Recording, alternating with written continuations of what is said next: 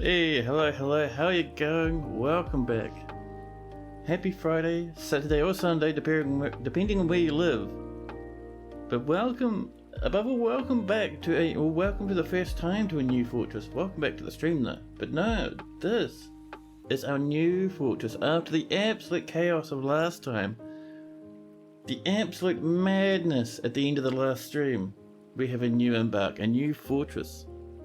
And PBT, how are you going? You embark? Yeah, that's the one. We are embarking in a Mirthful Marsh. It's the very first Mirthful Marsh I've ever seen in the game. So when I saw it in this new world I just joined, I was like, yes, this is where we're going to be starting up today. And it's called Weakensword.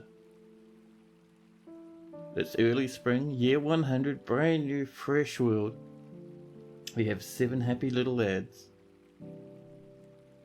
A dwarven outpost, you have arrived.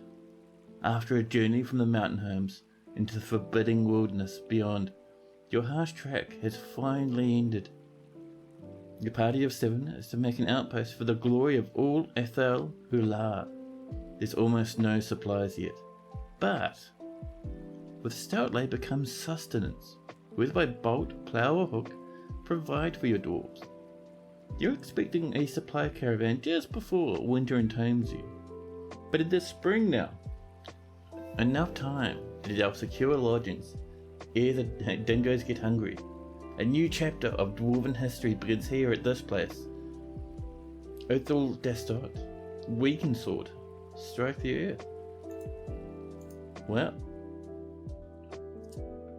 Hey, neat. Greetings from Russia. Hello, welcome in, buddy. Hope you've been having a nice wee day. So this is our brand new embark. It is a 5x5 this time, because with the new updates from Putnam that she's been working on, fortresses have been running super fast for me, so I'll be doing 5x5s quite often. We have fancy trees, we have papaya trees, which I haven't seen in this version of Steam before. This version of Dwarf Fortress. So that's a neat new thing. You can see we've got feather trees on the way as well. Actual big trees with feathers that have eggs rather than fruit. Lennox, hello!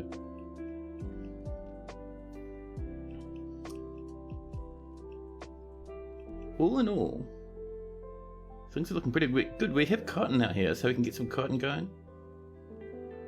Passion fruit as well. Passion fruit wine is on the way. This is fantastic. We have horned melon. Giant brown recluse spider silk webs. So we're not in a savage biome. We're next to one, but we're not in one. So it's interesting to me that we're getting giant brown recluse spiders. Oh, you know what I forgot to do? I forgot to enable any mods when I was generating this world. Oh well. I suppose this world will just be mod free for now. Couple of macaroons. I was hoping to see sunberries. But no, it was sunberry free. Spider webs everywhere, terrifying. One day we'll get a place with sunberries. But that's okay. Happy weekend? Yeah, thanks so much. Same to you. Now, so with us not having mods, that means we don't get the fancy engravings, but that's okay. We can do without mods, just this one time. I'm loving this little brook that kind of zigzags all over the place though. Very nice. And if we check out the world map, center in our fort, we are down here, just in this nice wee place called the Gladmerg. There's that there is Savage. I think it Joyous Wilds to the north of us. We have goblins and elves nearby. We don't have any trading relationships with humans at the moment, but they're just over the hill. We can send someone up to trade with them eventually. And our Civ is just parked up on the other side of this mountain. There's a few necromancers nearby, nothing major though. It's a nice wee little place we've got going here, I'd say. So, what have we got going on up in these hills? Lots of silt. A fairly flat place. We're not seeing too much here, but that's alright. And over here, about the same. That's alright. We will dig straight down. I think just nearby where we are at the moment. Let's drop down about 10 levels, see where that gets us.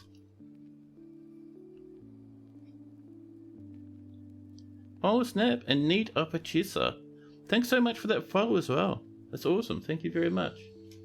And immediately we get hit by 4 digging cancellations. We've hit the damp stone. Sad times. And the worst thing is, this is still sandy loam. I can see by just hovering my mouse. That tells me we can't just smooth the walls. We're going to have to mine out this and put in some wooden, little bits of wood just to shore up that mess there. So we'll get to chopping. We're also going to say we want a new miner. It will be this lad. And we should have 1 woodworker, but that's alright for now. We'll let people fish. We shouldn't see any angry dwarves here at all. So angry dwarves? No, angry wildlife from us fishing, so that's fine. I also forgot to check for sand. I wouldn't have minded getting a bit of clear glass going. But this is all silt. So keep an eye out for that, huh? Worst comes to worst, we can just trade in bucket loads of sand. That'd be interesting, actually. Nope, never mind, we've got loamy sand. I'm hopeful. But that's damp, though. So let's dig this out. Loamy sand doesn't get you sand. It has to be sand and nothing else. And once that's done, we will wool this off using whatever's nearby.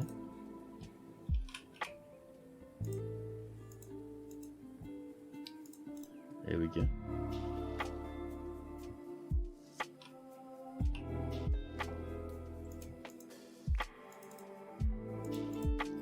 There we are. And that will stop us from getting a little bit of the flood water coming in. There we go. And with that we can dig down another layer. We can expect this to be pretty soggy as well, but that's okay.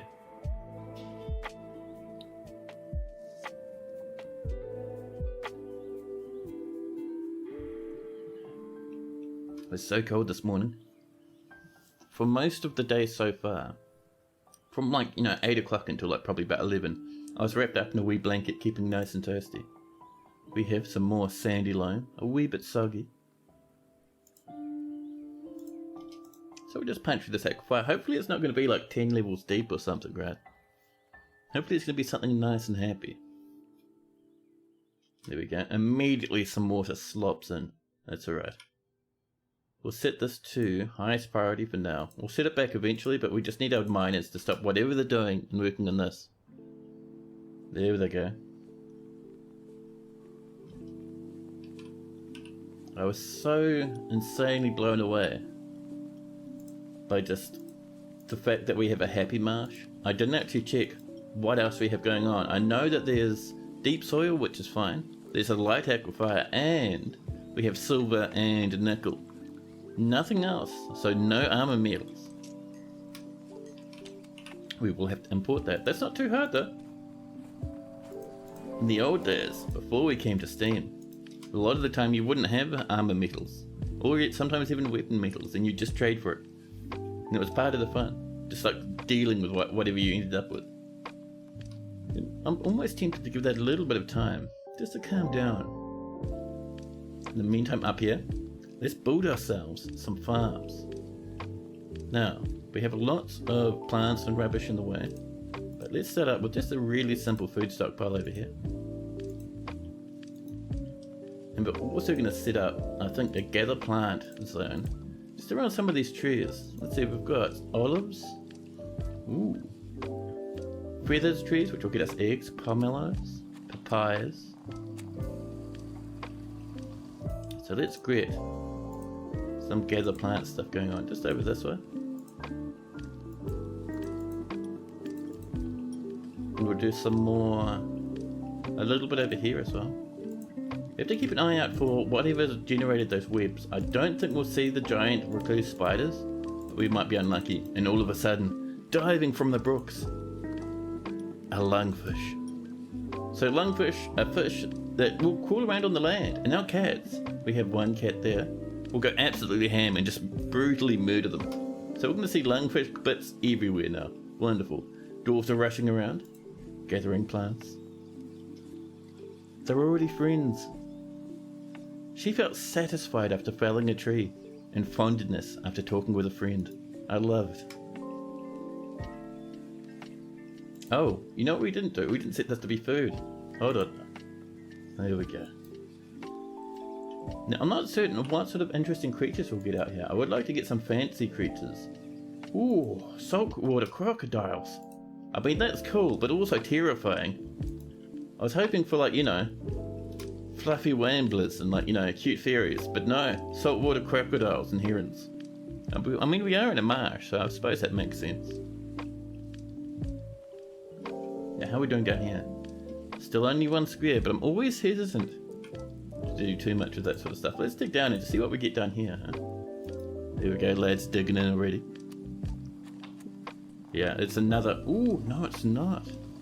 I mean, there is, but that's just because there's water on top. But it looks like we have punched through the soil and through most of that aquifer.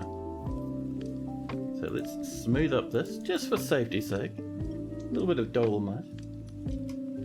We have struck bauxite and wonderful redstone. We will be having a great time with that stuff.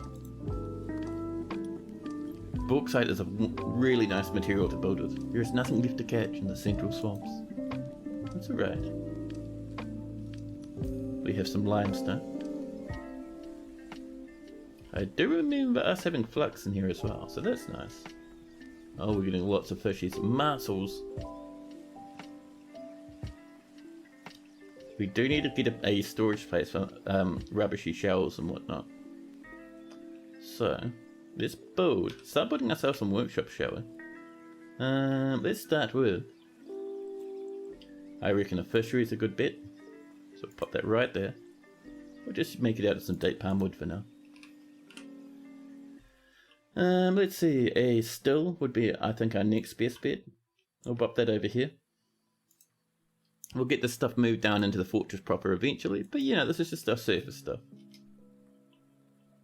And we have struck native platinum. I'd heard no rumours about native platinum. I love it when this happens.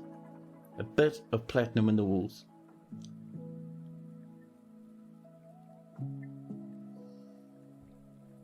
I love that. I do.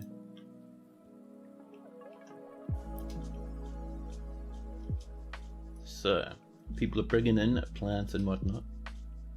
These are getting built, which is nice. And let's get some drinkies going, shall we? Oh, we can't quite yet. What we need next is we're going to go for just a real temporary and simple carpenter's workshop. Just so we can get like a stool, a wooden chair or something, you know. I do like that we've punched all the way through that aquifer though. That's really good. It's a pity about there being a lack of sand, but that's okay, these things happen. Someone over here is having a bit of a fish. You're doing all right, she says, and felt satisfied at work.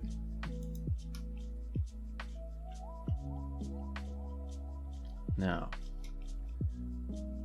so in limestone, let's see if there's something nice, something nicer deeper down, huh? I mean, limestone is nice, but it is a kind of like just a flat grey material. Surely we can come up with something better. So we'll keep digging down, trying to find a nice place to live. Oh, we've hit more damp stone. It's just that one corner, because that little bit of sogginess still hasn't evaporated. That's fine. I'm not concerned about that. Now,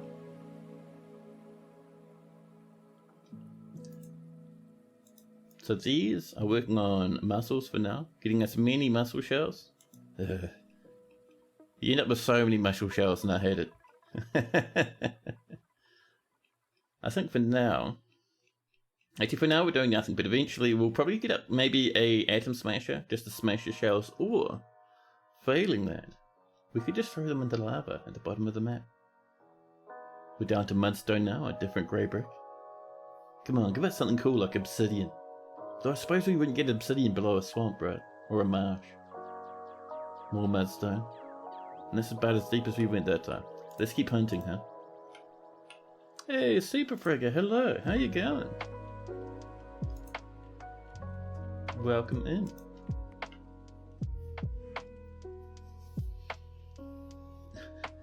watching this cat blast around, killing various animals. You're not doing too bad? That is awesome to hear. So with that stuff there coming along, let's get ourselves... See, let's do a bit of gathering, shall we?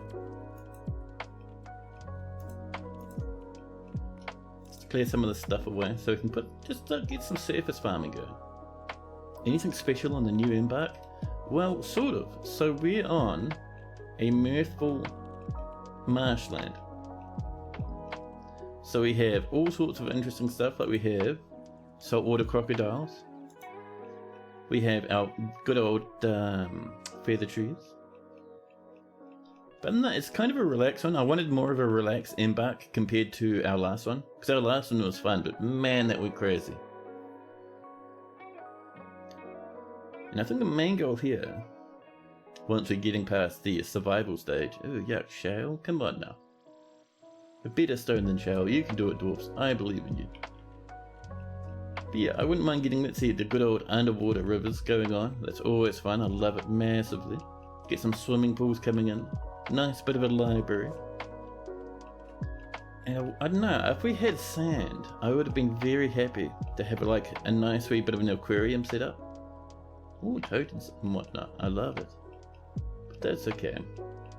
I wouldn't mind declaring war on the elves once we get a bit more settled in. Just to kind of like constantly raid them and steal all their animals. That's always fun. Now, what else we got down here? We're in a church now. Come on. I'm looking for like a really nice place for us to dig out our main fortress. We have up here mudstone, limestone, a little bit of bauxite and dolomite. I mean, dolomite's tempting though. I'll tell you what, if we get nothing at negative 32, we'll accept the dolomite.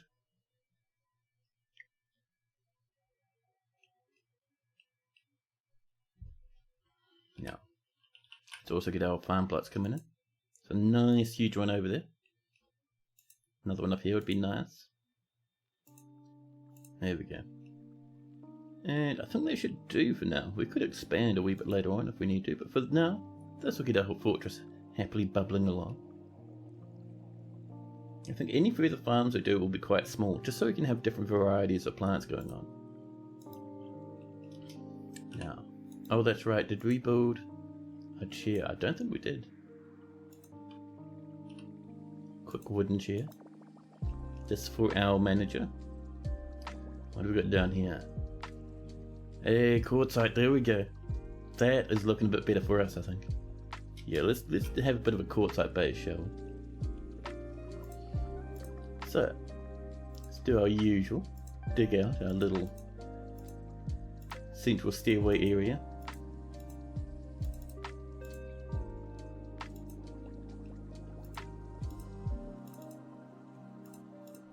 There we go. And let's start digging in some rooms and offices and all that sort of fun stuff.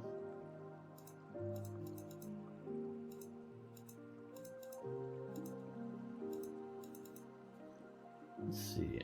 One over here.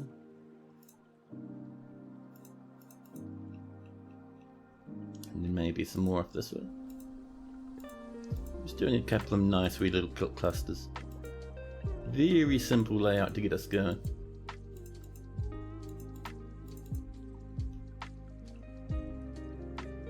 And we can dig around these, making sure to pop in some doorways and whatnot.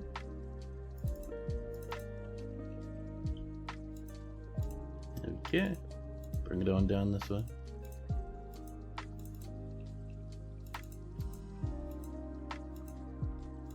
There we are. And as we get down here and we start clearing out more space, we'll get this very temporary workshop set up. Like stoneworkers are always an important start. Get us our doors.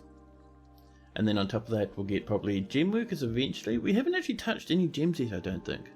So I have to see what's the gems we've got going on.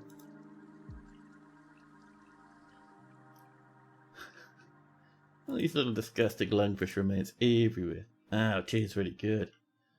Now let's pop back down. I am gonna have to remember to hotkey this. So hotkey it right to there. This will be our living area.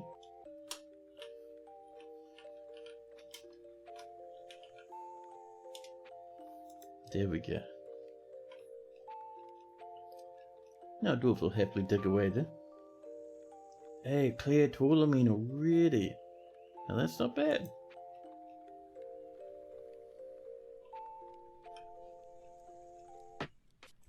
Now, should we actually dig out just a wee small space for our gem cutters? Doesn't have to be anything too massive, but you know, just a small spot for them to kind of get themselves situated in.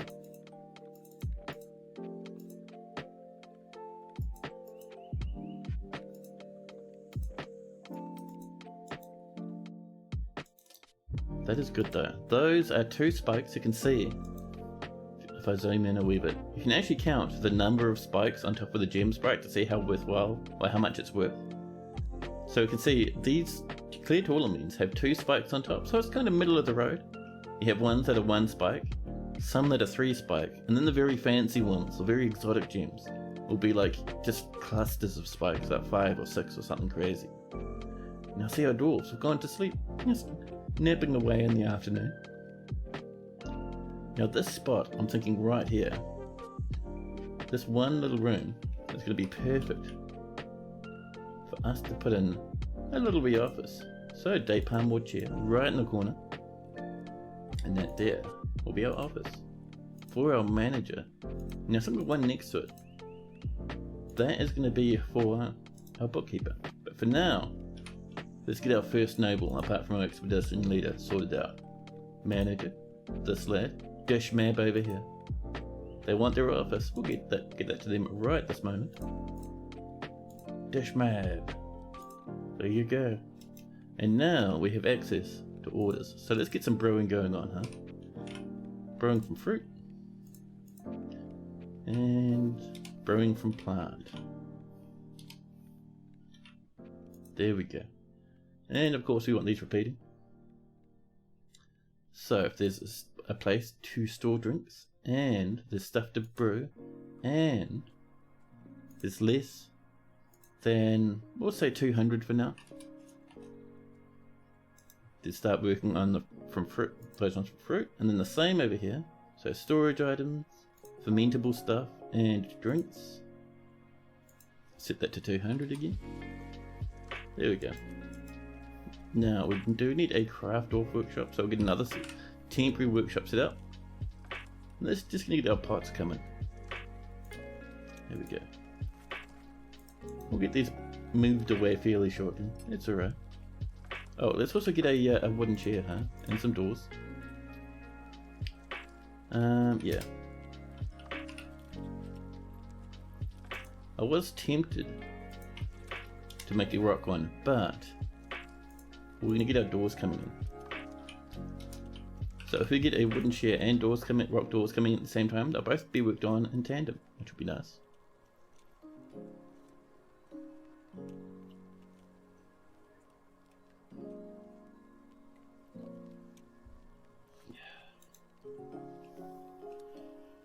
There we go. Dwarfs are rushing around, hauling bits of stone everywhere. You see our miners are working very hard at the moment. One cat keeping an eye out as dwarfs dash about the fortress.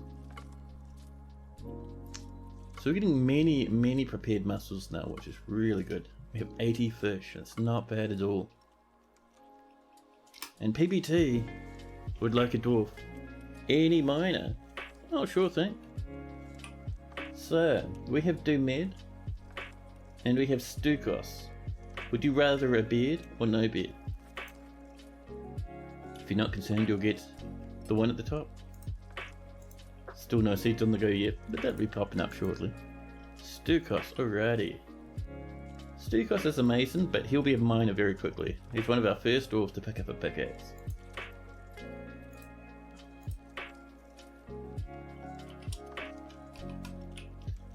PBT.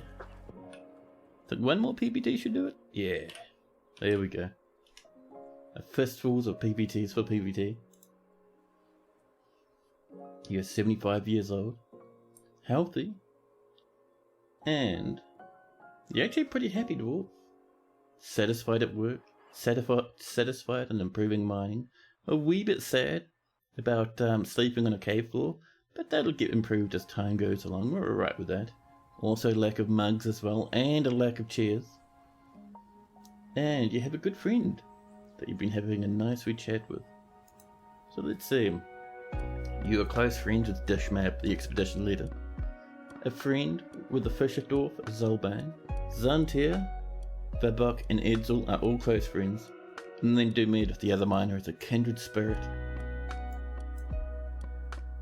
Let's see. The Amber Sect is your religion. The Trustworthy Tool is our site government. And the Ring of Idols is our civ. Let's have a look at your personality, huh? So PBT has a great musical sense, a very good sense of the position of his own body, and a sharp intellect. Oh, you'll be good in the military. Poor creativity though. He is somewhat quarrelsome, and he is bothered by this, since he values friendship. He is generally quite confident in his abilities when undertaking a specific venture. He is grateful when others help him out and tries to return favours. He thinks he is fairly important in the grand scheme of things. He is quite ambitious and he often acts with compassion. You can handle a good bit of stress as well. This is a nice little dwarf you've got here. So far you've got some excellent wee stats going on. PBT likes to brawl, getting a bit of a fist fight here and there just for fun, and doesn't mind a little tumult and discord in day-to-day living. He enjoys the company of others and is generally pretty focused on the current activity. That is not too bad. Meanwhile, on values, PBT personally sees the pursuit of good craft worship as a total waste.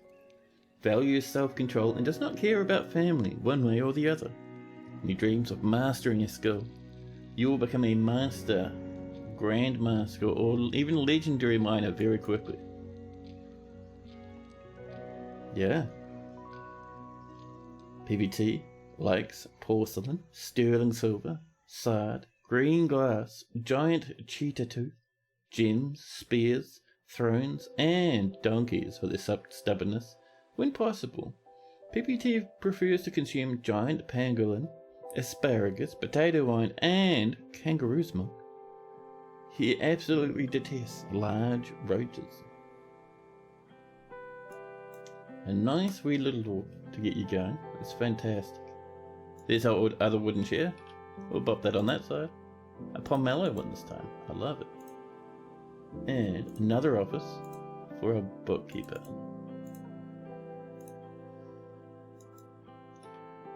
So, bookkeeper, where are you? Hello. Get this planted to do it. The proficient, which I love. You demand a green glass statue of a donkey. I actually don't know if we have sand on this map. I forgot to check when I was choosing it. There we go. There's Edsel. Our dwarves are mining away. We've got our very first empty room now, which we'll slap a bed into fairly shortly. Dwarves over here are working away, getting us rock doors. We have our craft dwarf workshop ready for some pots. Rock pots, and of course, our mugs. There we go. We will get this repeating, I think, actually. There we go. The mugs will just do us a one-off. Nice and happy. And here we go. Here's Edsel, already updating stockpile records. I love it. Our drinks are very low. We have to get on top of that. Super important. We have mussels everywhere. I'm guessing we have 6 tons of mussel shells already. We do. I hope our dwarves like mussel, man. Now, with that underway, actually the next thing I'm going to go for is a very temporary mechanics workshop. Again, this will be moved later. It'll only be disgusting and over there for the time being. Now I just want to get a bridge going so we can start getting rid of some of those shells. See, our miners are up here, digging out this room already. Perfect. Right next to the snowsuit pile of gems. And we have some more over there that I only just noticed. Clear tourmaline. I love it.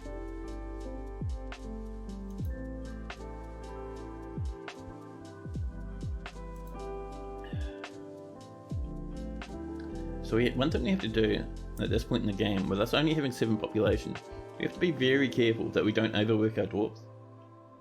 Because they will have a huge backlog of work and they will have no time to relax and take it easy. Plus any new orders we put in will take a long time to get done. However, some stuff like jewelers is very important to have. So we'll get this probably over here actually. And then we can have a gem stockpile just like that. Perfect. Gems, nice and easy. And now see this batch of bedrooms has come along. Perfect, perfect. Our dwarves are working away.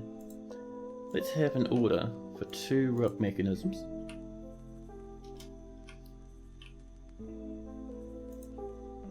Actually, I think we only need 2, but let's go for 3. Wrong button, there we go.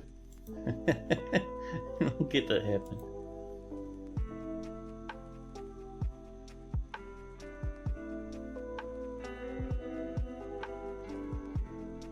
Dead palm saplings. I love it, I love it. Oh. And suddenly, out of nowhere, we have a game save. I really wish our dwarves would get more than just mussels from this red brook. I mean, we can see the lungfish staring directly at us. Surely they could chop that into a dinner. Oh, and I'm seeing our not our crundles, our fluffy wamblers. The cats love to eat those things and explode them across the fortress. And we got mosquitoes. I was hoping those would be fairies, but no. We also have a slug. And over here, a nice wee rat remain. There we go. Plum helmet spawn, I love it. Yeah, we're getting things tidied up. I think our next goal, let's put in an order for some beds, shall we? We'll just go for 10 for now. We won't even get that repeating.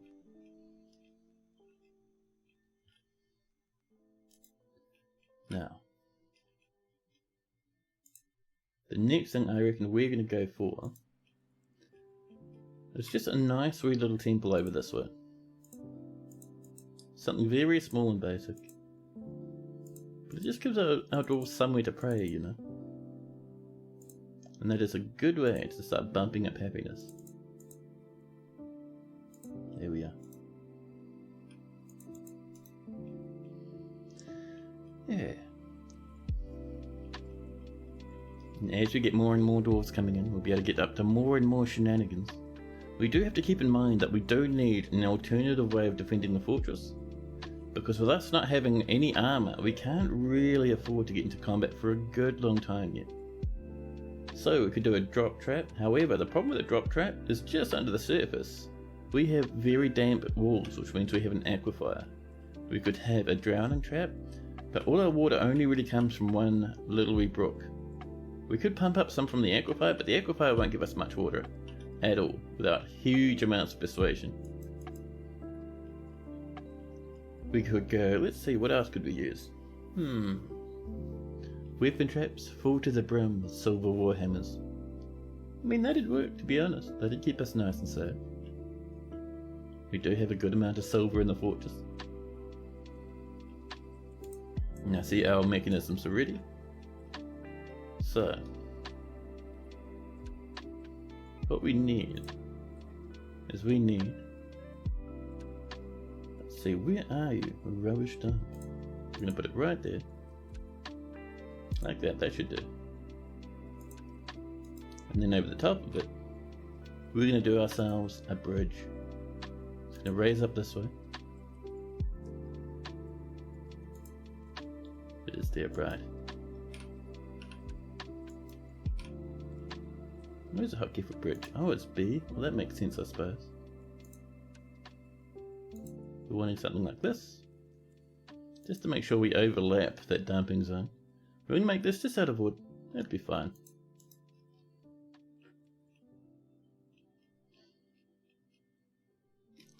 Someone up here working away on the little fishy industry. Billions of mussel shells.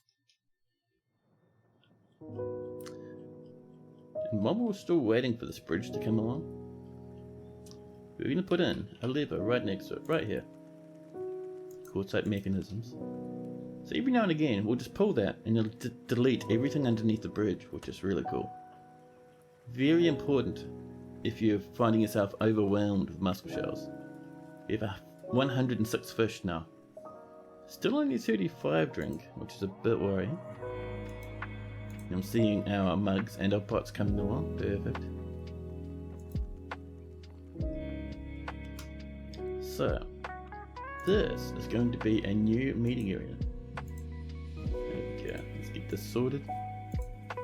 Tidy up our corners. There we are. And a new temple. No specific deity. The knowledge of coils. Perfect. And as soon as we get that done, we also need to come back up here again. Because we want a pen just to stop our animals from like kind of starving themselves to death by hanging out down in the fortress. So in here, we're going to put in our buffalo, our reindeer, our yak, and our horse. Just to dodge a bit of that miasma.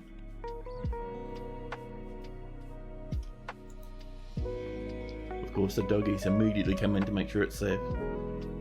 Having a big sniff, a power sniff. Oh, let's start cutting gems as well, because we will be getting some traders eventually. And gem cutting is a good place to start.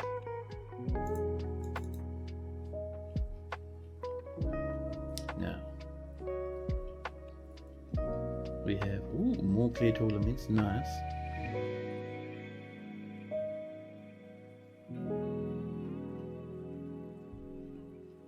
Now, do we have beds on the way? We have a good handful. We have 6 beds. I love it. We won't have any of the other stuff bedrooms need, but beds is a good start. Okay. Let's get our bedrooms designated. Set that to multi. I forget. Dwarves will grab them as they want them. It's fine. Now I would like to get a bit of mining coming off this way as well, just to snag these other rooms.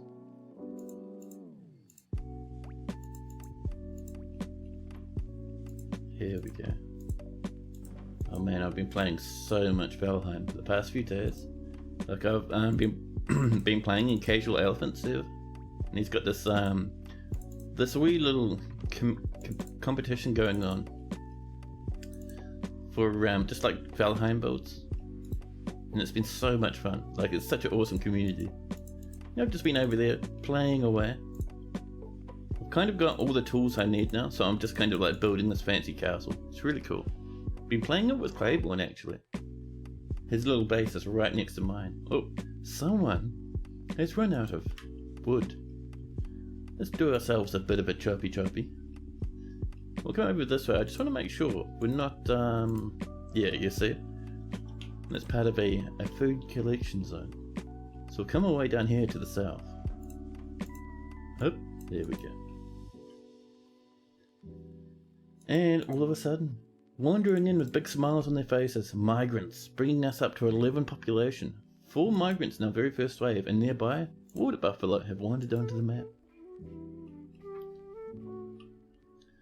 And our new arrivals are a new miner, Bimble, another different miner, probably, I'm guessing it might be Doomir.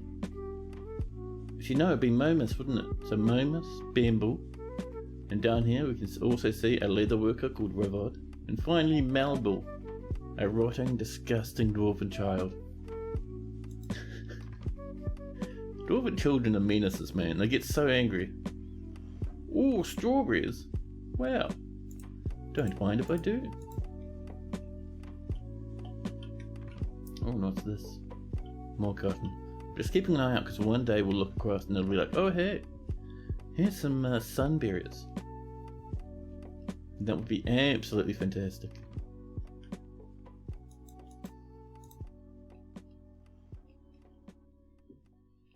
Now, so our dwarves getting this sorted. We have 3 miners now, which I think is fantastic.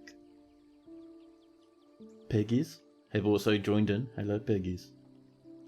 With 6,000 tons of random small insects everywhere. An entire dead fluffy wampler lying about in the manager's office. And of course, a stray water buffalo, which tells me We need to come over here and stick in some more animals. Down the cow. Oh, a baby cow. I love it. Little wee calf. A breeding pair of piggies. That is not bad. We will eventually, not straight away, but eventually, I think probably down on this level, we'll start digging out a nice big place for animals to keep safe in. Because piggies, man, breeding pair of piggies. You're playing a Mirthful Marsh fort right now as well. Oh, dude, that's awesome. Yeah, I was looking around in the world map, just kind of deciding where I'd, well, originally, my goal was just to kind of choose a map, like choose a fortress place on stream, but as soon as I saw a little wee marsh, a Mirthful Marsh, I was like, oh man, I've never seen one of those before. And I went straight for it. Now, actually, do you think our lever's ready? It is, so is our bridge. So, let's link this up to this one here. Thank you. And once that's done, we'll pull it up. And we'll be able to start getting rid of those disgusting mussel shells. We have already hundreds upon hundreds of mussel shells. 128 fish. Madness. I love it.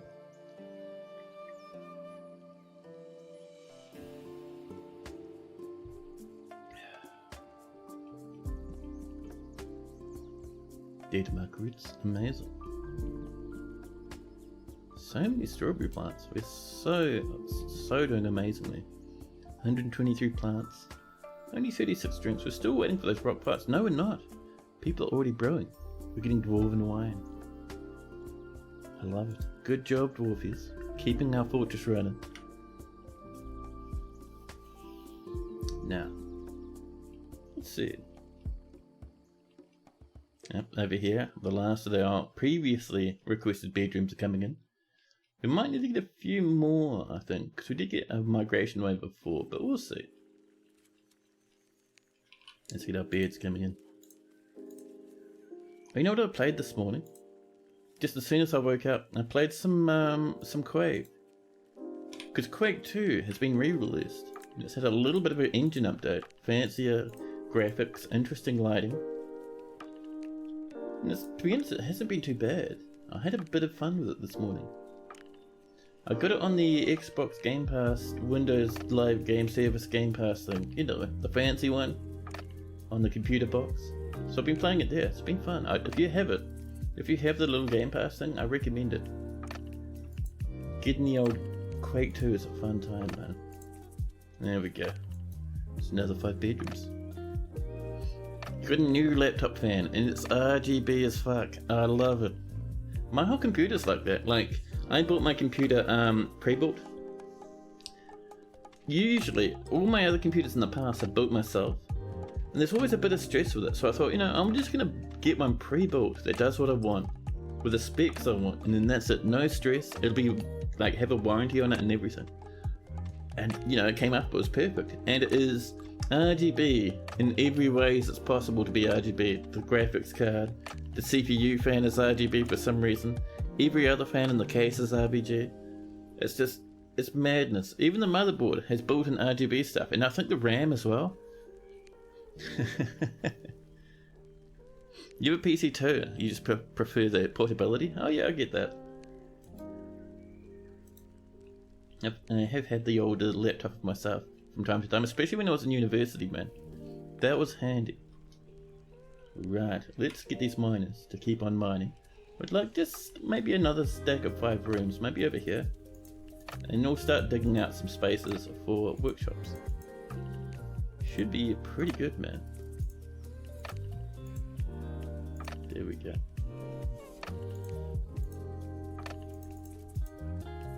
Over we are.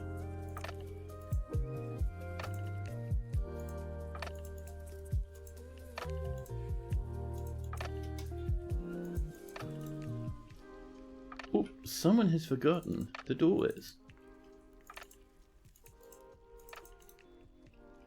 And once that's done, yeah, like I was saying, we'll get some spaces for our workshops up here.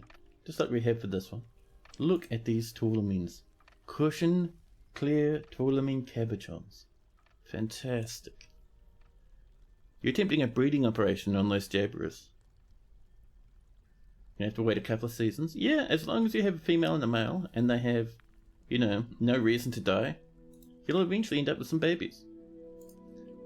Let's come over this way. I know above this river, those trees are free for us to chop down.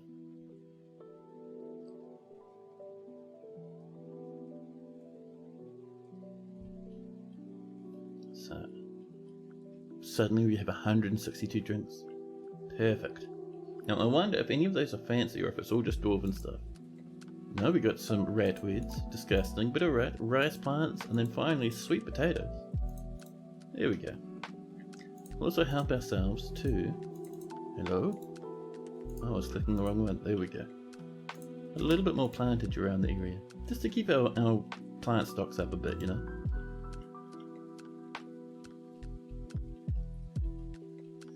It's always nice starting a new fortress, man. There's so much possibilities. I was thinking all this week where I'd be embarking and what's the shenanigans we could get up to. See, our miners are taking a quick break at the moment. That's alright though. Let's see, oh, everyone's off gathering plants. That's fair enough.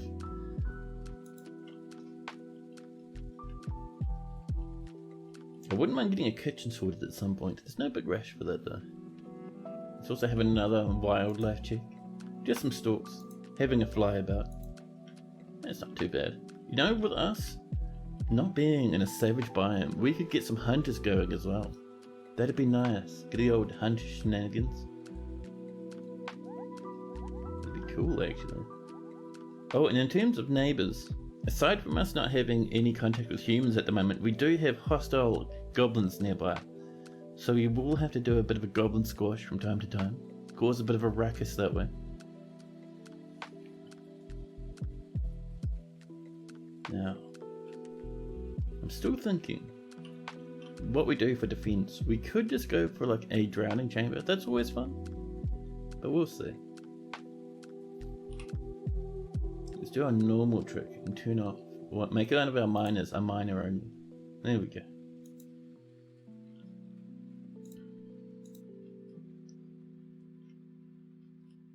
Now, how are we doing over here?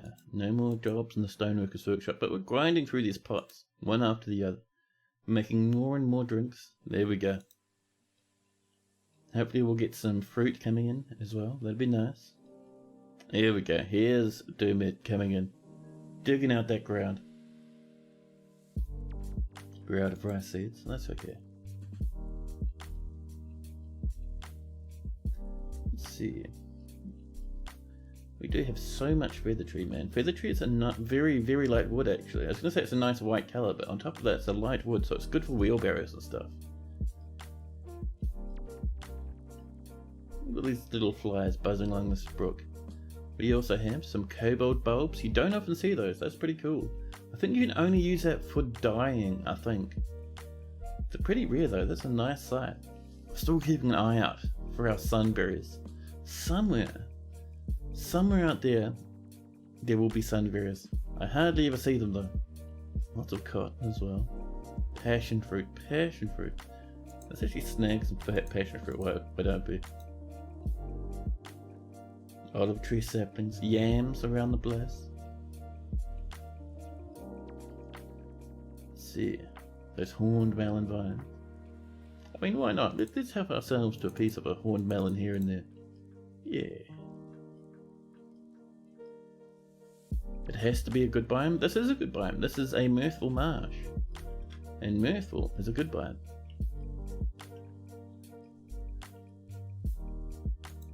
And just above us we have Joyous Wilds, which is a good savage biome. Oh, our miners down here.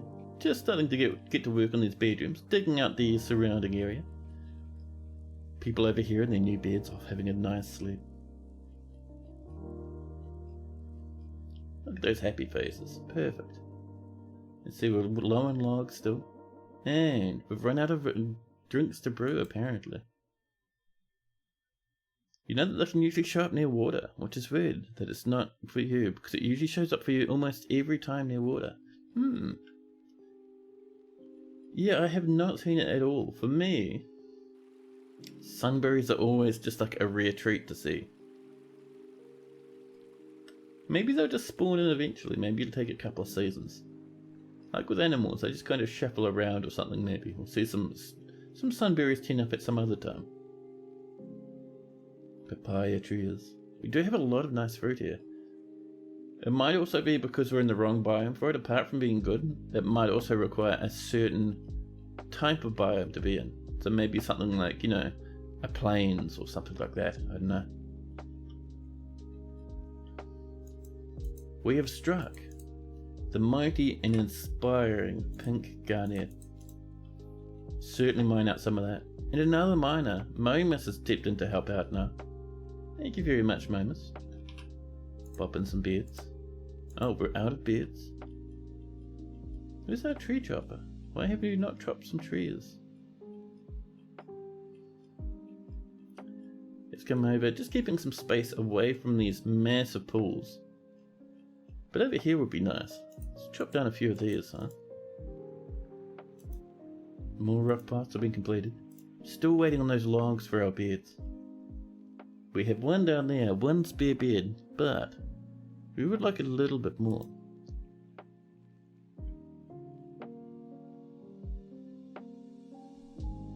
And sadly, I'm out of coffee. That's okay, I have the mighty and inspiring water nearby.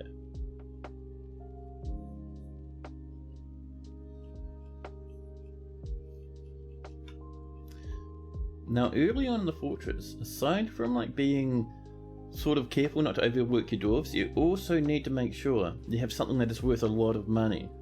Because you need to do mountains of training. Ooh, lychee wine, disgusting.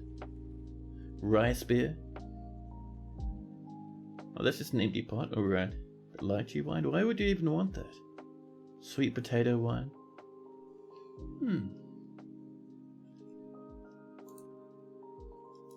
Oh, we're out of seeds for these other plants. We'll go into strawberries.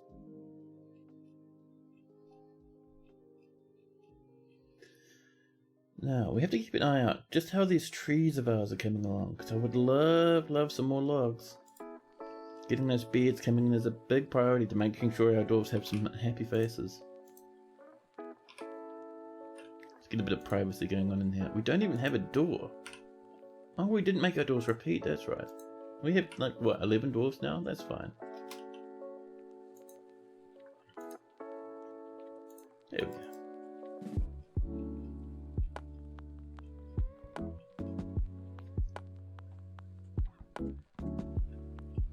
Oh man, sorry for the yawns. I've been a very yawny lad today for some reason. I had like a good amount of sleep, like honestly like 8 hours or something, but no, ever since like midday hit, my lungs have been like, please, breathe in repeatedly. So what you're seeing here, this is feather tree egg yolks. So this is coming from this feather tree up here. In feather tree, instead of fruit, they have eggs. And every time it's time for trees to drop their fruit on the floor, like you see those pomelos over there, rather than dropping fruit down, they'll drop their eggs and the eggs will just shatter. So now we see egg yolks, smears, spatterings of egg yolk across the floor from the feather tree.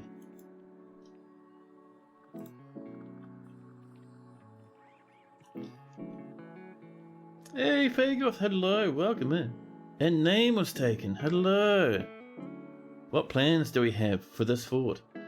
That's a good question. I would like to have a nice wee bit of an underground river. We also have to figure out an interesting way to defend ourselves, because we have no armor material in this fort. We have silver, and we have, I think, zinc.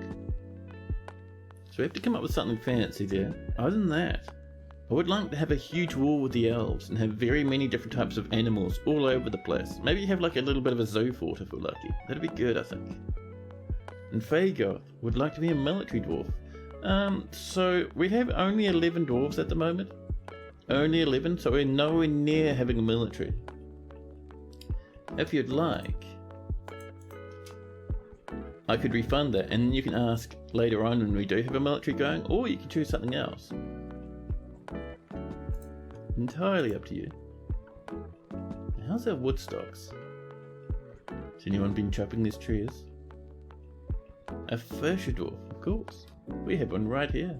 Zolgan, the Fisher Dwarf. Adept Fisher Dwarf. They've been having a great time.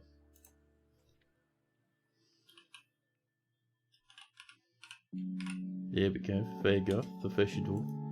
67 years old. Values decorum. And isn't greedy. We can see you've been a wee bit bored. You're wanting to be able to practice crafts. Sad about the lack of chairs and not having a bed to sleep in. And she's a proficient fighter. Oh, she is. Not bad for a Fisher Dwarf. I mean, she has to be a bit careful about all the various wildlife running around. Let's see, so you have close friends. You're close friends with Dishmap, the expedition leader. PBT is a good friend of yours as well. Close friends with Zuntir, Babok, Hetzel, and Doomir. You've just been hanging out and have been making friends with each other. It's quite nice. Oops. So, personality-wise, Fagoth has a good feel for social relationships, the ability to focus and willpower, but she has poor creativity. She desires little for herself in the way of possessions, and she is not careful with resources when working on projects and often spends unnecessary effort. She is stubborn and prefers that everyone live as harmoniously as possible. She tends to be passive in discussion, and she is often cheerful. Fagoth does not often feel lustful and often acts with compassion. She can handle stress and isn't particularly ambitious. She has a calm demeanour. We have a lot of good dwarves in this fortress so far. Fagoth personally values decorum, dignity, and proper behaviour. He doesn't care if others take the time to master skills. She dreams of crafting a masterwork someday. Might be lucky. It's early days yet, but it might happen. And Fagoth likes alabaster, nickel, almaden, kenneth paper, gauntlets, large gems, dogs for their loyalty, iron men for their stern appearance. I haven't seen an iron man before, that's cool. And the sight of the poetry of lathering. When possible, she prefers to consume giant green frog, mango wine, and goat's milk. However, she absolutely detests brown recluse spiders. A happy wee nice little dwarf for Fagoth.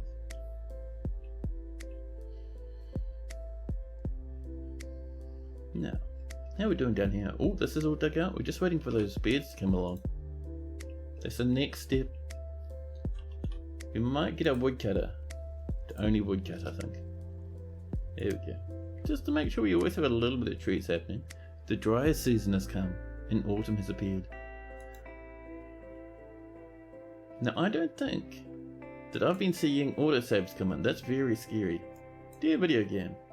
Seasonal, it should be happening.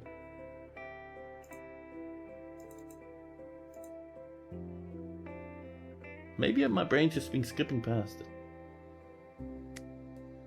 Let's see. We are looking fine. Alright, whatever. I'm a wee bit spooked that we haven't been saving, but apparently my brain's just been ignoring it. Maybe. But I have not seen the save screen. You know what it might be? I think the fortress is just so new that we're blasting through saves incredibly quickly. Maybe that's all it is. I also wouldn't mind just a handful of wooden bins. There we go. Children are playing and food and booze stockpile. I'm seeing dogs rush about everywhere. 200 drinks, heaps and heaps of seeds and plants and fish. But because we have so many drinks, our dwarves have stopped brewing. I mean, that's not the end of the world, it's alright. With all that dug out though, should we build ourselves a nice bit of a kitchen? Nothing too major, but you know, just something our dwarves can use to get a bit of a brewing and kitchenery stuff going on. We can expand it if need be as time goes along. There we go. A melon for a kitchen, perfect.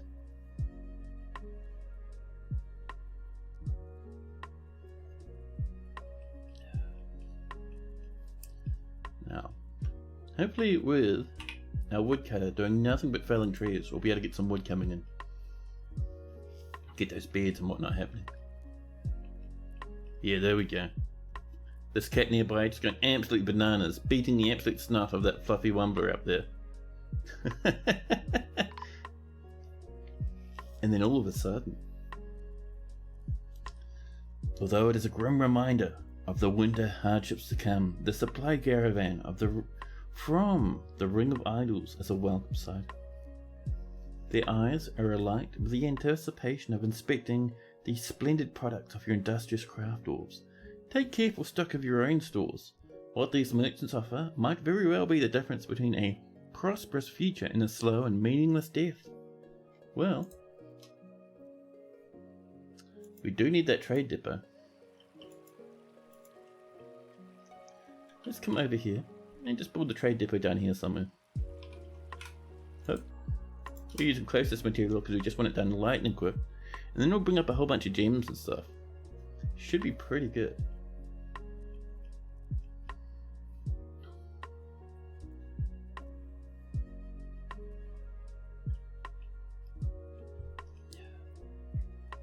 Meanwhile, Paygoth fishing away.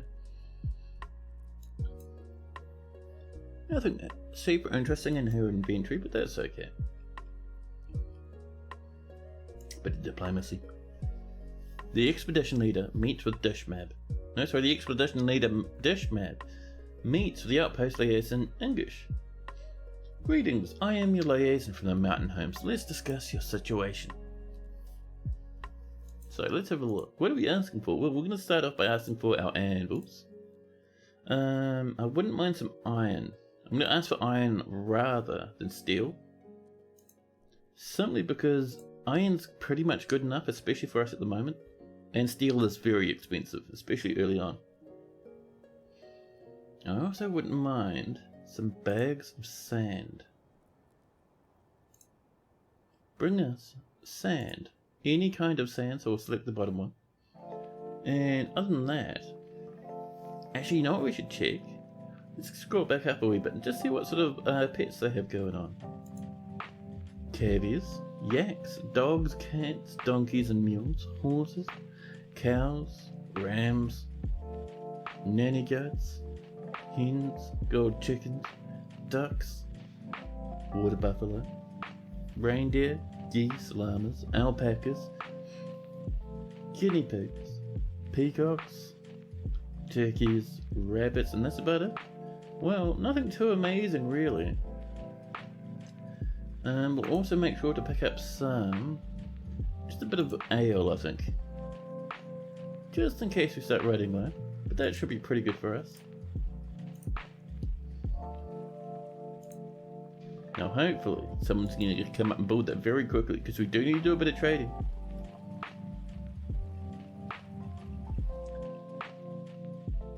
Dwarfs rushing about. People making beds and bins. Come on, can build the trade depot, huh? You can do it. A stray sow's giving birth to a piglet. See, this is the problem with us having too many very busy dwarves everywhere. You have everyone working, no one coming to do the trade depot. Listen. The miner has no job? Oh, that's because the miner's only job is to mine. So, let's say... you're gathering plants. Oh, we can't cancel that job actually. Let's see, making wooden bins. PPT, could you actually come up and build that workshop? Come on. No, PBT, storing an item. Damn it. We really need that trade depot. Hopefully these dwarves come up and get this done. Super lightning quick. There we go. See how it doesn't say construction inactive? That means somewhere out there, a dwarf is marching with purpose towards the trade depot. And speaking of the devil, here comes PPT actually coming to do it. Nicely done. Nope, never mind. They brought in one rock and have left. They have to get some more now.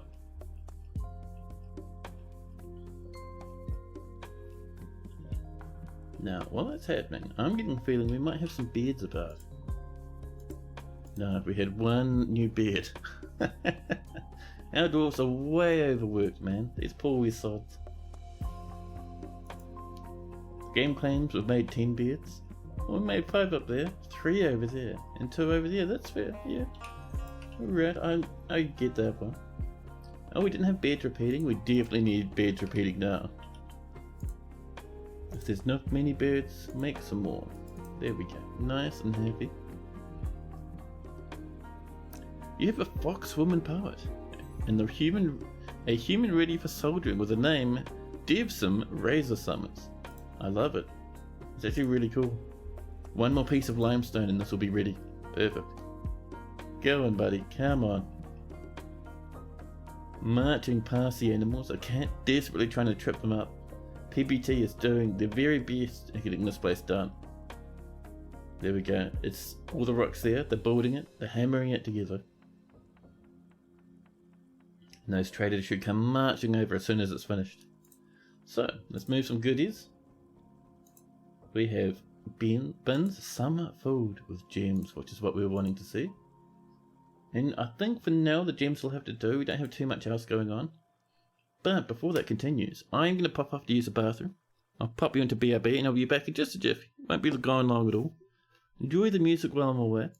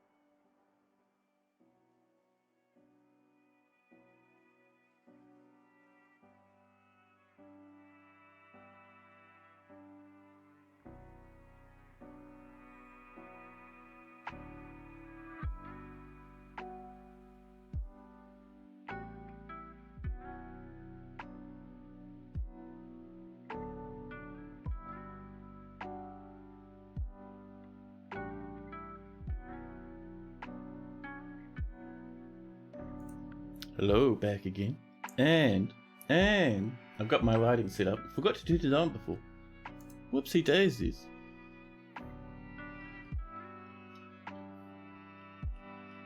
Now, looks like already someone's gonna come and bring this over.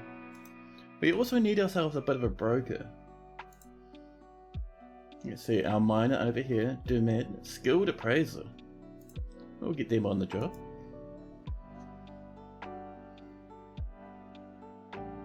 Now, all these little wee animals stumbling about. I cannot wait until we get a bigger population of animals. 100% keen for a fancy fort like that. And having a river coming through, it's going to be amazing. Here's my whisker dad.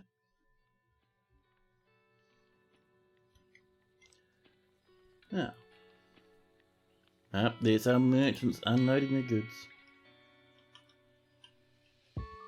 They're there ready to trade. We've got our little wee bin of gems up and coming over. So our broker's rushing up. Broker / miner. Come on, buddy. Up your pop. Sprinting towards the depot. Let's do a bit of a trade. Value is approximately 3,000. So, I think it is shift click. We select everything inside. 3,300. That's not bad. Abusing the old DF hack UI buttons over there. Very fancy, very lovely. I love them to bits. They brought in some copper and some silver, a little bit of truffle pewter. We have some spare cut gems. We'll ignore those though. You're trying to get creative to catch your very first giant cave spider. Now, are those cage trappable, or do you need to web the cage first? I can never remember. What else we got down here? Various ropes, a flask, a musical instrument. It's silver though. If it wasn't silver, I would have bought it. Oh, cashew wood one. There we go. That'll let our little wee dwarfs play some music once we get our inn set up. A toy, but it is very expensive. It'll have various gems embedded into it. We'll get a bronze toy axe for that little baby we have. They brought in a turkey goblin. We'll ignore that for now. Not much we can do with a turkey goblin. They brought in some drinks. We already have plenty of drinks though. Some spare empty barrels though. We'll grab that one. That papaya wood barrel, too fancy. Value 462. Ridiculous. Usually I buy buckets, but we don't need buckets at the moment. What else do they have? They have that we might like. A copper pick, thank you very much. They're bringing a bit of steel. Man, that's tempting. Man, that's tempting. I'm tempted to buy that, but we don't have any industry set up for that yet, so we'll just wait until next year. We have some spare clothing. Clothing's always good to buy, especially early on. Snag some gloves. A goblin cap chest as well, wonderful. Snag that. And Kumcat wood chest, we can do without that. You're using a trail of wooden doors to get it down into your cage corridor. Oh, nice. Some sand. Sand, we'll always grab sand. And empty baggies. Just making sure they're not too expensive. 60 is on the border of what I'm alright with. Dimple dye bag. We will be making our own dimple dye later on. Ibex leather bags. Perfect. Donkey leather. Very nice and cheap. Come down. 34 for alpaca wool. Alright then. Bit of white sand as well. Perfect. Thank you, thank you. We want to stockpile our sand up to get some clear glass going on for our fortress. I do love me some clear glass. And it'll be especially important for our zoo fort. A cloth bin. We will grab one bin of cloth, thank you. We won't be bothering with a leather bin, we can just make our own, that's fine. They brought in some bolts, very expensive ones though. When we go hunting, we're probably just going to use wooden bolts. Because first off, it's funny to see dwarves kill something by bruising it to death, but also, it really trains up their bow shooting abilities. Steel anvils, way too expensive, but an iron one is always appreciated. They brought some meat, we don't really need the meat, or the fishies, or the plant pelmets. They brought in some quarry bush leaves, strawberries and blood amaranth, tomatillos, passion fruit, We don't need that at the moment. It's tempting, but we don't really need it now, you know. Evil grab some of their cheap quivers. They have megatons of cheese. We can do without that though. And let's see, a bookcase. A pyrolusite bookcase. That looks nice actually. Really nice. Let's buy it. It's only 14, that's fine. And we'll trade that. Mayfell seems very happy with the trading. Awesome. Right, let's send our trader away. Job's done. If we're lucky, we'll get some more and more migrants before the end of the season. I think we're due one more migrant wave. Hopefully it's going to be more than like the 4 we had the last time. How are we doing with beds? We have 1, 2, no, only 2 new beds. That's alright, let's get some doors coming in. Donk donk, over there and over there, perfect. Hey, Napalm, hello, welcome in.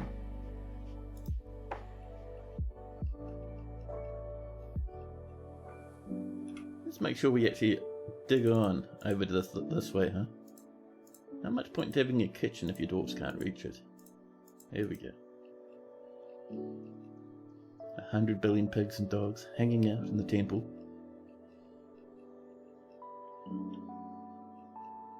Now, we have so much wood. It's going to be nice to be able to chop a lot of this down, I think. Ooh, horned melon vines, thank you. Certainly grow some of those. And we're also going to eventually get a nice resurfaced shack coming along. Just to start burning stuff into ash. So we can use it to fertilize our fields.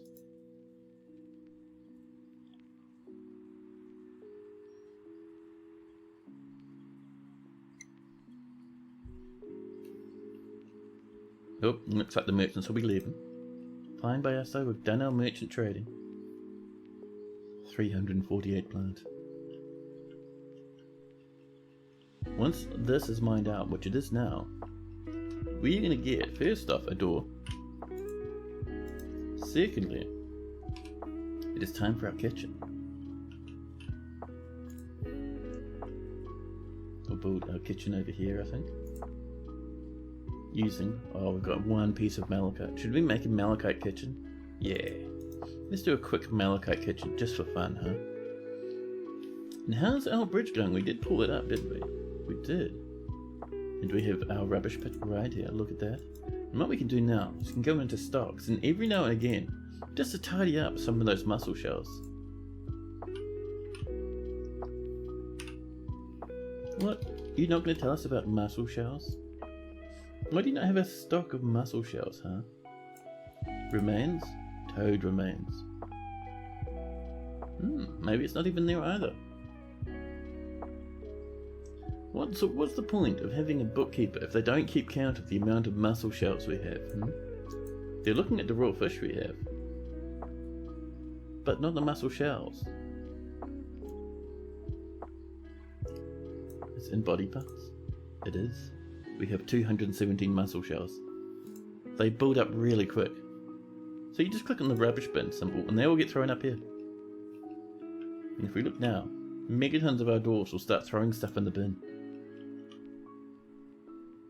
You can make so much trading value just cranking out mussel shell crafts. You can, but I don't know. I don't think mussel shells are fancy enough for our dwarves. So we're just going to get rid of them. Any metalsmiths or future military dwarves? No, we only have a small collection of people at the moment. We have miners, we have a stonecrafter, a herbalist, and expedition leader, as well as our bookkeeper over here. Nothing too much amazing at the moment. We're very, very early on. Oh, is that a bit more of the fantastic retaller means? Don't mind if I do. Oh, there we go. You sell them for export. Yeah, that's fair enough.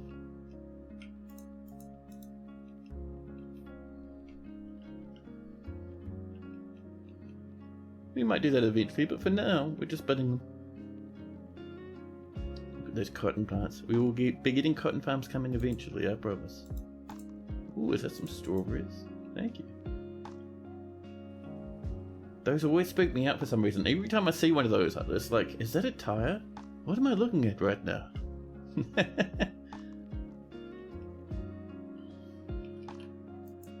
Yeah, we've got 3 more beds. I love it. Get ourselves some doors as well. And as we get more dwarves coming in, we will start working on more furniture for these poor old rooms. But for now, we're just getting things bubbling along, you know. Here's our kitchen. So, we're gonna go lavish meals. There we go. And we're gonna say,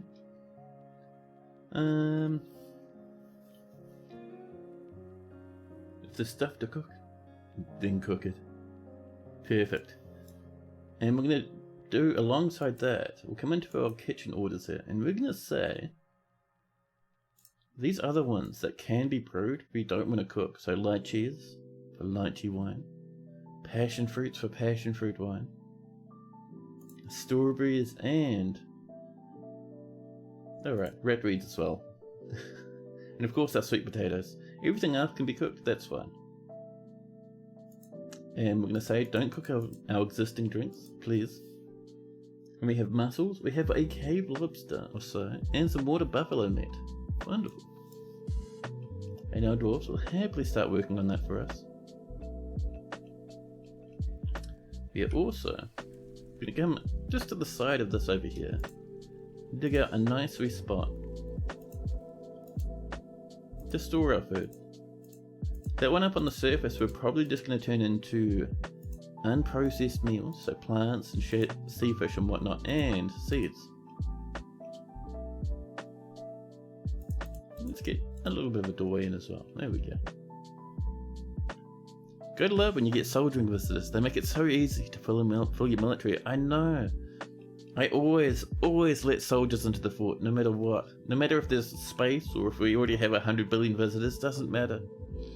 Military dwarves, or military anyone's are always welcome. So good.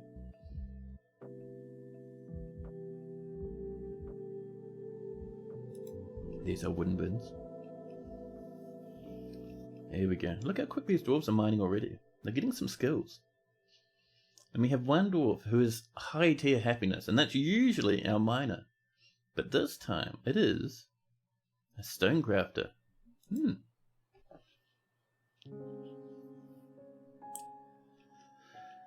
Man, oh man, our wee little fortress already is starting to bumble its way along. And gotta admit, I do like that. Hey, Transfem, hello. How are you going?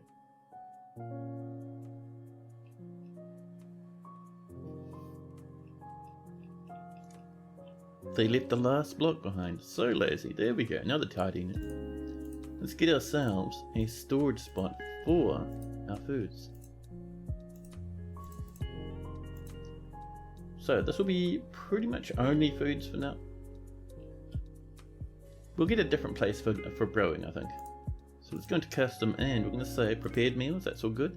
Meat and fish, that's fine. Unprepared fish? No. No. You have to bring in the prepared fish first. Eggs and plants are fine, to be honest. Drinks, we'll let the drinks remain on the surface for now. See, seeds, we don't want seeds in here. They'll be kept up where the farms are. Milled plants, fat, paste, that's all fine. Extract, misk liquid. Lion, milk of lion, that's fine. There we go. And with that sorted, let's get ourselves a new order. I hate how it does that. I have, for some reason, my Game Pass window sitting open behind my Dwarf Fortress window. And every now and again my whole Game Pass window just reloads and it's like, hey man, we've just refreshed everything. Let us give you a spook and a fright. I didn't realise we had this going. I did this about 3 seconds ago. How did I not realise? Oh, that's right. Idiot. We are making some mussel roasts. 11 mussel roasts. Yum yum. I hope you like mussels. Well prepared already as well. That's nice. Actually, do we have some fancy cooks, I wonder? New book detail. Because once we get high tier cooks, we kind of limit who does the cooking. Because high tier cookery is very nice. Where are you cooks, huh? Right down here? Thank you. Done. We'll make sure to name that nicely. Yeah, we only have dabbling cooks, alright. There's our cookery job.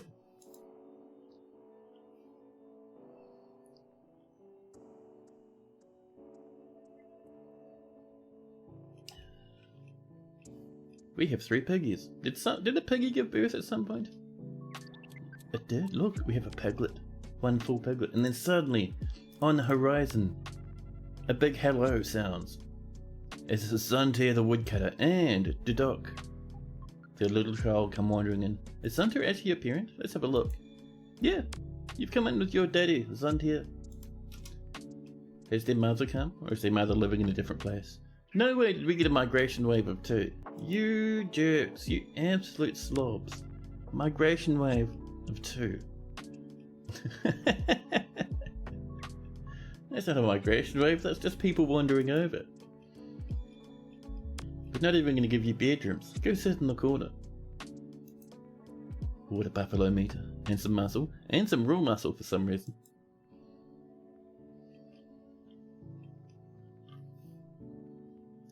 So this stockpile, we're going to change this. So we're going to say no prepared meals. We'll move meat downstairs actually. Same with normal fish, prepared fish, and eggs. We don't want eggs on the surface. Plants can stay up here as well. They'll be near the drinks, so that's fine. But yeah, processed material, pressed material, milled plants, all that goods, those can come downstairs. Gnome blight, hemp seed oil, golden salve, those are all going downstairs as well. You got paste? Yeah, we can do some paste downstairs, that's fine. Same with the fat. There we go.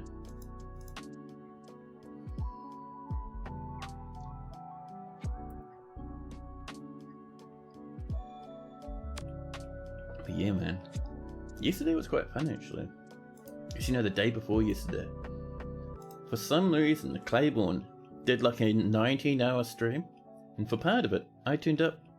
And I was just sitting there in the same Valheim server that he's playing on. And we just kind of adventured around and had a fun time gathering various fun things. Our dwarves are so busy, they haven't even started throwing out these mussel shells yet.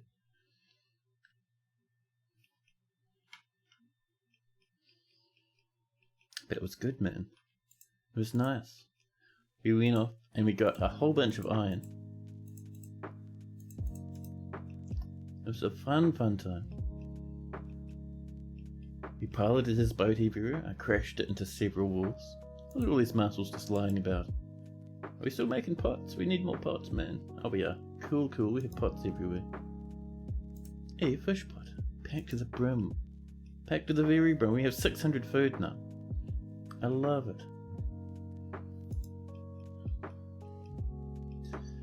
Now, with us hitting 13, that's probably the limit we're going to see until we start coming down further. Because down here in the depths, we're going to hit the magma. Once we hit the magma, we can start getting our metals coming along. And metals is a great way to boost the value of your fortress. So that, I think, is our next big thing. We are also going to make sure that we have a tavern coming along, because dwarves do like the odd tavern. They like to hang about and have a giggle and a laugh with each other. So I think we'll do a nice big tavern just over this way. Something along the lines of this.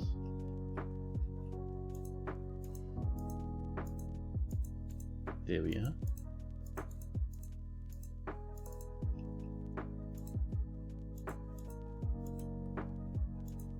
There we go. And now that we have our tummy tavern coming along, pop in a couple of doors just over here. And we'll also put in probably some gem windows.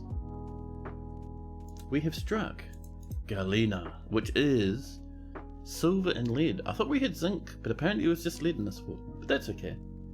We can have some lead floorings. Oh, if we had lead floorings, all we need to do is figure out how to punch through this aquifer. Which, by the way, is only like, what, 2 levels? That's not too bad. But once we punch the aquifer, we can make a huge drop trap. That'd be fun. Hey, Sackmel. Hello. Welcome in.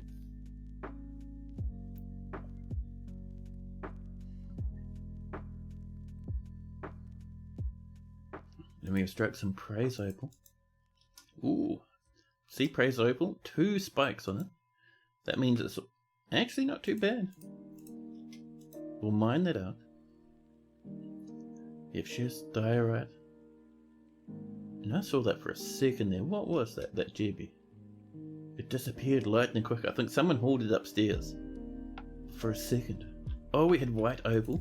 I think that's 3 spikes. It's very, very fancy and nice. We do love that stuff. Yeah, white opal. We're still mining down. No sign of magma yet. Had a bit of cobaltite though. Very dark stone. Not bad though. I wouldn't mind mining out a wee bit of that for fancy floor shenanigans. Our dwarfs are over here, digging away. Digging away, drinking away. Down this way. This hasn't been started yet, but I am keen to get that going on. More and more cobaltite.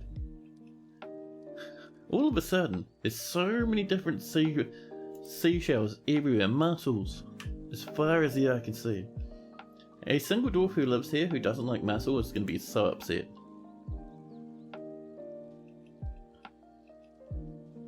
No one's come up to dump anything yet. That's actually, you know why no one's come up to dump anything? That's right, we need to go into our standing orders. And we're going to say, automate kitchen? That's interesting. I'm guessing that has been there for many, many years, and my brain was like, let's ignore that button. But anyway, so what we're looking for, refuse and dumping, and we're gonna say workers gather outdoor refuse. There we go. That means they will throw those shells in the bin. Workers dump shells. Holy snap, that's awesome. That's gonna save us much drama.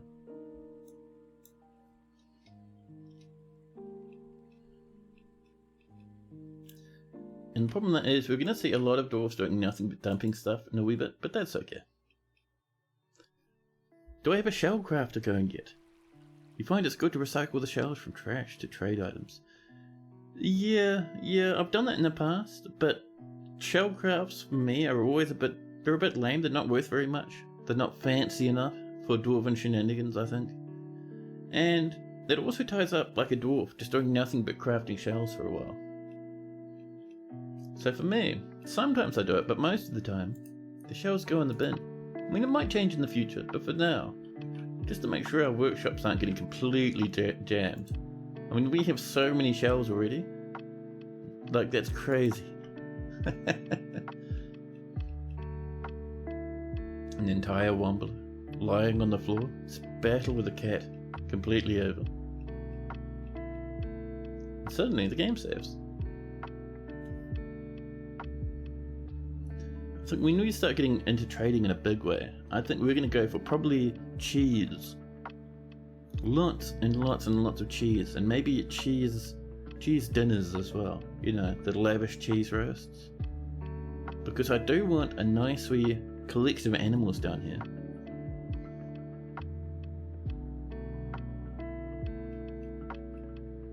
Now see, our tavern's coming along. And suddenly it's winter.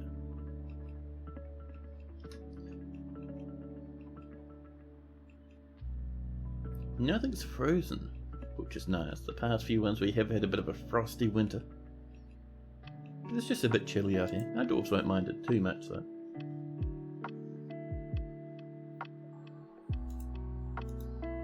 We have nothing to plant in the surface farms during winter. We on the other hand have 353 plants, so that's fine. And we've made some more beds, which is very nice. Now how's our miners going? Oh, they've mined down as far as they can? Fair enough. Let's come down. We're at negative 62, so let's come down to negative 93. Just to see where we end up. You can even make armor from shells. It's not very durable, but in a mineral rare world, it's better than nothing. Now my question for that is it better than leather? Because leather I don't even bother with usually. Like, it's better than nothing, but it's worse than copper, and copper's pretty bad. More gems have been cut. There we go. Mussel shells are being dumped. Eventually the spread will come down and there'll be no more mussel shells. Nice and happy. There's still a lot to dump though, like holy crap, that's a lot of shells.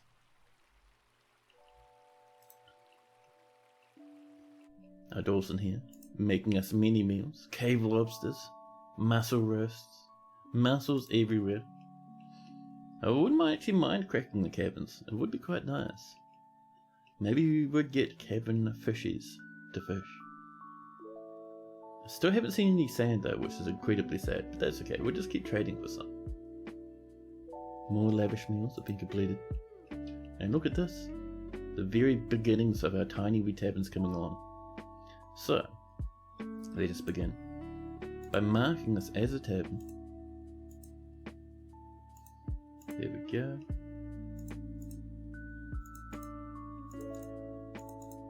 There we are. And let's see, a new inn/tavern. The Inky Nuts. The Inky Nuts. What a name for a tavern. You can just imagine the dwarf who came up with that waggling their eyebrows all over the place. They were a fan of the Inky Nuts, apparently. We have struck some cable ties. Now, up on the surface, we are still grinding out muscle after muscle after muscle. Muscle shells for days. Look at that.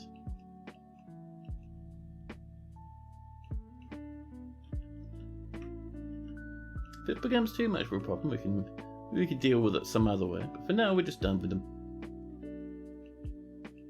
Also, we haven't had very much in the way of our stuff yet. Our metals. We have that galena, silver and lead. I was certain there was one other, but no, maybe it is just the silver and the lead. You think leather is better, as shell armor can shatter after one hit. Shell is easy to process and it's green. We've made it all the way down to negative 93. Still have not hit a single warm block. It's jumped down to negative 123.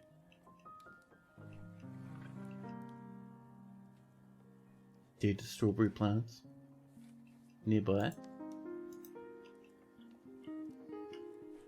658 food, 233 drinks, 91 seeds. You've struck some more cable tie on our mining journeys.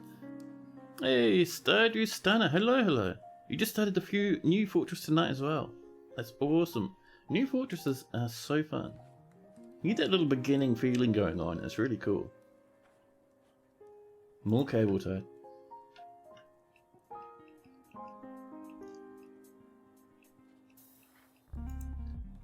We have more lavish meals coming in, more and more mussels. Mussel fortress. There we go. Our broker is socializing, just stretching out and resting. They want to make something because it's boring otherwise. Shell supplies are plentiful. Leather requires animals, and they can die in huge numbers at once, as we've often experienced. What else we got going on the outpost? So, the outpost is in. First off, it's a 5x5, which means it's humongous, but it's an actual Mirthful Marsh. So we get nice wee feather trees all over the place, splattering the eggs as far as the eye can see. I love watching the dwarves go up and down. They're doing a little loop and they're wearing away the grass. But other than that, we have a very, very small aquifer. We have a silver, we have lead. We have a very tiny, swift kiss of a platinum. In Mayfall, the Baron Concert of Pines Gems is visiting, our first visitor. And we're down to negative 103. How deep is this, man?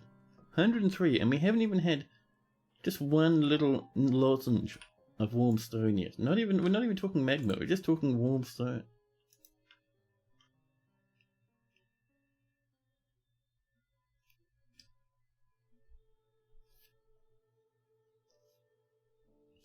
You missed your chance to get it this time. Next time you hope. Oh, is that your giant cave spider? Oh man, I am keen to see how well that goes for you. Struck cable tie. More and more cable tie as our dwarfs dig down and down and down. Down to negative 110. I mean, that is pretty wild, right? Still no magma. None of the caves you have raided have them in it. Yeah, I don't see them as often as I used to. It used to be like a thing that you'd see all the time. Now it's just normal cave spiders. There we go. All our food has been sorted into these bins. And if we come up to the surface, people are still throwing away mussel shells. But you see there's so many fewer mussel shells than there were before. Much better. We've worn away the grass, making this big loop. They all take the same path, so we have the same little skid. I love it. Do not play. Get out of there. We're going to pull that bridge down in a minute. And you want to play on top of all the mussel shells? Thank you. You're right. Nope, they're playing again. If they weren't playing, we'd pull this lever. But if we pulled this lever now, it'd actually kill the dwarf. Completely delete them from this reality. There we go. So let's come up and pull that lever. Hopefully no one stands in the way. Damn it. There we go, and clonk. No more mussel shells.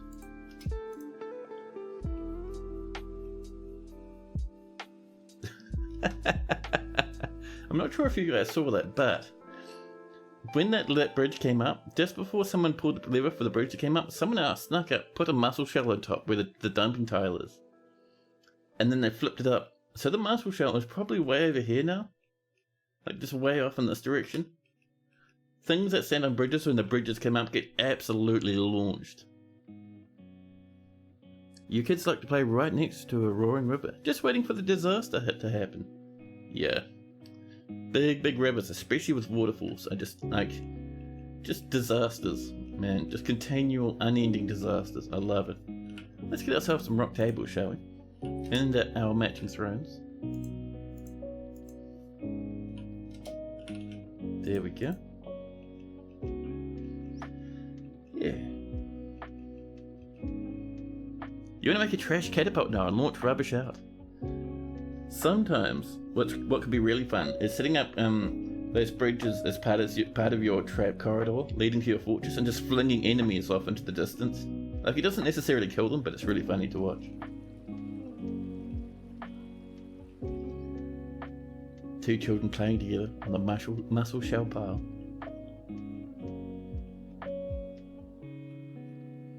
I mean, eventually with the mussel shell stuff, we could make them like decorate clothing with mussel shell, but that's going to be a wee while away until we get some more dwarves.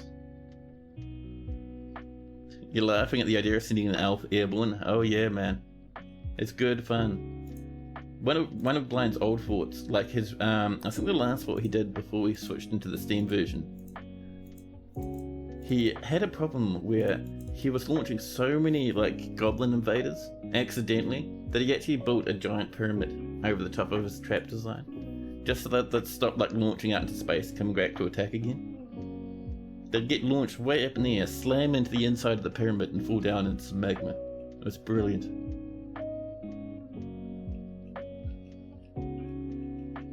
Now, once we get tables and chairs in there, that'll be a bit better.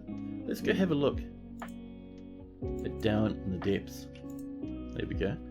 So, we are down here at -113, and we still haven't, not even slightly touched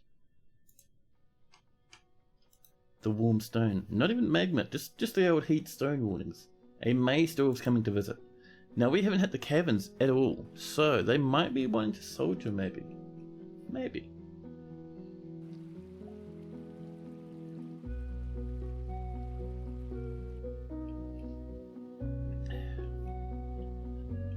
So down here in the tavern, one thing we're going to pop in, just over here in this corner, just a little bit of a stockpile just for drinks. There we go. Let's strap some more cable tight as our doors stick deeper and deeper. There we go. Now we've hit a cavern right down deep. That tells me, this is the very bottom cavern. This tells me we're probably 1 or 2 steps above magma at the moment. Sometimes these bottom caverns really like to generate just at the very, very foot of the world. Nothing too amazing down here. Some nice sweet trees and whatnot. I'm not seeing any underground lakes so far. That would be nice to get ourselves a simple and wee hospital. There we go. A huge lake actually. Good amount of trees down here as well. And then suddenly the Crandalls have arrived and starts fighting our miner. So generally dwarves don't have too many problems with the Crandalls. I see them die sometimes, but usually it's like they're just this giant mosh pit. There's our magma. 3, maybe, yeah, 2 levels below these caverns. So over here we do have very many Crandalls rushing into the fortress. So what we'll do is, how high is this? Oh, this is 1Z level high? No way, that is amazing. Look at that. Wow, that's good. So what we're going to do, apart from me freaking out and losing my mind over how good this little patch up here is, we need to start walling this off just to make it safer for our dwarves. So, we're going to make the bottom part down here out of feather wood, I think. Because feather wood's very light.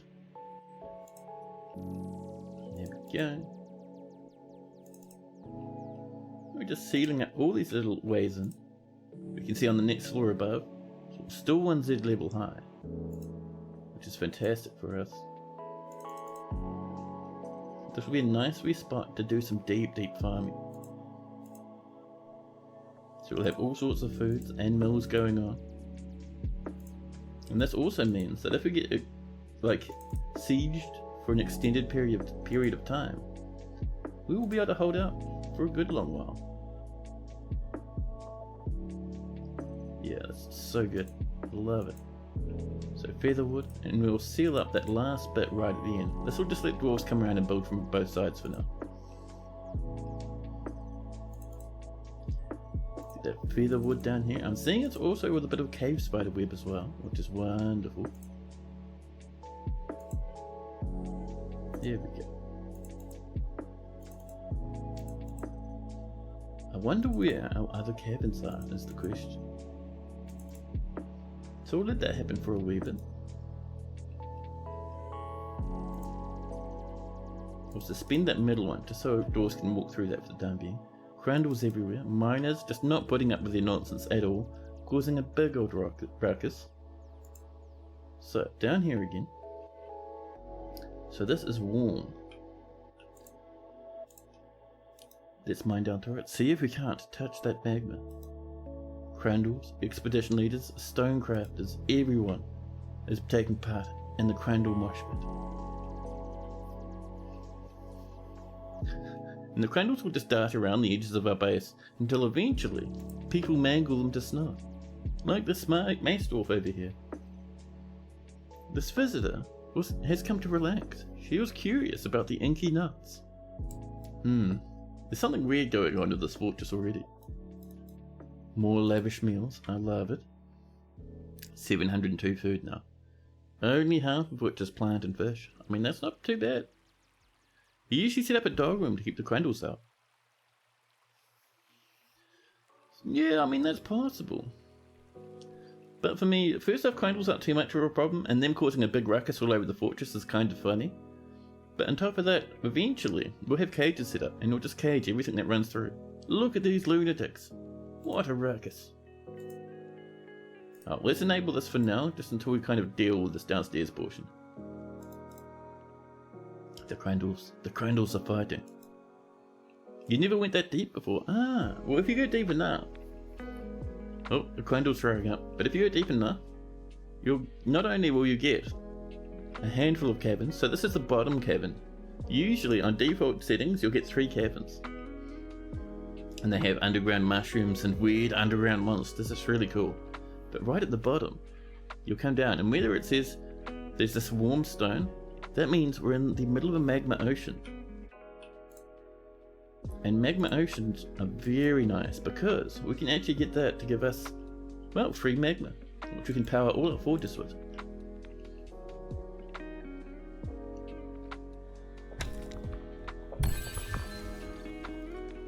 You've discovered an unusual volcanic wall studded with gems. That means We're right on the edge of the magma sea. Oh, the volcanic wall's over here, and this is a big spire of obsidian with gems. And all of a sudden, a great magma sea beckons us.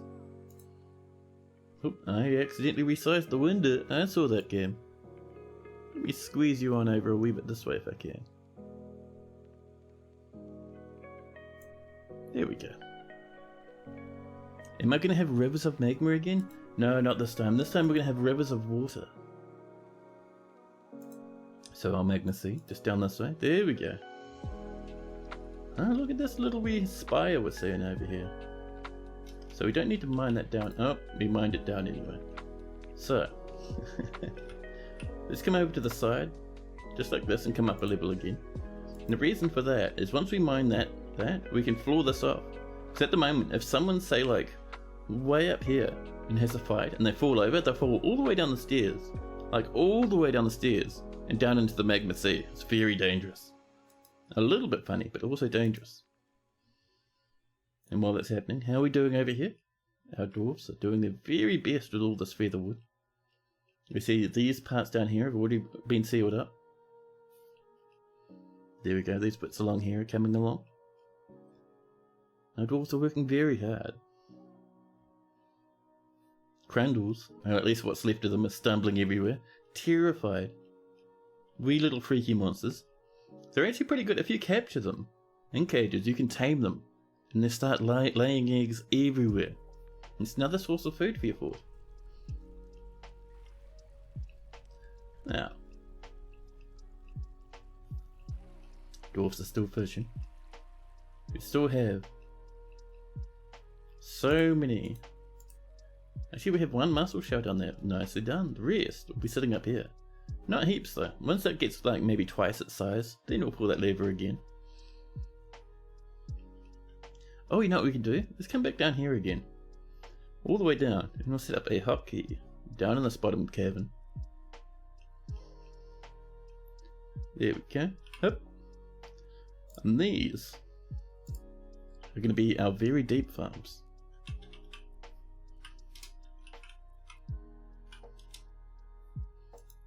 There we are. Now, this has been mined. Perfect. So I've only mined out half of these steps. It's a bit sneaky, but I mean, it's okay. We can just ask them again. I think they got a bit spooked by that warm stone there, which is fair enough. And while we're waiting for that, let's wall off these bottom parts.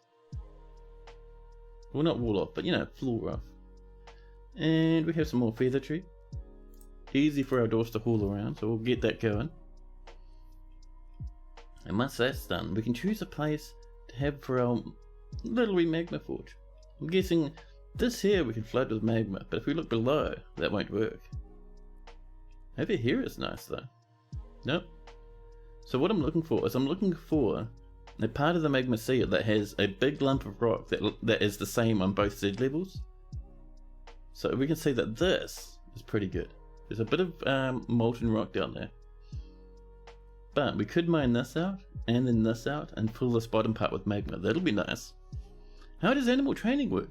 You just get better at training the animal the longer you go training at it? Yes, it does. But also, one cool thing about animal training is, if you train an animal, and you train another, so you have a breeding pair of trained animals, and they'll be like, you know, normal trained or well trained or almost wild or whatever, it doesn't matter. But if they have a child while they're trained, that child will pick up that level of training.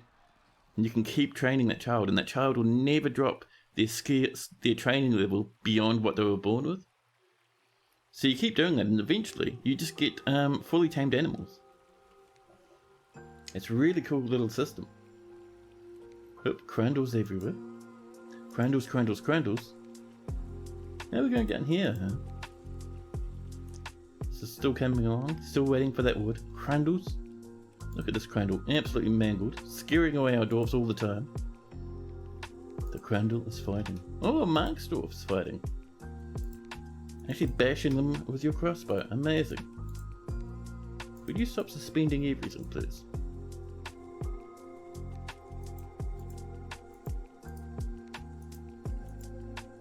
Crandalls are still fighting.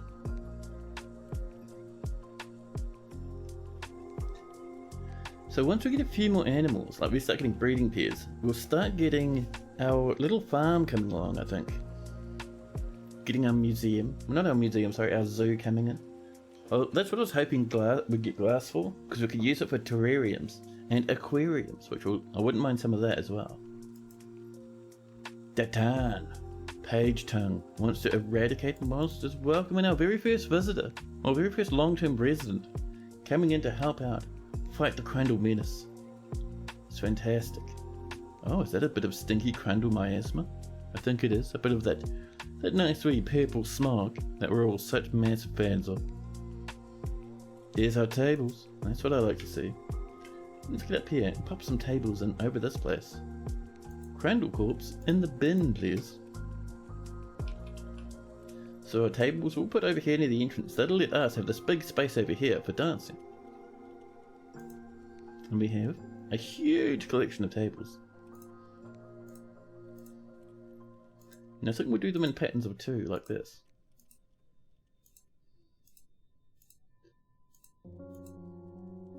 Some marble ones as well.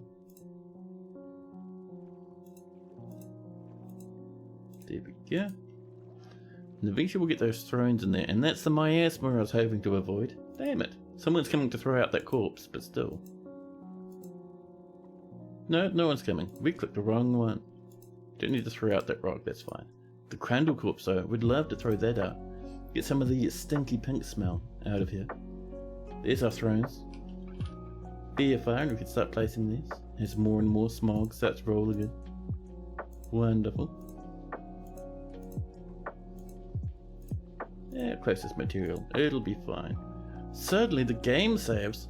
So we were saving, I just wasn't paying attention. Too much rambling and carry on. These things happen. So we're still only outpost, but we have 14 population with that new visitor, that long-term resident. There we go, and that is our first year done and dusted. Not bad at all. People are bringing these tables over. Eventually someone will throw out an entire Crandall corpse.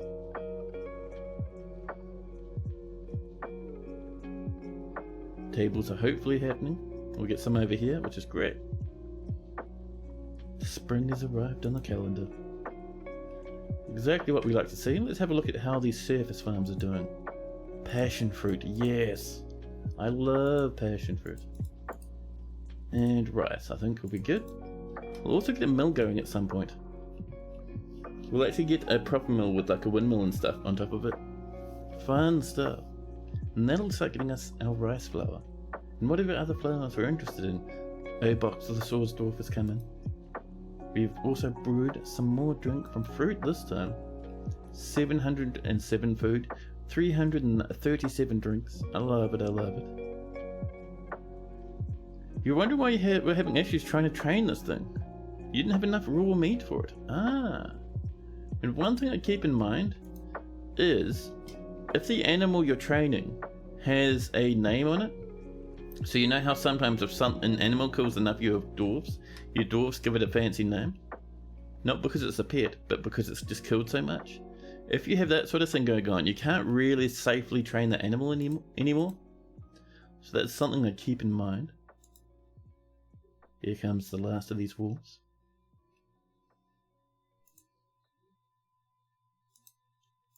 Oh, that's managing itself? Well, that's fine. Now, so let's have a look over here. And Damus 42 with a follow. Thank you so much, Damus. That's super appreciated. There we go. There's our log floor. Let's do another one, and that'll seal us off from accidental lava mishaps. Slick material after placement. Just had a sudden smell of cooking bread for some reason. Is that similar to the toast smell? So, oh, we can come up here to do some mining actually. So on this level, we're going to come across over this way. Perfect. dig down a web. If you do want to dig down, or we're going to ramp down. Let's ramp, huh? Just for fun. So we'll channel.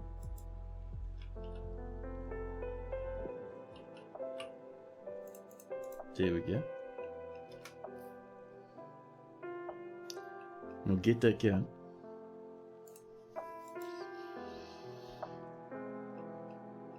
And this is almost ready. Perfect. And Axdorf has come to visit now. I love it. So over here, you see this little winding passageway? Eventually we're going to remove that, put a door in there, and that's going to be filled with traps, just to catch animals as they come in. Creepy crawlers. But yeah, I am definitely keen to get this coming along. Once this is done and sorted, and we start getting smelting going, we're going to see massive waves of migrants again. So, let's start mining this up to the north. Always make sure you don't mine the back part of your ramp. If you do that, your ramp will no longer be a ramp. Let's mine all that. There we go. Round out these edges. That'll give us just enough for like a couple of spaces, nothing too major. Brew drink from plant. It's been completed. I love it. You have discovered a magma pool. Are you serious? Oh, over here? That's not a... Ooh. I wonder how deep that's going to be. That could be nice, actually. What I'm going to do is I'm going to start mining over to that, because if that's much shallower, then that'll be a very good place for our forges. So, where's our little wee steppies? Way down here, huh? So if we're going to bring this up, we can just mine through these walls and keep coming up this way to wherever this magma is, which is up here. Yeah. So what we're going to do is we're going to start mining this northwards.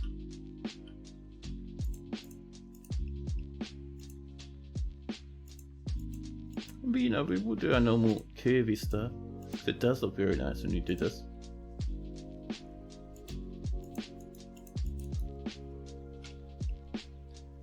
Bring this over this way.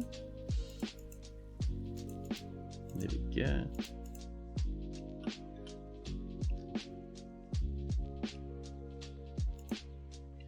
And then let's see, so I reckon we're going to come up this way like this, and then start blowing our way this way. We'll have to build a little bit of a wall there, but that's fine. Magma pools though. It's not a magma pipe, so I don't think it's infinite magma, but still that is nice. Meanwhile, on the surface, we are still fishing. Our mussel shell stockpile hasn't gone out of control yet, so we can leave it. What are you up to? Oh, you're hauling rocks around? I appreciate that.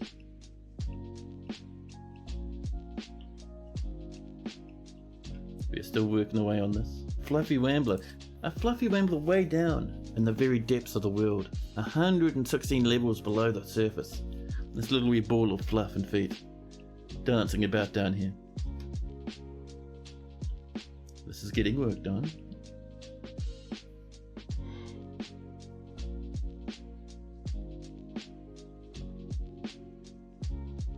Coffee number 2 completely dry. Back to water again. Again.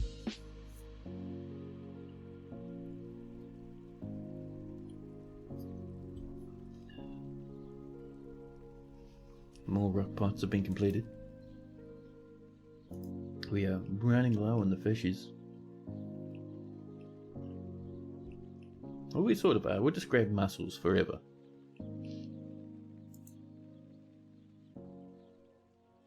Now with that, we can wall this off with a bit more of that. Did we choose pomelo wood? Disgusting. Listen.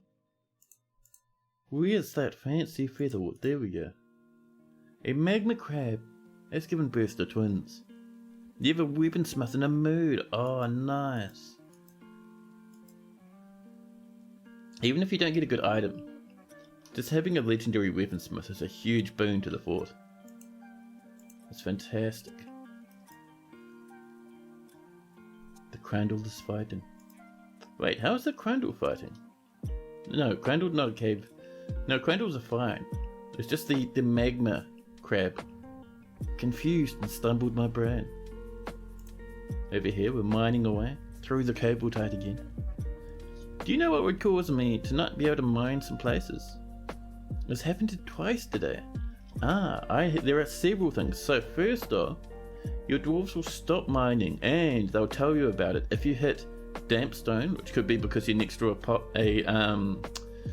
pond or a river, or you're in an aquifer, or if stone is warm, which means there's a magma nearby, they'll stop mining then as well and tell you about it. And the other one they won't mine is, say if we're up here, right, on this top edge of this map, and we have a little bit of a mining thing coming along. If we come up towards the edge, you see how we can't mine that very last tile? You can't mine off the edge of the map. And that will be another reason why you're not able to mine in places.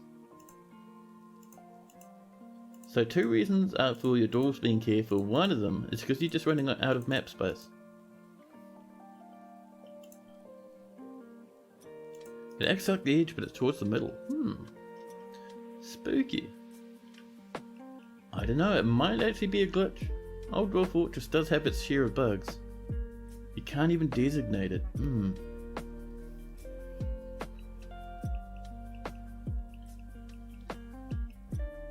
Yeah, I'm not sure what would cause that. I think it might just be a bug. Hey, this is all filled up now. Look at that. We now have an area down here for farming once we're ready. We'll also get these sorted with cages. Not immediately, but shortly. We need to get into the depths below and get our actual forges happening first. Talking about that, how are we doing up here? Oh, look at this. All the way over the edge already. Nice. So, let's get our... We'll make this out of gabbro. It's fine. And we're doing a piece of floor there, just so we can reach that edge part. And over here, a little bit more gabbro flooring. And once that's done, we can just push our way through. Now, do we want to go up this way, or do we want to go up through the north? I think going through the north might be better for us. There we go. Now our miners can reach this side. And let's get that gabbro cam. Cancel that because that's already done. Gabbro, and we're going to turn off Spin Manager. I like managing that myself for the most part. It's only when we get massive spam cancellations that I disable it. We'll enable it rather. There we go. And we've dug to here. Let's get some flooring coming in. And we just use whatever's closest for now. Eventually we'll come back and make this pretty, but there's no rush. We'll puncture that up through the north, right through that pillar. Cobble tight everywhere. Now down here, this could be a magma reservoir, but I'm waiting because I want to see what this is all about. Up and over this way. Yeah, that is a big pool of magma. I don't know how deep it is, and I don't know how tall it is either. Ooh. Comes all the way up to -14. And it goes over that way as well, so it's not a magma pipe. We have to do a bit of an exploration though. The fact that that is still hot up there though, that tells me we don't need to do this anymore. So we'll just wall that up for safety. Actually, we'll just wall up there, that's even better. And we're going to make that out of featherwood, and the reason for that is we don't want them to grab those bits of rock because they'll wall themselves out otherwise. So, there's our worms wall, which means we want to come in above it, if possible. So, here's this wall there.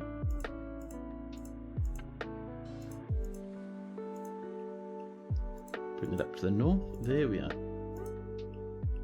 We do have a petition, but that petition can wait a wee while. This is... ooh, it's to the wrong side a wee bit, that's fine. It's alright. Having this sort of weaving thing going on anyway still looks really nice.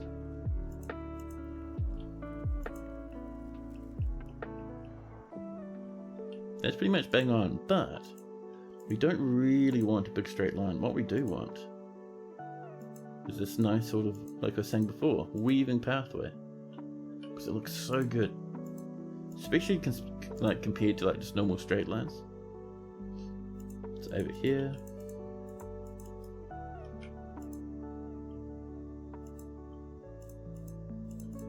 And back down. Yeah, that's looking pretty good. That is one huge straight line. So over here, we'll do a bit of this. There we go.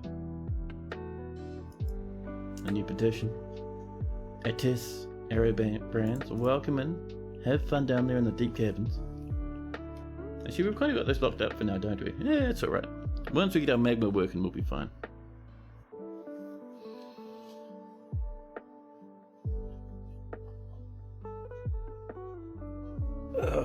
Who's the stretching all over the place? My goodness.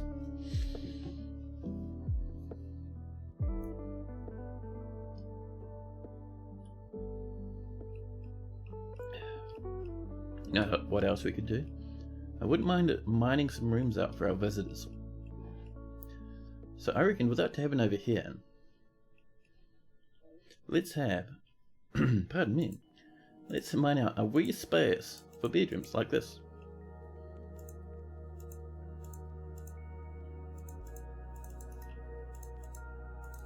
We're just sort of rounding out these lines.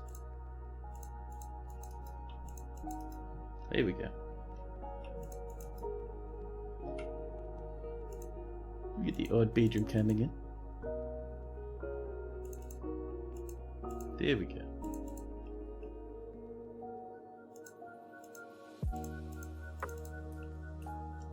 Won't be a whole heap of bedrooms, but hey, it'll still be pretty good. There we go. Just some bedrooms for our long-term residents. Now, how are we doing over here? So this is all sealed off now, at least it will be once those two are in. People are bringing down the bits of wood. There we go. And this should be on the way. It is! Look at these three dwarfs smashing through the rock. This one doesn't even have a pickaxe in their hand. How are you wielding your pickaxe, mister? You do have one in your hand. Just two little wee lads a wee bit bashful. Doesn't really want to show it off for the camera at the moment. What was that thing that looked like a hand by the bridge in the rocks? So it's gonna be, I'm guessing you mean, let's have a look. So there's nothing up here at the moment, which tells me what you were seeing is likely one of these lads, rotten creepy crawler remains. Creepy crawlers are little they're vermin like rats and worms and slugs. These are yucky little lads that wriggle about, and cats love to destroy them. Cats will absolutely mutilate creepy crawlers without a second thought. So you see them as corpses sometimes. Obok staff mansions. We already have a couple, lads, so we're gonna deny you for now. We have struck some clear tourmaline. Oh, just down here in the middle of the rooms. Very nice. There we go. Animals are growing older. This is slowly but surely coming along. These dwarfs are not quite masters of the craft just yet. They're getting there though.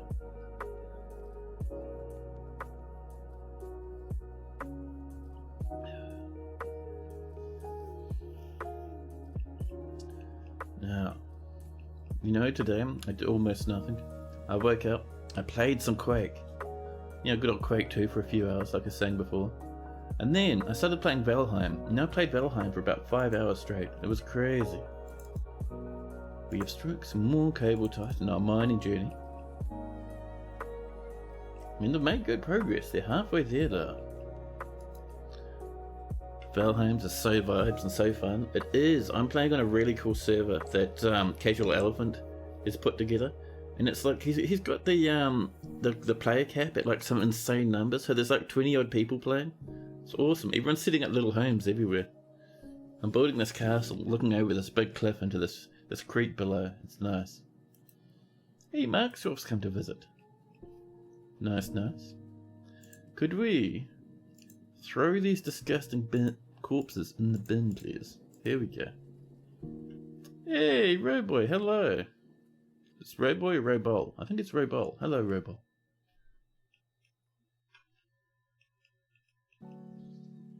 Now, how are we going?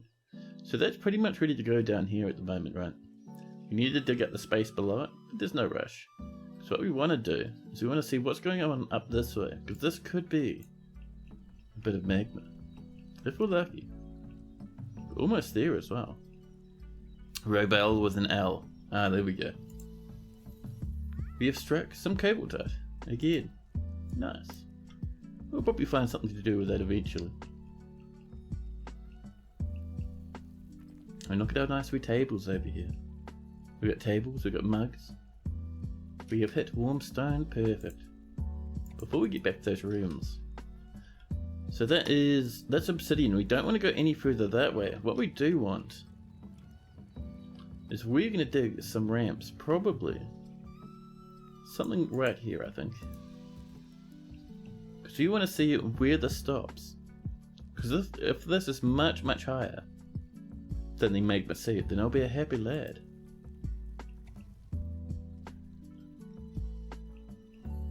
Now while that's going on, let's get over this way. Because we can put some beds in here. There we go. And our nice wee little doors. Perfect. There we go. And that is going to be some more bedrooms, which will make sure to actually assign. Done. We're going to assign them to the Inky Nuts, just so visitors have bedrooms to live in if they need them or want them.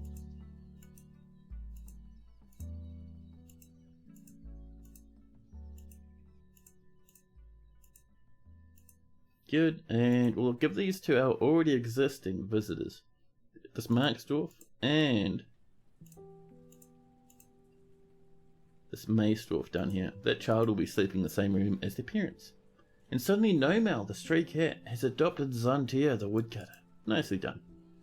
But yeah, so now we have bedrooms for our wizards. And if we look at this, look at the Inky Nuts, the tavern, we can see the rented rooms is 2 out of 7, which is nice. The fortress has attracted no migrants. Yeah, sometimes you get that early in the fort's life. Your value is not quite high enough to impress anyone right at the moment. So this has been channeled. Now, let's see. If we bring this up and over this way. Because we know the magma's up here somewhere. Do we get Warmstone?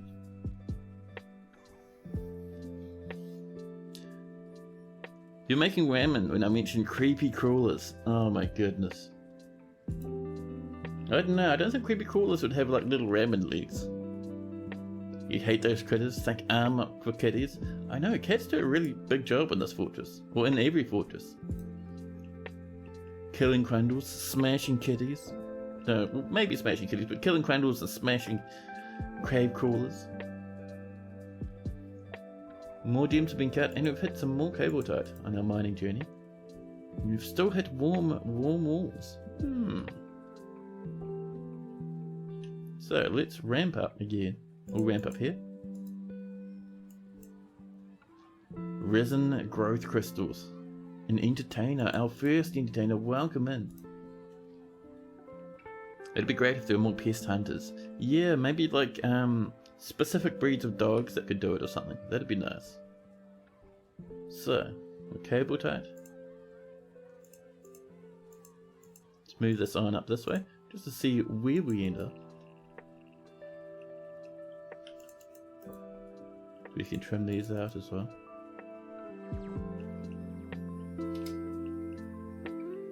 there's a little wee piggy blasting about. Tiny pig that's everywhere. And Robol would love to be a dwarf. What sort of dwarf are you feeling? We have a small collection. We have a bard who's come to live at the fortress short term, as well as a marksdwarf and a hammer dwarfs. Also people who have come here as visitors, wanting to live here as residents for a while. But on top of that, we have, let's see, miners, our broker, who's also a miner, 2 woodcutters, a stonecrafter, a herbalist. We have heaps and heaps. All make birds of prey useful and have them used to hunt vermin as well. Oh, that'd be nice. A broker miner could be fun. Perfect. Let's get you sorted up. And Lanix would like one as well. So, Dumed, your new name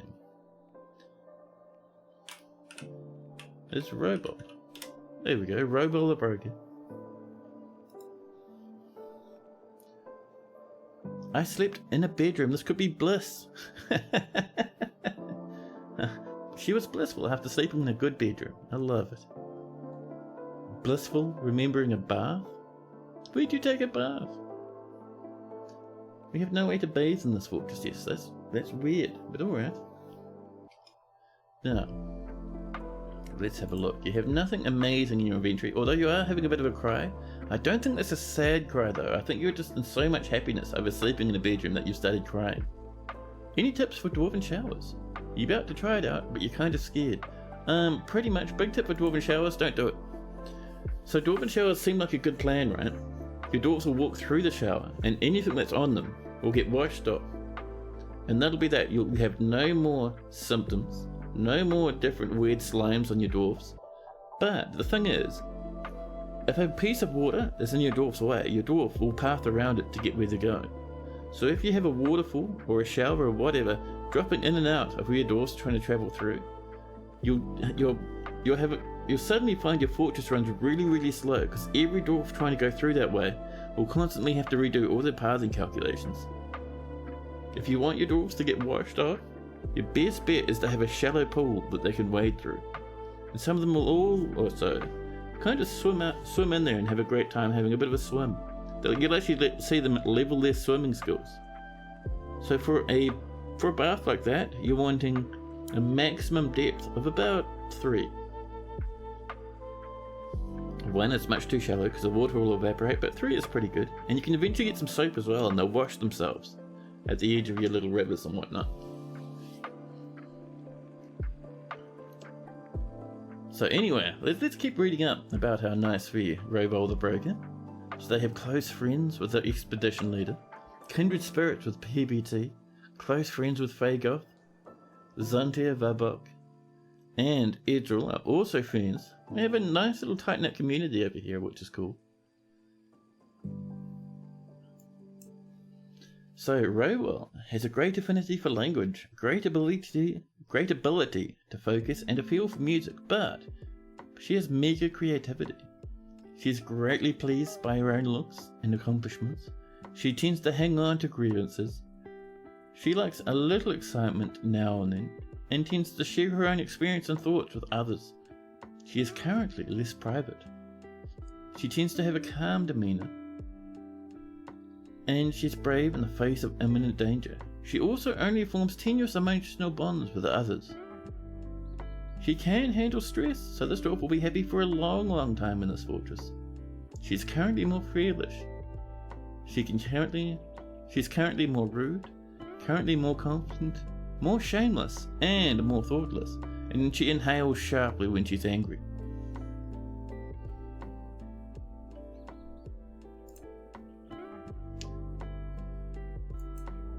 In regards to values, Robol personally values honesty, does not respect the law, and does not care about a family one way or the other.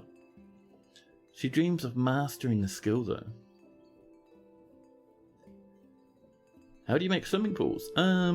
Basically, you channel a hole for the water, get your water in there somehow, and make sure you have a floodgate at the edge of your swimming pool, and then once you see your swimming pool just about deep enough, pull the lever, and a couple of moments later your floodgates will slam shut, stopping any more water from going into your pool, and then you can have a meeting hall near it or a meeting hall inside of it. A meeting area near or inside of it, and your dwarves will just hang out in the water sometimes.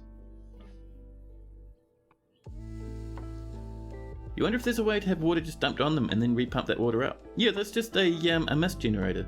You don't want the water landing on them, so you don't want them having to pass through it, but that's why you'll see people do it around taverns and stuff. So water will just dump down and come back up and you get mist blasted everywhere. There are many guides for mist generators. Myself, I don't usually use them. Instead, I'll just create a waterfall nearby. I don't really like them for whatever reason, but, you know, there's nothing wrong with using them whatsoever. Hey, Tana, hello! And then finally, Robel likes marcasite, bismuth bronze, red beryl, ibex hoof, coral, cave fish bone, hemp fabric, angel shark parchment, gems and large gems. When possible, she prefers to consume perch, custard apple cider, and tomato seeds. She absolutely detests blood gnats. You want the water to soak them, to wash any forgotten beast, dust or toxins. Yeah, just have a little bath they walk through. That'll clean them up. Plus, if you have a well nearby, your dwarves will automatically use the well to wash themselves. That's why you'll sometimes see little splats of blood nearby a well. They've just been washing themselves. Blood gnats seem like they'd be pretty annoying. Yeah, I think you get those in evil biomes. It's an interesting dwarf. Excited to see how she does. She'll actually be pretty happy. She's actually pretty good at managing stress, and she has some good friends, so she'll be pretty good in this fortress. And I can't forget Lanix, who would also like a dwarf. This is something made of platinum. Oh, nice. So Lanix, what sort of dwarf would you like? Oh, more warm stone. We'll check that out in a jiffy. We have this wee small collection. No military dwarfs so far. And Tana would like a dwarf as well. Of course. But Lennox is up next. We have some miners left. We have a woodworker, a woodcutter, a stone crafter, one farmer at the moment. We have a bookkeeper. We have Dishmap, the expedition leader. Dishmap's got lots of friends, man. He's a cool little lad. That is one pissed dwarf. Oh, over here, the miner. Yeah, probably sleeping on the floor and more than likely seeing many Crandall corpses. They'll be fine. Dishmap is great. Dishmap, there we go, expedition leader. So Dishmap is a good choice because Dishmap's in strong runnings for mayorship because they have so many close friends. There we go. 67 years old is Lennox. And they have a lover, Zantia Smith voice. Let's see, other than that, they have a lot of empathy after talking to people who are upset recently. Bitter after getting in an argument and they're missing their family for too long. That's alright. And of course there's Crandalls everywhere. We need to throw away some Crandall corpses, I think. Yeah, it's just some random gear that you've turned up with, along with that big hood we bought. We bought that giant cave spider silk hood, I think in the last trading expedition. And Lennox has run up and popped it on. Now let's see, relations. So Zunti the Stonecrafter is your lover. You're close friends with PBT, close friends with Fagoth, two other friends, Vabok and Edsel, and close friends with Frobol. So you're in very good runnings to become the mayor, I'd say. So Lennox has a very good sense of empathy, a great deal of patience, and a good intellect, but he has a poor ability to manage or understand social relationships, which is interesting because you have many friends. He is very friendly and always tries to say nice things to others.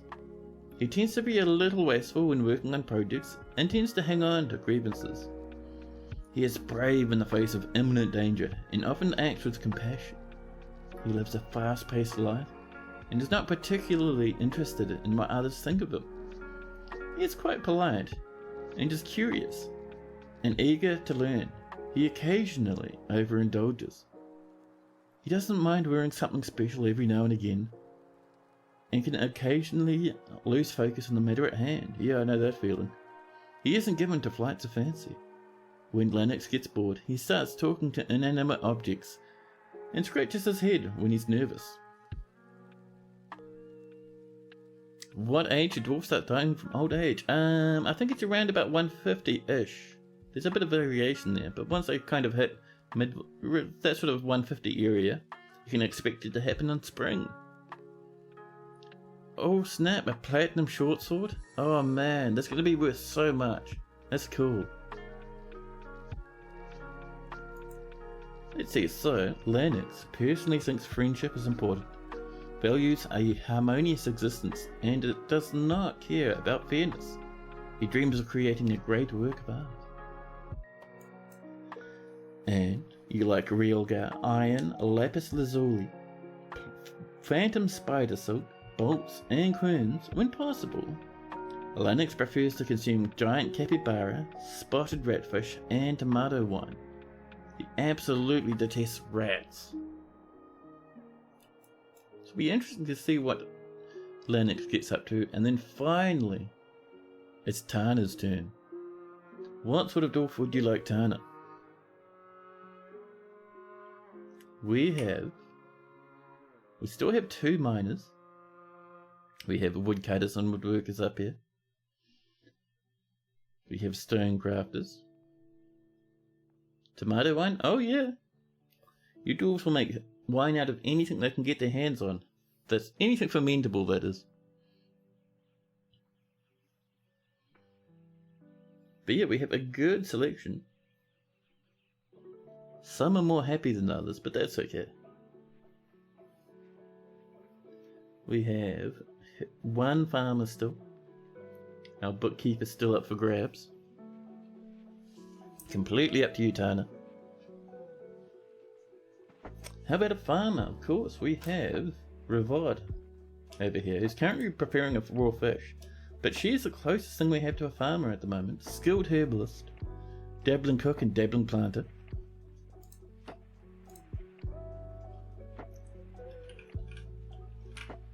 Tana, 86. There we go. 31 years old, and you're quite healthy. Oh, we're a Stoder blockade lock. I cannot give in to sadness. Ah, so you're probably in love with Stoder, and Stoders will be living somewhere else. Didn't feel anything due to inebriation, right. Satisfied at work and felt satisfied receiving water. So you got injured a wee bit before, while fighting with a Crundle, I guess. And holy crap, Holski, coming in with a prime sub. Thanks so much, buddy. That's awesome. Cheers, mate. So let's have a look at your friendships here. So, you have a huge family tree. All sorts of family living all over the planet. A younger half-sister. All sorts everywhere. Not a single one living in the fortress. Actually, no, look at this. Moma's the miner is your cousin. Nicely done. And Malbil, Dwarven Child, is your passing acquaintance. So who you've said about Stoder? Blockade look. Let's see, can we see Stoder? It might be one of your family you're sad about, actually.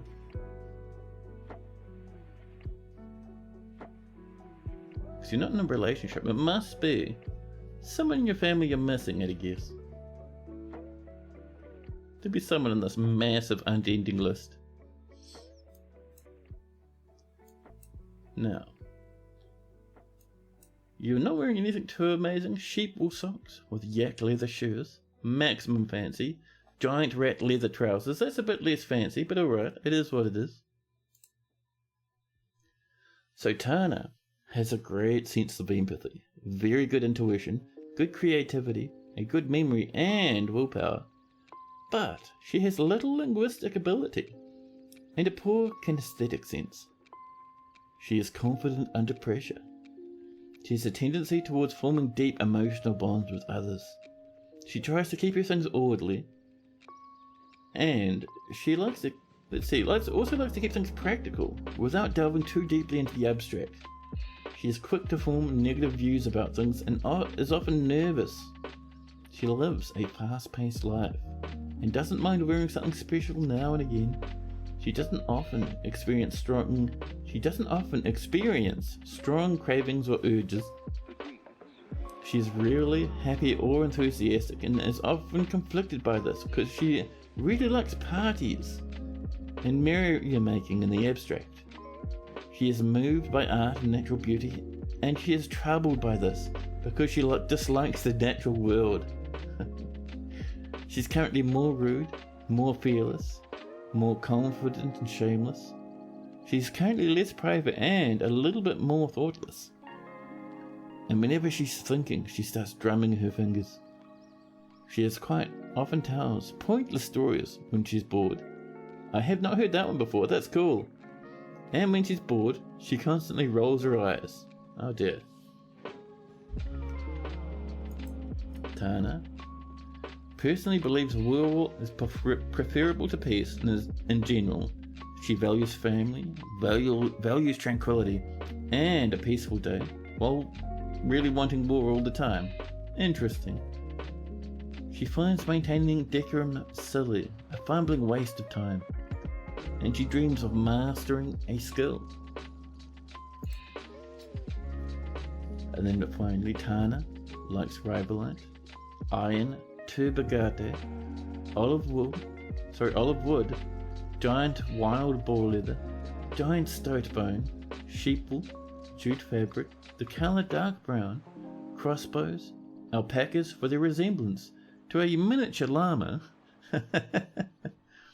the words the scholarly lark, and the sound of the desert of chanting.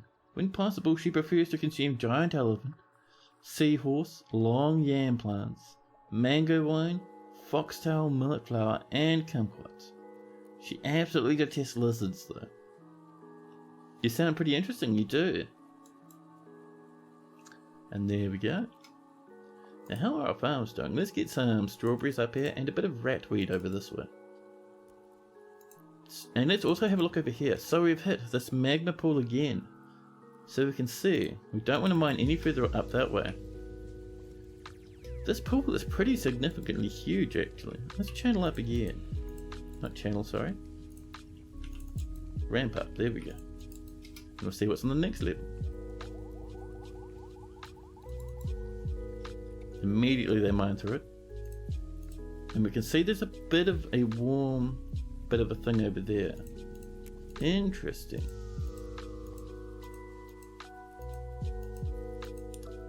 We'll just have this loop up towards the north. There we go. See where that gets us.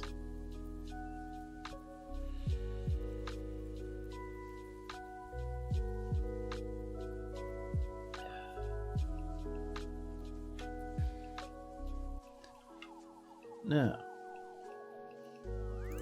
we are out of seeds again, but we have heaps and heaps of plants, like megatons of plants, so I'm not too concerned. Ishtan, listen Lash, nope, sorry, we have too many monster hunters already.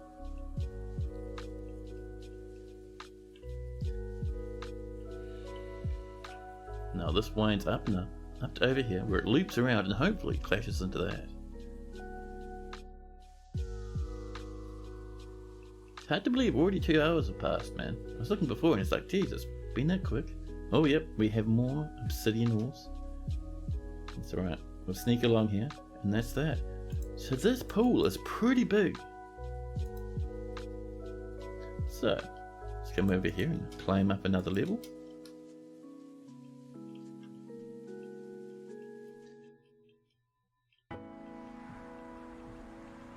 I'm just having a look at how many dwarves are working hard, and we have... So down here we're seeing a lot of people meditating, praying, but they're not really part of the fortress, so we can ignore those. We're looking up here, we have a woodworker listening to a story. But we can see a lot of our dwarves have jobs, so I think it's best for now at least to let them continue. Let's come back down this way.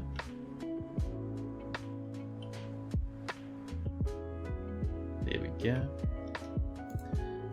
And Mindless down and around. Same old, same old.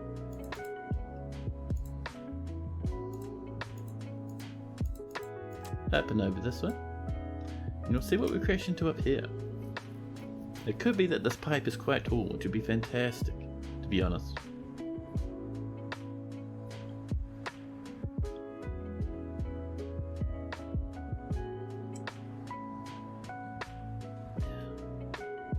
A human lasher is firstly.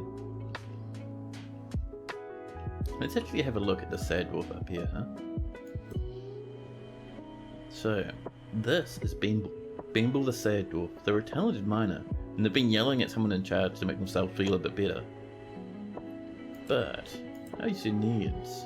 They want to pray. They've been too busy, so they haven't been able to pray. And they want to hang out in the tavern, and own something. And they want to admire art and make merry. Yeah, she's just too busy, I think. Rock doors have been completed. I love it.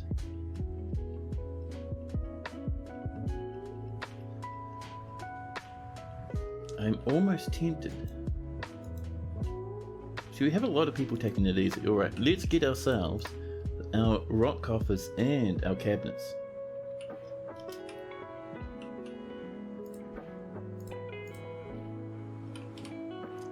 And actually, let's go for the old K cabinets. That's going to be a bit easier. There we go. And we'll get these both repeating. Basically saying if there's not enough of these, make some more.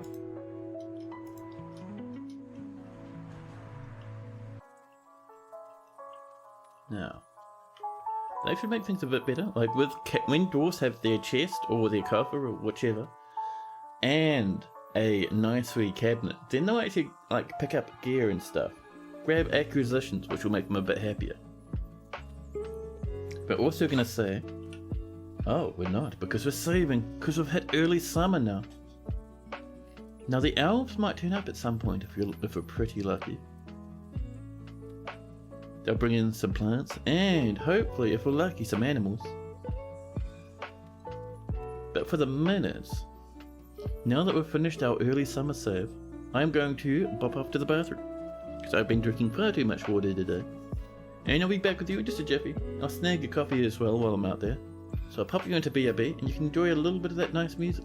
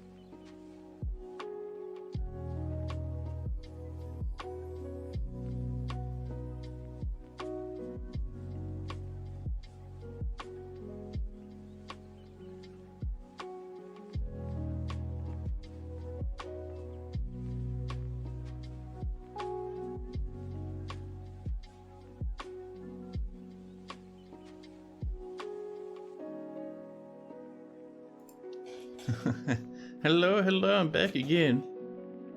Now see, I have missed out on a Padinsky raid. Oh, thanks for doing that shout out, Gaspar. Welcome in, everyone. Hope you're having a nice wee time over there with Padinsky.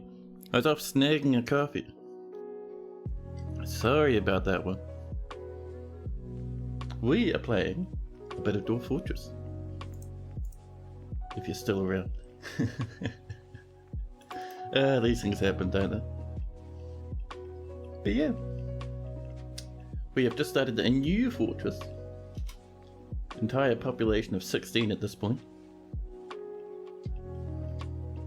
But yeah, how you going, Gaspar?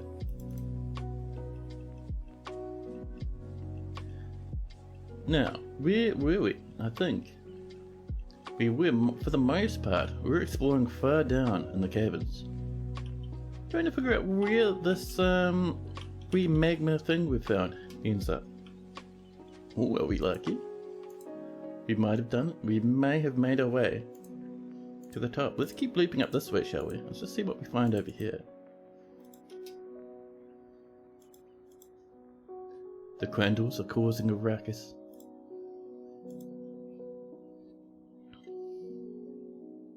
Ah, Padinsky's got a raid and run. Fair enough, buddy. I do appreciate the raid anyway, even though I was sadly snagging a coffee while it was happening.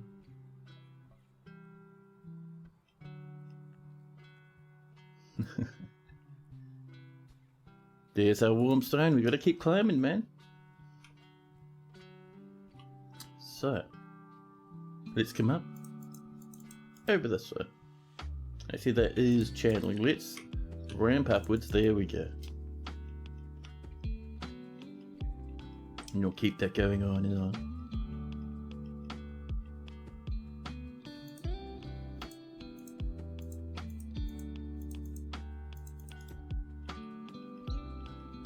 Now, let's see. So one thing we need to do is we need to start really pushing up the value in this fortress. We are going to get to that though, because we have lots of food now, so we'll be able to trade a lot of that away. We'll eventually get some milling going on as our population grows. For the moment, we're still just selling gems. We have many gems to sell though, so that's pretty good. And once we hit the magma, we've already hit the magma, but once we find a good place to get our forges going, then suddenly things will just get so much easier for us to create huge amounts of value, you know. Let's come up on this side over here. And I think over here, we're going to start looping around this way.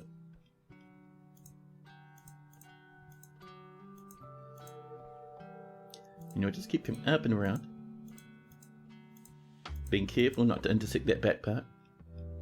I'm always very careful with how my little ramps go. I think actually if we mined that out would be fine, but meh, let's be careful anyway. And you'll see, are we at the top yet? We extract more cobalt as other people dig around and around and around.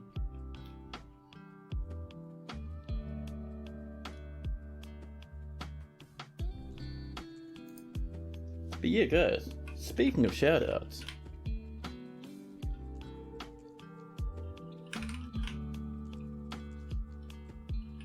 did I type it properly? I didn't type it properly. I've shouted out the wrong ghost bait once again. Listen, we're gonna have to wait apparently 30 seconds before I can shout out properly. Get that out of there.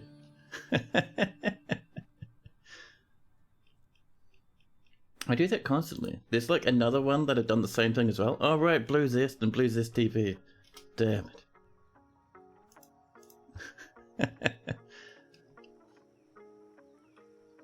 Let me try again. Can I shout out again?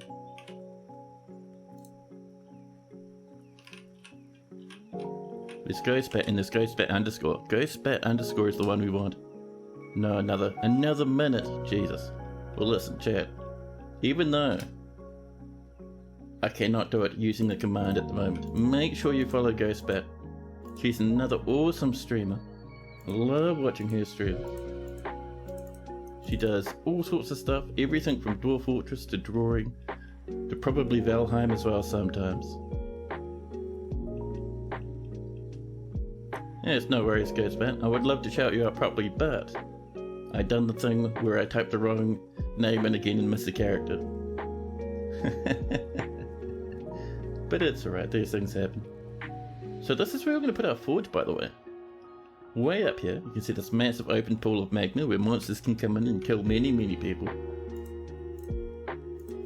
So, we'll mine out this huge section. All over this way. And this is where we're going to run little magma streams to our forges. Should be very good. And it'll also immolate people all the time. Perfect.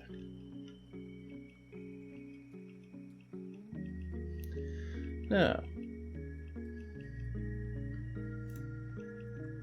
Oh, someone's playing some music. Someone's simulating a Lanzel. Nicely done. And over here, right next to them, is Mark's dwarf is singing. I love it.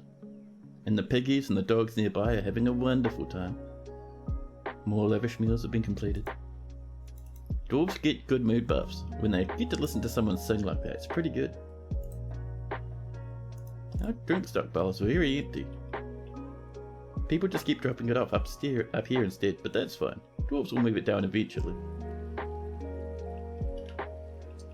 Now, see, the next thing we're going to do is we're going to come up to the top of it. Claims this is a magma pool, but we know this is just a big magma pipe. It's an underground volcano. And these things are wonderful. So once this is all mined out nicely, we will get our forges going. For the minute, we are going to set this up to be our little reforge zone.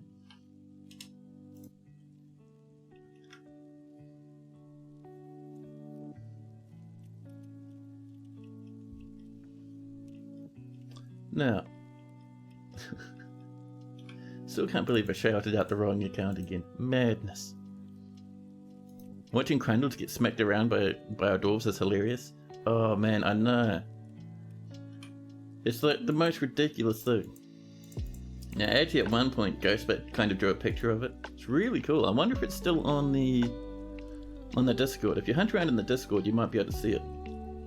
It's just Crandles is causing absolute ruckus everywhere. And that's why I'm never concerned about Crandles. Crandles come up and they just create huge mosh pits with doggies. It's wonderful. You can grab it. Oh sweet. Cheers, Ghostbat.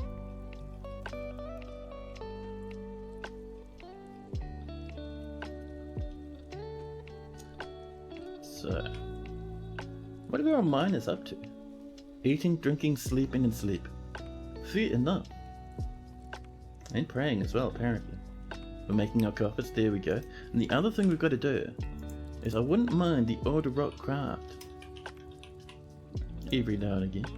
And we're going to say for this, rather than just saying do it constantly, we're going to say every season, just make 10 crafts. That'll do us. Especially with such a low population, you know.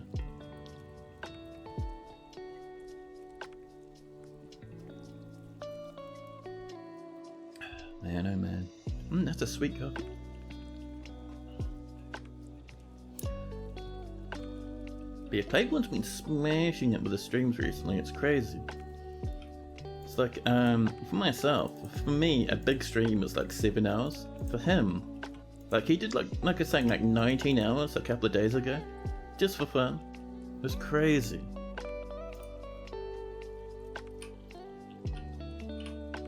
Let me actually do him a shout out, because you'll have to check him out, man. He is absolutely an excellent streamer. I love his,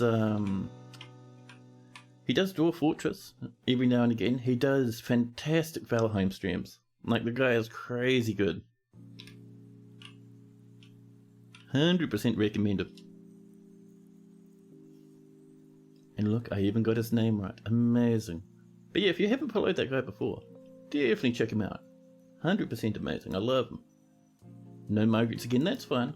Don't you worry, once we get our forges going, and we start smearing the fortress in minerals and gems, then it'll be good. Oh, there we go. There's the picture I was talking about. Check out that link Ghostbat just dropped. It's the Crandle thing. 100%. Every time I see a Crandle run up the steps, I'm always thinking about that picture. A fire beast. There goes the cabin moss. It grows back pretty quick. Actually, one thing we could do, let's come down like a couple of levels, down here in the salty clay. Let's start digging out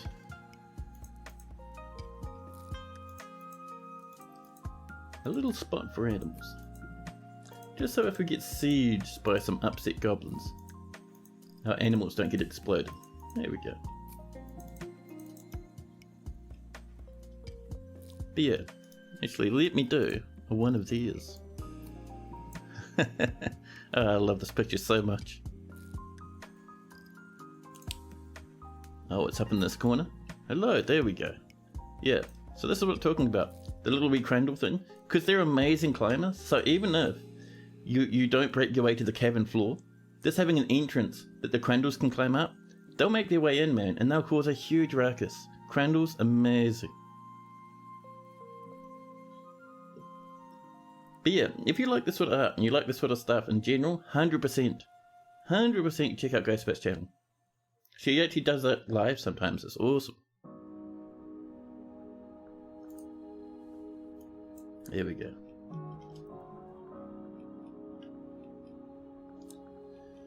Now the other thing we can do is get a temporary little setup coming along up here, just for our surface area until we get proper defences. So let's get ourselves a bit of a bridge just over here that raises up to the north. We only need a small one because I don't want to drop it over this hole here. We're just going to pop that in and then pull some wooden walls around the edge. Technically the first art you made for another streamer. I love it. That's so cool. So while that's coming in, we'll get... let's actually make sure we build this out of wood for the time being. We're going to pretty up the fortress later. For now, we'll get some date palm coming in. 6 over there, couple more of this way. And the whole point of this is if we get some goblins turning up unexpectedly, they don't just run into the fortress and kill everyone. There we go. And we'll actually link that up to a lever once it's built.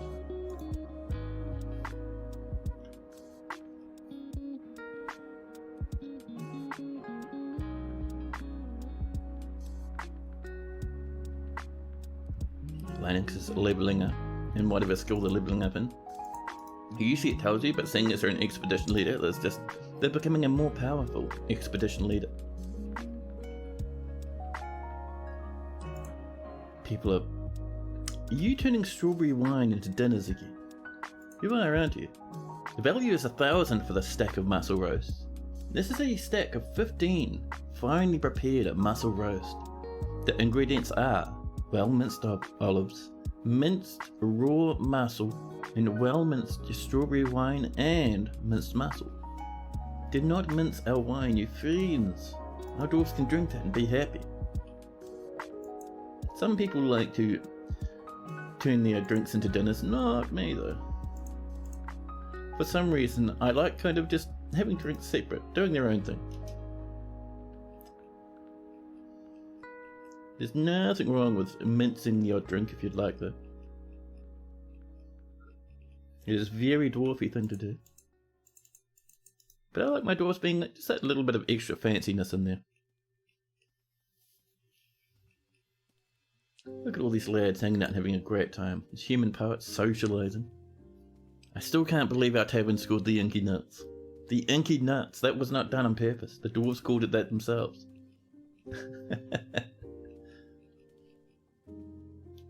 Now. How are we going over here? Oh snap, look at that. Let's get our little wee channels coming in, shall we?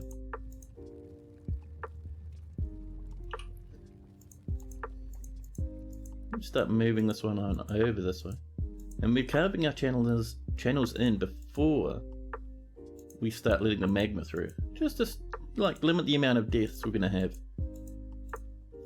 as this stuff kind of fills in. Oops. There we go. And this one last one can come down this way. There we go.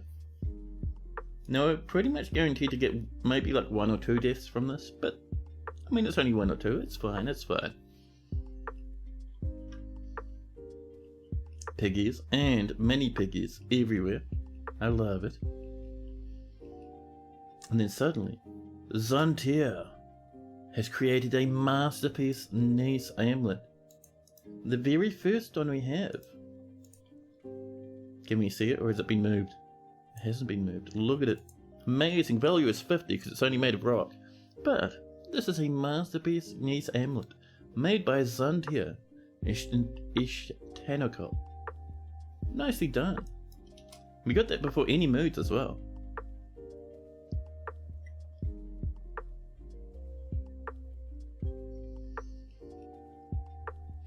So the reason why we haven't moved those yet is because we don't have quite enough population. Once we hit 30, we'll start making proper workshop areas. 16, that's a bit of an ask really to get the dwarves to do that much work. What was that little child grumpy about? She felt content after eating a fine dish. Was that really a reason to be angry? Oh, there's corpses everywhere? Yeah, that'll do it. That'll do it. Oh, that reminds me actually. Let's go into our corpse list. Corpse, corpse, corpse. Where are you? Corpses. And you'll go, all corpses can go in the bin. Just to stop our dwarves seeing them constantly.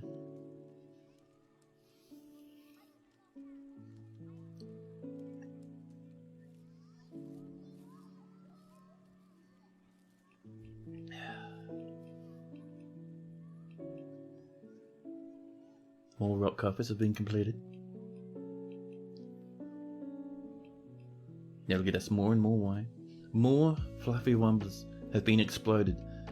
Once we get glassworks going, rather than making glass floors, I'm going to start making glass terrariums. And we will use them to stuff in fluffy wumblers. We will capture them. It'll be great. Our crafts and our cabinets are done. Should we get some of those cabinets coming in? So, BF, and then let's start with our chest, shall we? We have a good amount. Closest material, they're only made of rock. And we'll put one in here as well, just for fun.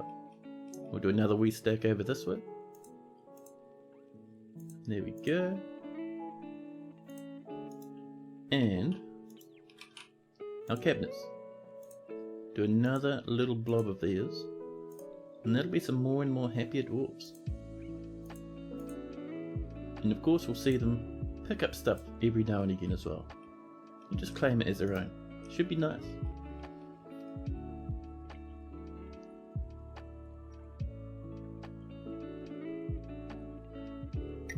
And they're already being placed. Look at that. Quartzite cabinets. Shared coffers. Man, so good. Oh, that reminds me. Talking about materials. So the cabin floor. Now, in the previous versions of Dwarf Fortress, the floor would show the material it was created of. So like a quartzite floor would be pink, right? And we can actually see that. I can show you right now by coming in and turning on ASCII. Oh, it doesn't show it anymore? Well, that's a pity. It used to, I promise. And with the Steam release, that stopped being a thing, right? Showing the colour of the floor. Tana's gonna go off and get some sleep. Thanks for hanging out, Tana. Have a good sleep. But yeah. So like I was saying, with the Steam release, we no longer see the fancy floor. That's why I'm always trying to build like floors everywhere. And apparently, in the latest Dwarf Fortress kind of chatty thing that Toadie does occasionally, he actually kind of let slip that this was done intentionally because he reckons it's going to be easier to see stuff moving around if the floor's not like, you know, the same colour as the material it's made of. Which is heartbreaking, man, because it made the fortress look so nice before in the previous versions. Now you can see screenshots from version 47 and the floor looks amazing. Hopefully they'll change that one day, but you know, it is what it is until then.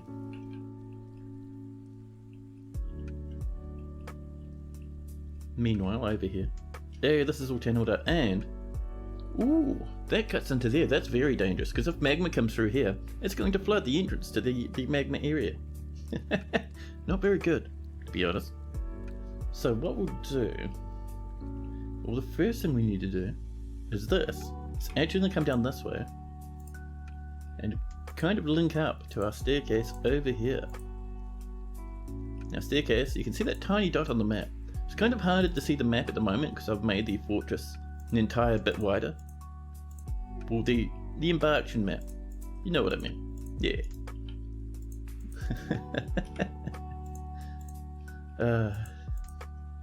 It's always like the silliest thing to me about my streams. Like I'm the streamer who's having a great time. You know, things are going well, it's amazing. But at the same time, constantly flubbing. Hey, Silent Quite the Lich, here he is. Coming in with a raid. Cheers, buddy. Good old Silent Cry has been a friend of the channel for ages. And if you are fans of really relaxing, nice and happy streams, make sure you check out Silent Cry stuff.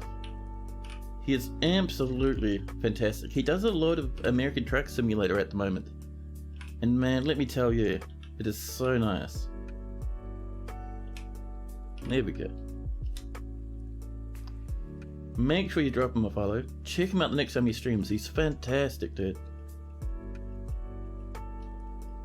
I often lurk in his streams, just quietly vibing away, having a nice wee listen to what he's getting up to. All American Truck Sim all the time, that's the one. 100% dude's amazing. Really recommend him. Oh, we're going completely away from our target. Whoops, that's alright. You just sort of make our way back over. There we go. See, we'll just claim that was on purpose. No, I don't know. And already our miners are working on this, which is cool. It also means we need to wall up down here. So once that's done, we'll get those walls moving. Grandpa's roadmap is taking forever to meet and fill even more beyond. But it's okay, you're loving the journey.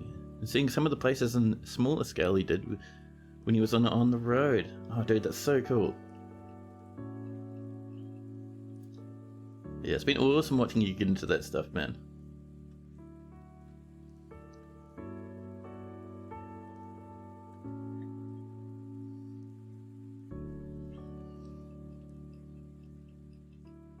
How have the deep mines been today? Pretty good actually. We've started a new fortress, which is why the population's so low. And it's in this massive, like, good biome slash marshland. So it's a Mirthful Marshland. And we've just started. We're getting ourselves set up with defences, getting our farms working. Things have been pretty good. And we've just recently found a nice big pool of magma deep underground, and we're just getting ready to start using it. It's good fun. Thanks for the shout out. Yeah, there's no worries, buddy. Thanks for the raid. Now, one thing I'm going to do is I'm going to come into our order screen to our brewing stuff, and we're going to change this from less than 200. We're going to set this to probably about 400 now. Now, you set that to 40. Amazing. Thank you, fingers. And same with plants.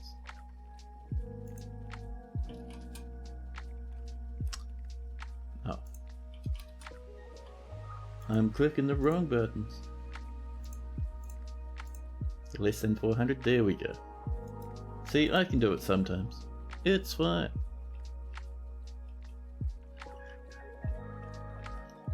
Dwarfs running around. Everyone, I think, is a bedroom at this point. We have lavish meals coming in from all directions. 1,222 food.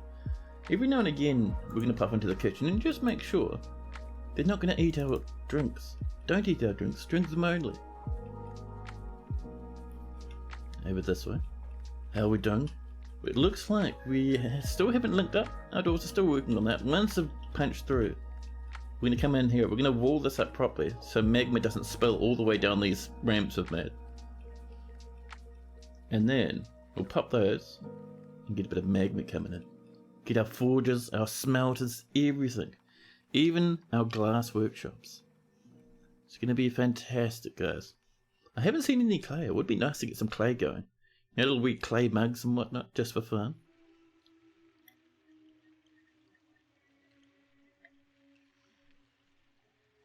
But the first things we're going to do, we need cages so we can capture animals. But on top of that, I wouldn't mind turning some of these flat into just floorings and walls and pillars. Really boost the value of your fort. It's super important. Let's also have a look in here. Just see how we're going skill wise. First off, Robol, the legendary miner. There we go. I told you they get legendary pretty quick. Others are well on their way. We have a proficient planter, very nice. The better the planter you have, the more seeds and the more plants they get from farming. As you know, it's the more plants they get from farming. The more seeds, that's from growing and whatnot, that doesn't matter as much. And let's see, our engravers is always important. We have a novice engraver. Once we get like adept or skilled, we'll start getting really into engravings. And adequate cooks. So nothing too amazing there. You're trying to decide how badly you want the queen currently. As soon as you accept the barony, it's gonna happen. Queens are massive fun. Getting any sort of ruler is always a good time. You get big fancy requests, big fancy rooms. I love it, man.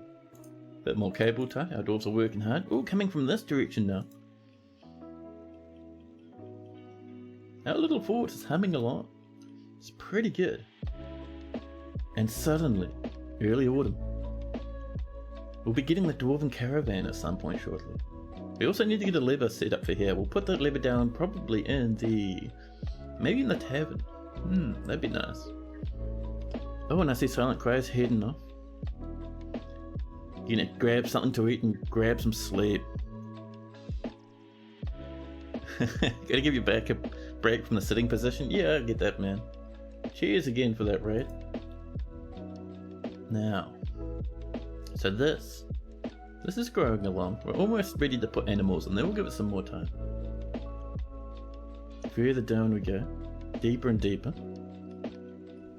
Now let's see. Our room's looking nice. I was going to do something, but my brain just completely died. Oh, that's right. We were going to put in a lever, weren't we? And for that, we actually need some mechanisms. We'll just go for a full-on 10 mechanisms. There we go. Let our dwarves work on that for a while. When they get a couple out there, we'll get that lever going, link it up to that bridge, and we'll be nice and safe. That's quite full.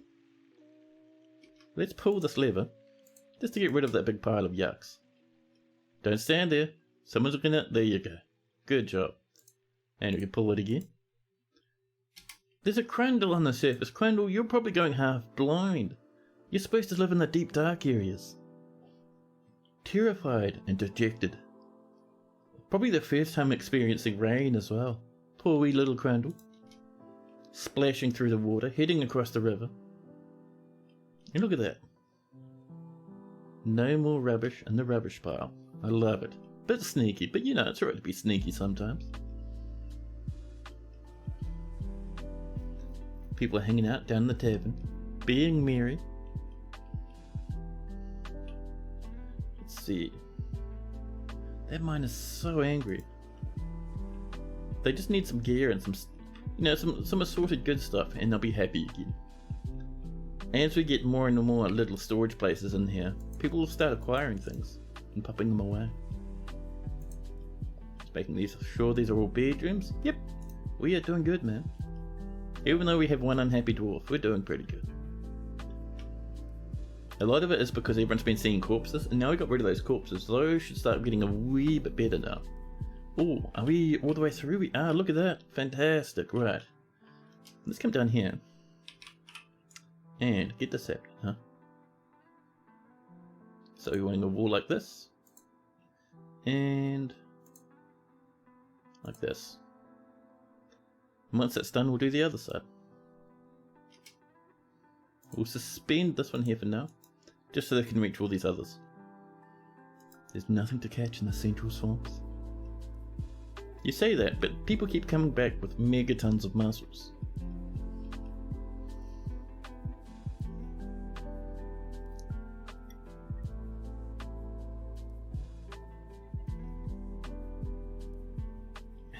I also want to try chopping down a papaya tree.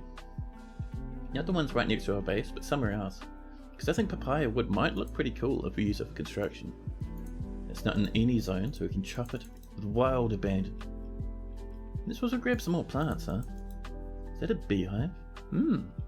We should get a hive going at some point. Like, mead itself is worth nothing, so it's not really, not really something I bother with a lot of the time. But we can do a bit of mead occasionally. There we go. The dwarves have arrived. Along with the outpost liaison, English.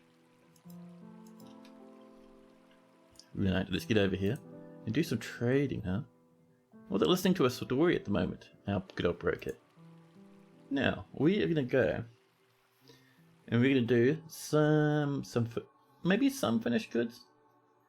But to be honest, probably we're just going to go for food and gemstones. So let's start off with some bins. We have a gem bin. We'll bring that one up. And a barrel of food. We have some sweet potato wine, but we want prepared food barrels. Look at all those mussel roasts. Delicious. So we'll get in a couple of prepared food barrels. You see how those are all hitting 1,000 exactly? I think that's mostly because this dwarf here, can't really count above 1,000. But we'll bring those up. And have we got anything nice sitting down in the pots? Ooh, that one's looking pretty good. Lime roast, mussel roast everywhere, raw mussel roast. Alright, we'll sell that one too. And maybe this bottom one, 2 olive roasts. Roughly $200, and they're saying the whole thing's worth 1,000. Well, good luck then. We'll bring that stuff up. Very important to trade as much value as you can to your parents. The more you trade, the more migrants you'll get. Piggies, continuing to pig around. And more crandles, more crandles. How are we doing down here? Oh, this is coming along. We'll resume that one, and alright, we've got one left there, and that one, and then we can do the other side. Actually, we can start a little bit on the other side right now, I think.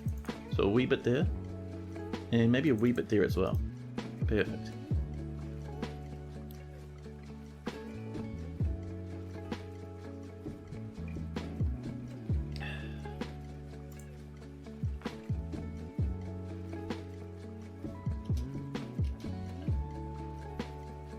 Linux has become an expedition leader once again. One day she'll become voted mayor. That's what I'm feeling anyway. Suddenly a diplomat has arrived. The expedition leader, Linux, meets with the outpost liaison, English Assaulter. Greetings, I'm your liaison from the mountain homes. Let's discuss your situation. They share there's some information happening on the world map. People will be sending armies around, people will be attacking and conquering different places, or all sorts of drama will be happening. Maybe people will hear rumours about artifacts. But in the meantime, we're going to do some trading. Let's see. We don't really feel like wood at the moment. It's tempting, but I don't think we need it. I'll ask for iron. We're going to ask for, where's that malachite? I do like trading for a bit of malachite. And some more sand as well. Of magnetite you feed. Where's the malachite? Microclan. Tempting. We'll go just for the malachite for now. We shouldn't need any more anvils because they would have brought some of them this time. Let's come down. What else we got? Sand, sand, sand. And that should do it, really. Thank you. A cat just going ham, destroying creepy crawlers up on the surface. Blasting around Mark 5, doing big, probably like just doing huge pounces. It looks like they're running back and forth, but they'll be pouncing about. Bouncing off little pots of like wine and beer. Someone is going to become a stray sow. As our population of animals increases, we'll be able to start milking them as well, which will be nice. Right, let's get our broker up. They're having a munch, but they'll be up shortly. Here they come. Sprinting up the steps, taking 2 or 3 in each big loping stride. They're getting ready to break onto the surface, run alongside the brook, and stand in the middle of the trade depot. Let's see. We'll sell 3 barrels of prepared food. We have this whole bin here full of gems. We'll shift click that, and that'll select everything inside of it. We have 11,780 value at the moment. Perfect. They also have some large food pots, so we'll sell the both of these. They have a bit of excess weight, but that's okay. We're going to buy some iron from them. They also brought in a bit of zinc and tin, just for fun. We don't want their cut gems or their blocks. or they're raw green glass. Or they're stones either, actually. We'll grab the ropes and whatnot. It says it's chains, but it's just all ropes. Some flasks, we don't have a military at the moment. A bloodthorn lazuli. We'll get another one of those. I know our visitors were using one before. A paradise nutwood off the list. Will also be a nice treat. And they brought in some cages. Another peggy cage. This is a boar though. If it was a sow, I'd be keen. But another boar, I don't know if we need it. An alpaca. We do know a dwarf who likes the odd alpaca. And we'll grab any cages that aren't worth a whole mountain. Nickel and copper, that'll be good. We have some barrels? No, some barrels. We'll grab the empty one. The other one is full of drink. We have heaps of drink already. Mega tons, we have 300, that's plenty. Spare buckets are always nice.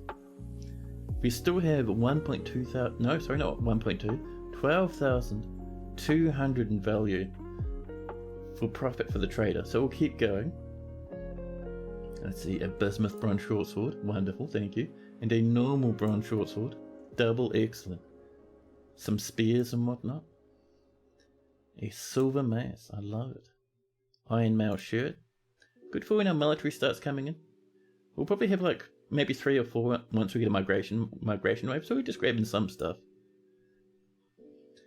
Some llama wool socks. Let's see. Some gloves, those are way too expensive, so we'll be ignoring those. A spore tree chest, look at that nice sky blue colour, along with that goblin cap one, I love it. And we have some baggies.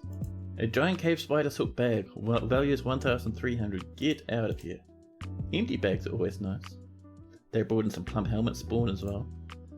Keeping an eye out for a bit of sand. There we go, sandbag. Value only 31 as well. 2 more sands. Actually 3 more sandbags. Jeez, that's not bad. Snag all of those. Do we want a bin of cloth? I think we bought some cloth before, didn't we? Well, we'll close that one then. Some more bolts that we don't need. A silken bracelet. Thank you. Some iron ambles, those are what we asked for, so we're certainly buying some more of those. They brought in some fish and some plants. Some passion fruits, but those come from trees, so we won't get seeds from them. Some thread, I think we brought thread last time. Giant cave spider silk braids.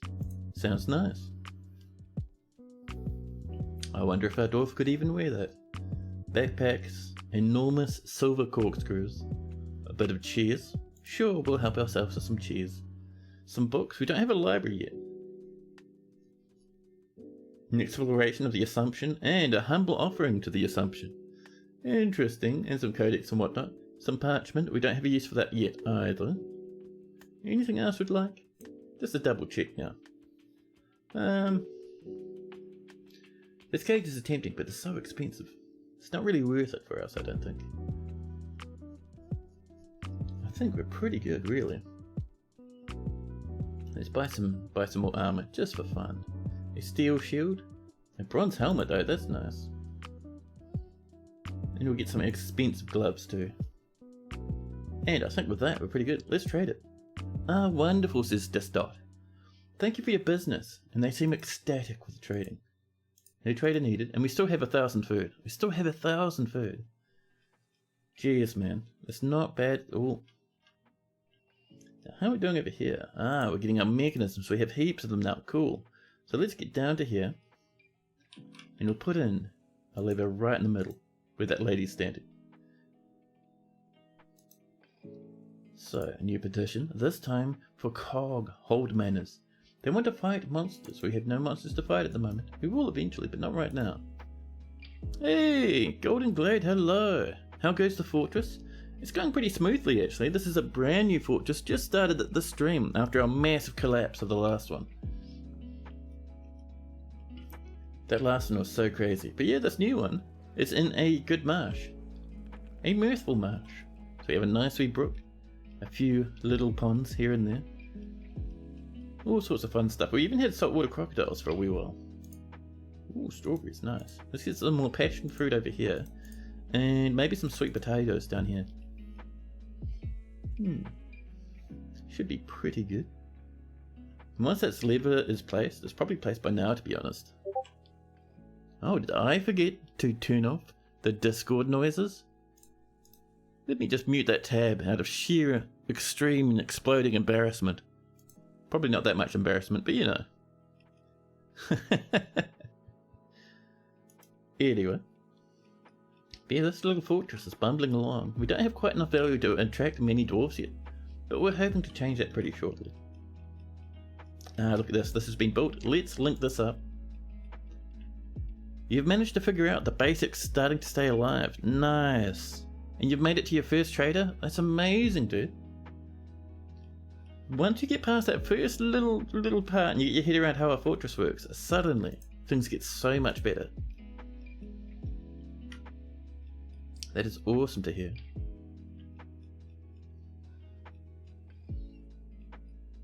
Yeah, once you get yourself a little bit of drink and food, you're golden. And you don't even need big farms either. Like these 3 farms, to be honest, by themselves, will get us like easily a couple of 100 dwarves. I mean, look at our food already, just from those 3 small farms. Does not take much. Now, how are we doing down here? Look at this. The walling in is almost done. We just need to do that. And then we can let the magma flow.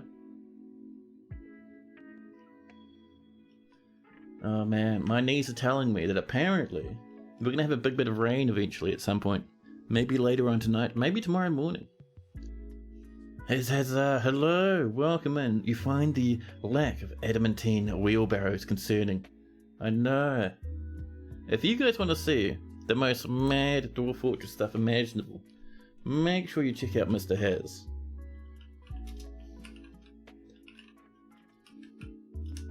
He is amazing, and there's a reason why I raid into him so often.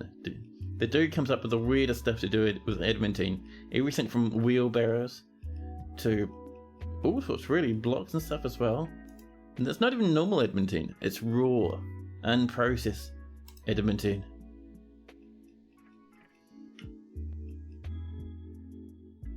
More rock coffers have been completed. Wonderful.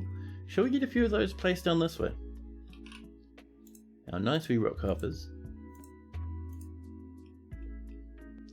And let's see, so I think those are all done. Let's get some over in the visitors' quarters, just in case the visitors would like to store their goodies as well. There we go. 1 year in and no adamantine. Speedrun ruined. Yeah. I am nowhere near as hardcore as Mr. Haz's. However, we do get up to other weird shenanigans, like seeing huge amounts of deaths and riots and temper tantrums. Madness and carnage is my specialty. Nope, the merchants will be heading off, that's fine. We've laden them down with goodies. Oh snap, you got your power back as well? That's awesome, Haz.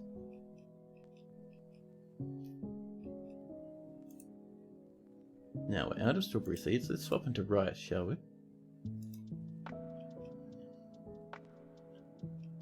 Actually, how are we going over here? Oh, we have two more little spots left to do. Brew drinks from fruit has been completed, lovely.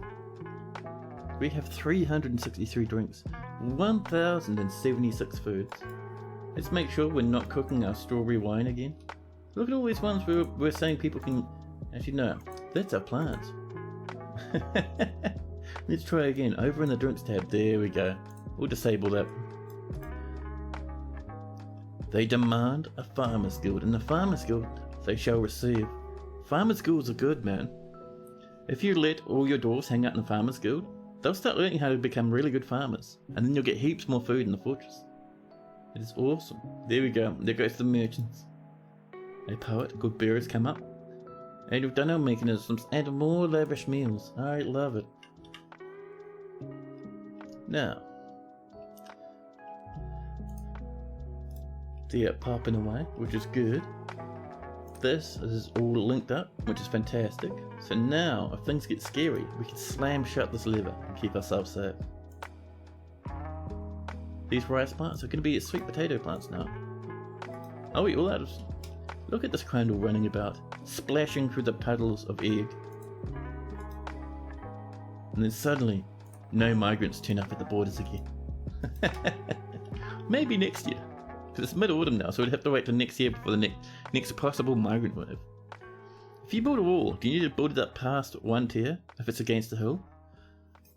Yeah, so basically, if we were over here, way up here, we have this little hill, and it rises up a few levels. So there's a few things to keep in mind when you're building next to a hill if you're building a wall. So if we built our wall here, right, and just imagine it comes all the way across. Actually, easy now, thank you. So if we built our wall along this way, right, there we go. So here, this ramp, even though it's showing that it only goes up to here, up this direction, an enemy can use this ramp to actually climb up onto this direction and on top of this as well. The other thing is there's jumping. So enemies could jump from here on top of your wall anyway. And if you built it backwards a wee bit, so back to here, and it's only this 1Z level high, some of them can still jump across that distance. And on top of that, if possible, if you build a wall here, enemies will climb up trees to try and get over your walls. So they could climb up and possibly jump across here, or they could just climb up to the top and shoot over your wall if they have crossbows or bows. So it's always good to kind of just build it up a few levels. Plus remember, some enemies are pretty good at climbing and they will try and climb up your walls. So over here you can see my little temporary defenses are not completely amazing. They'll stop people coming in immediately, but sometimes things will try and climb up. Sometimes things will come up this tree here to shoot in. They might be able to jump across that if we're unlucky. You thought fall damage was a thing? Fall damage is a thing, but they'll still jump across there. They're not falling, they're doing an actual leap. But in saying that, if you make something deep enough and an enemy falls down it, they will die when they hit the bottom. It's one of the things we might end up doing in this fortress. As the fortress gets a bit older, we'll make a big hole in the ground that will put a whole bunch of disappearing floors on top, like, retracting bridges. So enemies will try to walk into the fortress, will retract all the bridges, and they'll plummet all the way down, probably like 30 or 40 levels down, and explode on the floor. It'll be amazing.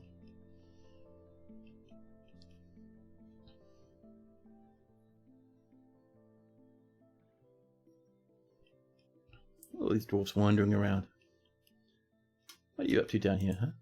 You're constructing a building. Ah, you're moving a cabinet over to these rooms over here. Oh, look at that one. Made of nice. Brilliant yellow colour at the moment. I love it.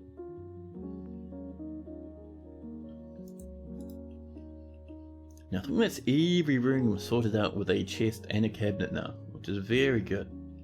That'll make for some happy wee dwarves. Now, but yeah, going back to what you're saying, Golden Glad, if a dwarf only falls like 1 or 2 Z levels, or an enemy falls only 1 or 2 Z levels, they'll probably take no damage. They have to fall for quite a while before they get really any major injuries. Maybe they'll get like a bit of a bruise or a stun, but it won't hurt them too bad. And this is done. Right, let's crack on into this magma, huh? We'll start off with this back one. Someone's already running over. We have Cobaltite and Gabbro nearby. And someone eventually will be sprinting along this tunnel. Here they come. We can actually follow them. This is our broker. Let's hope our broker doesn't get immersed in magma and burn to a crisp. They're sprinting along this tunnel. Huge loping strides. And, oh, did you see that? That was close. That was close. So they mined us out to let the magma through, but they stood on this side to do it, and when they finished mining, they ran down through this channel and up the other side, just barely missing that magma. They almost died. There we go, magma's coming in, and if we press F, we can see how deep it is. It's filling up and filling up. Things need to be above 3, I think, before they'll power a smelter or a forge. So, let's begin by just building a couple of smelters, I think. So into furnaces. Glass furnace will be happening shortly, but for now we want a magma smelter. Put one up here, and one over here. Nice and easy. Our dwarves will come down and build that in just a jiffy. And then with that, we can start smelting all sorts of fanciness.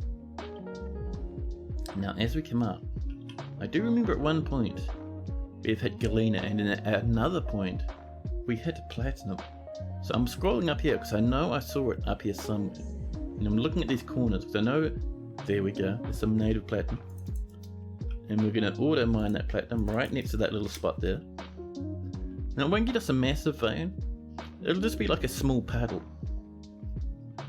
Yeah, see, just a tiny amount, a little bit of platinum nuggets, but we can smelt that to turn it into platinum bars. So smelt, native platinum. Don't want to do 10, we just want to do 4. So that's all we have. And that'll get us 4 bars, which we can use to beautify the fortress. But on top of that, if we come down further, I do remember seeing our delicious and amazing galena. Here we go. And the galena, I think, be quite a big vein if we're lucky. You may remember in ASCII Dwarf Fortress, dwarves would leap into the channel and then dig out the next square. You lost a few valuable dwarves to digging magma channels, and the same amount of replaceable dwarves. Yeah, so the same thing happens here. That's why I was waiting until right at the end to channel into that magma. You always need to be careful, but at the same time, every now and again a dwarf just catches fire. And this is something you gotta, be ready for emotionally. This dwarf churning through all this galena. For galena, we can just say galena, smelt the galena ore, and let's see, we're just gonna say, if there's galena, smelt it. And that'll get us mostly lead, but a little bit of silver. And lead is good, we can use that for flooring at the bottom of steep drops to kill anything that tumbles down there. Silver, on the other hand, we can use to beautify the fortress and make magnificent silver warhammers, and bases if we'd like. And they just cause huge amounts of damage when they hit an enemy. There we go. Look at all this silver, I love it. And if we look around, people are reciting poetry, I love it, but eventually someone will start smelting. People are praying and playing and praying and playing. Many happy faces. We still have that one angry one, but that's going to start improving, I'd say. Now, hazardous streams of numb due to excessive dwarven mining related fatalities. Yeah. Things get a bit chaotic sometimes, especially with mining and mining related incidents. More and more fish, more and more mussel shell. People are coming up to throw these in the bin occasionally. See, look at that little kid hauling away some mussel shell up here.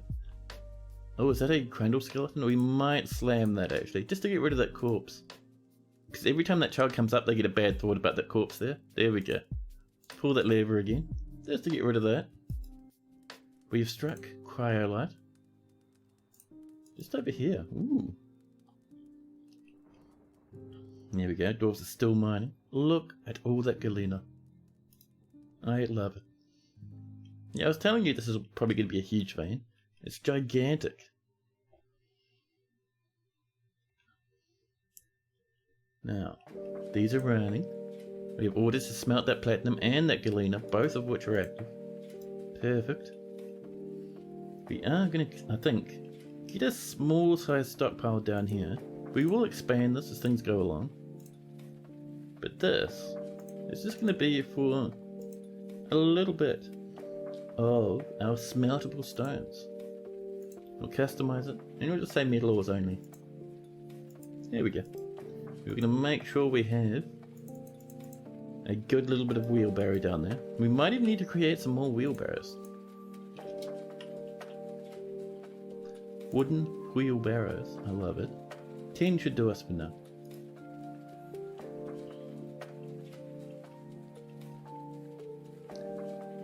It's not your fault they don't want to outrun magma. Yeah, I know that feeling. I lose many dwarfs to magma related shenanigans, especially when I set things up like this. Sometimes they'll just jump in when they get too excited. Ooh, is that some topaz? Holy crap, I won't say no to topaz, man. We'll snag a good chunk of that. Look at these miners. They are chewing through it. I love it. And table craft wayward rather. Nope, sorry buddy. A bit of rutile as well is on the way. But topaz though, that is nice.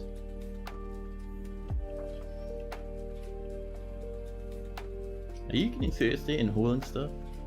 You're hauling an entire prepared food pot to the food storage area, and it's taken you so long you've become getting very thirsty. I don't feel like telling you about it, she says. She was content after eating a fine dish, enjoyment, remembering playing with a toy axe, and satisfied at work. And blissful, remembering sleeping in a good bedroom. That's a nice wee little kid. There's a little bit of Crandall sadness, but we're getting there. That's a handy door wedge. It is. Just right there. Thank you to whichever cat decided to just throw that little wee creepy crawler on the bin. Or in the doorway rather.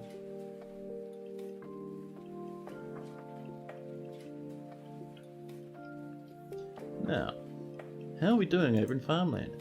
We have heaps to plant. Let's get these to strawberries. Those are passion fruit. And can we swap this to rice? There we go. We're in late autumn. We should be touching winter any time now. More rock coffers have been completed. And hopefully we'll start smelting this stuff shortly. I can already see 4 entire bars of platinum. Man, that's good. Let's come up here. And over here, near where our tables are, let's get some platinum pellets, huh?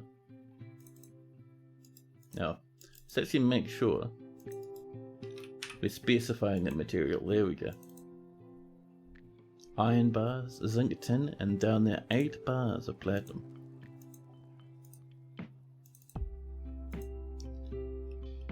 Just to really boost the value of this. Now let's see, where else could we put some platinum? So we have about 5 bars left.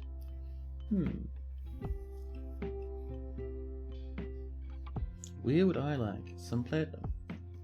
People are sitting around having a good bit of a munch. You could put it a little bit down here, like as flooring.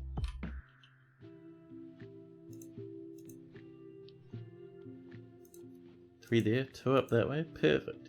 Amazing. Now there's a platinum dance floor in the middle of the tavern. Now see, more piglets are happening.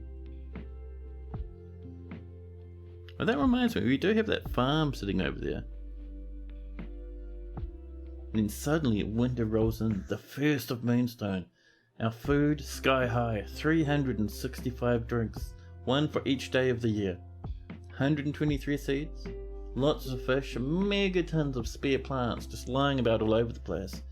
Our fortress is really bumping along now. There's our winter. Shouldn't be too long before our doors start getting these built. It'll all take them a little while. They will be fairly heavy to bring up and place in. A bard is visiting. See, they're getting excited. They're hearing about the platinum shenanigans down here in the inked nuts. Oh, someone's throwing away the creepy crawler remains. And there's nothing to catch. In the eastern swamp, someone was fishing over here. Now see, there's a little splash of a wave right there, but nothing to catch. Let's get some strawberries over here. Some rice over here, and down here, maybe a handful more strawberries.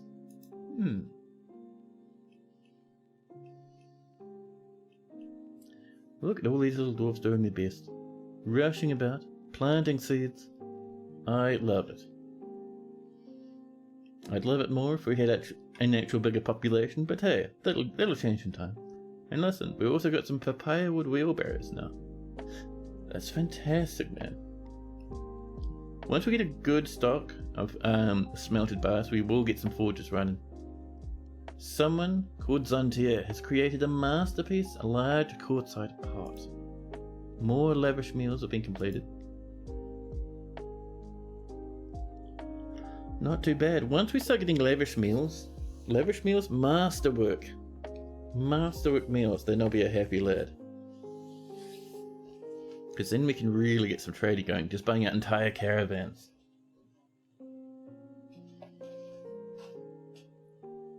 Now, up and over here, we're making crafts and a pot.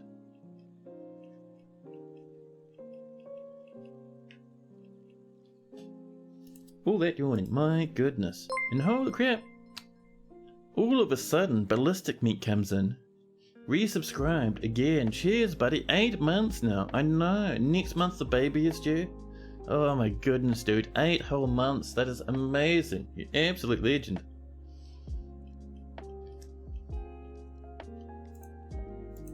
Meanwhile, Minkot the poet wanders into the fortress. More rock pots. There we go. There should be more brews, more places to put seeds and food.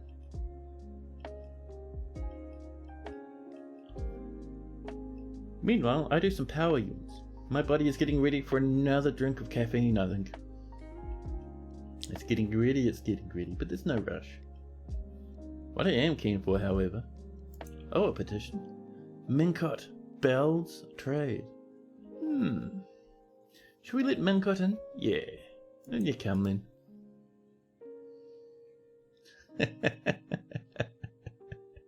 I love it. I look over at chat and all I see is goes back to moderator staring down his the poor chat member. I love it. We're getting more rock crafts, and eventually every now and again we'll be able to look around in here and just see people collecting stuff. Sometimes I'll put it away in their chest or their coffer. Sometimes I'll have it on their person. Which is why every now and again I come in and just check what a dwarf is carrying around. Especially when someone grabs a dwarf and name it.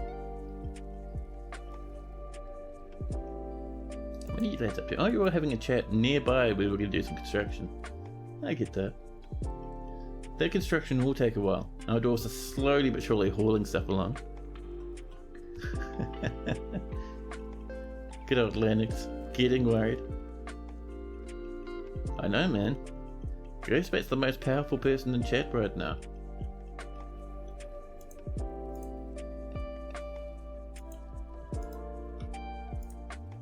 There we go. Now, how are we doing down here? These are going to be full to the brim with different bars. So those platinum bars are on the way. We have a bit of lead. Ooh, lead, man. And some silver. So lead itself, very heavy, not worth very much. Good for hurting people effectively. Once we get our big drop track coming along, put lead at the bottom, and man, you will see people explode into very small pieces once they fall down. We'll make it probably like 30 levels high, I think. And you'll probably have it sort of up in this area. So it'll come all the way down. And probably split, maybe actually on this level, which is the same level all our bedrooms are on. Should be good. There's our wooden wheelbarrows. It goes for double bonk sticks all the way across the sky.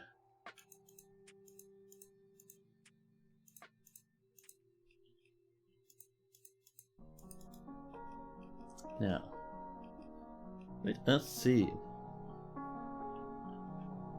I'm really liking it with how this is going, by the way. Seeing people bringing down little lumps of galena. Our wheelbarrows are getting up to good uses at the moment. Other people are over here smelting away madly. Now what I might do, so we might risk another miner's life by digging that square, letting the magma splash along there, and we'll put in a couple of little glass smelteries. There's our native platinum ore, all done now. I would like to get some terrariums, that would be very nice. You cut down enough trees that you highly doubt you'll need to cut down any more for the remainder of this fort. Fingers crossed. Oh, did we lose anyone? We didn't. We're still at 17. Very good, dwarfs. That's impressive.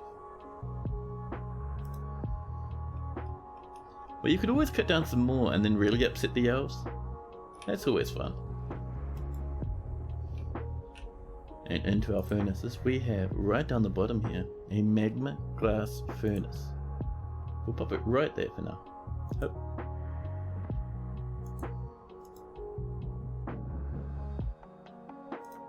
And in here we'll start making a little bit of glass terrariums to store our various animals that we're going to start capturing soon. But also further along, going to build our very first magma forge right up there, I think. Iron anvil, a piece of gabbro, there we go.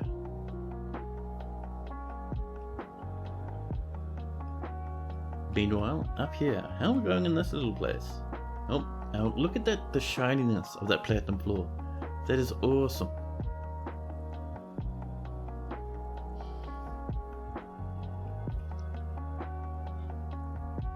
I see someone's building a little bit more.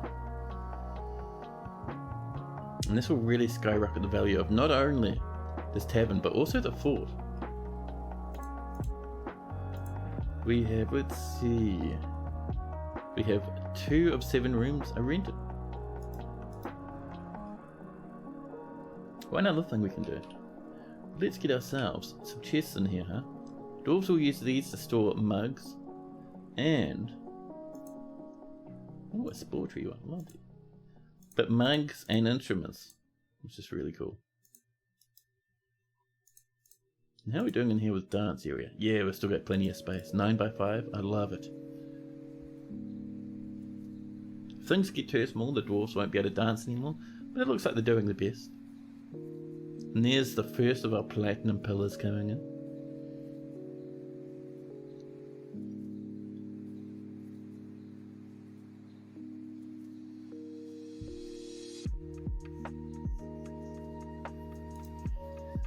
We still only have one angry dwarf, which is not too bad. No one's seriously angry, but one's somewhat sad.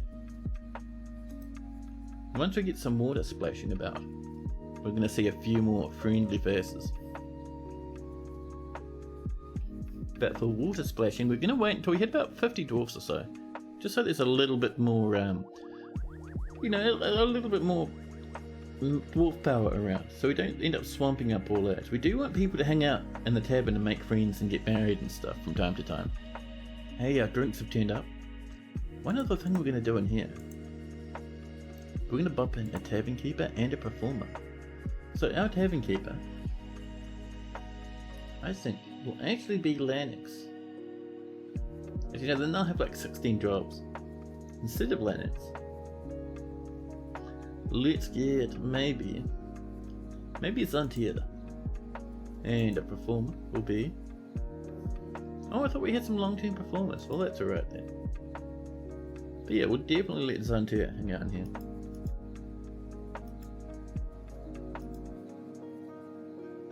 Is Bloodstone a gem? It is. I don't think it's worth very much, but it is still pretty cool. Oh, don't worry, there will be performers. Oh, there will. There will. But there's just no one to sign is all. That's fine. There we go. People are brewing away. More and more drinks. 426 now. More and more seeds as well. 65 unprocessed fish. I think our dwarves are too busy to do too much up here. We'll get those to sweet potatoes, I think. Oh, is there some kumquats lying around up here? There is. There we go, another masterpiece quartzite bracelet. Zantier, really making a name for themselves now.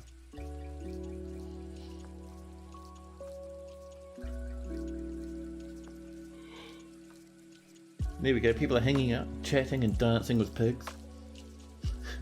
Oh, you're playing a song, buddy? You're singing away? This visitor has come to perform. She has heard the Inky Nuts was a place to entertain people. What? More rock pots have been completed.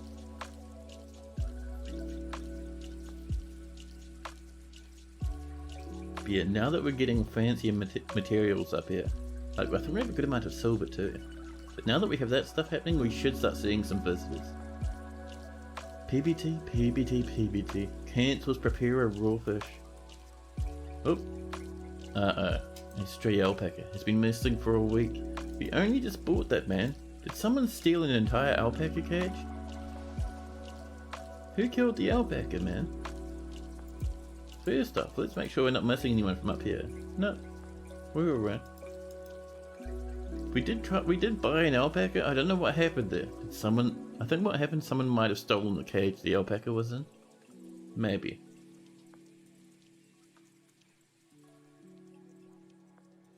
So. Here we go.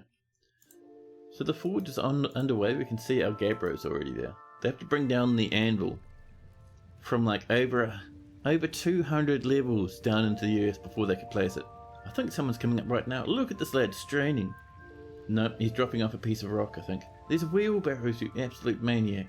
The wheelbarrows! Oh.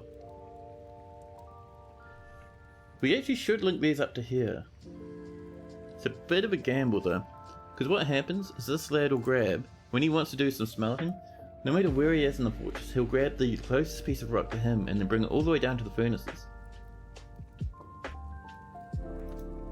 Which can be a trouble sometimes. Poets and bards, sharing many tales beyond Weakensword. Yeah, I think we'll actually link these up. So we're going to say, it's going to take from there. Done. Same with you. That is a taking. Cool. There we go. Now we're good. So now when people want to smelt, they come all the way down to here, grab an item from here, stuff it in the workshop. Nice and easy. The empty nuts. Almost the empty nuts. It's the inked nuts. So if we come down here and have a look at the tavern. The Inky Nuts is the name of our tavern, and the dwarves chose that name themselves. These are very strange dwarves, and they concern everyone.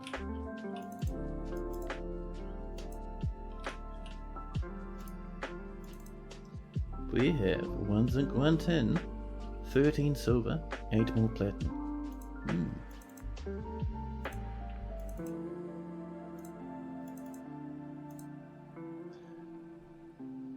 We could get some more silver, some more silver up this way.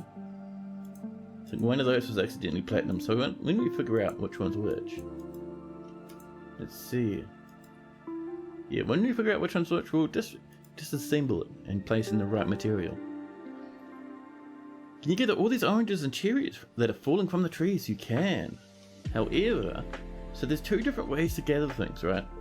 There's this one here, this button, set gathering planting orders. Where we can just, you drag it, and then there you go, it gathers actual plants off the floor. But if you go into here, your zones, you can gather fruit. This gets us this sort of thing. So if we draw it down, say, around this tree, and click accept. So we have a plant gathering area. And if we look at this, those 3 images say whether or not, the one on the left says whether or not we should gather fruit in trees, and they'll use a step ladder to get up into the tree to get the fruit, whether or not they'll get it from shrubs, and whether or not they'll get it off the floor. So if you have this one here selected, they'll grab these fruits off the floor.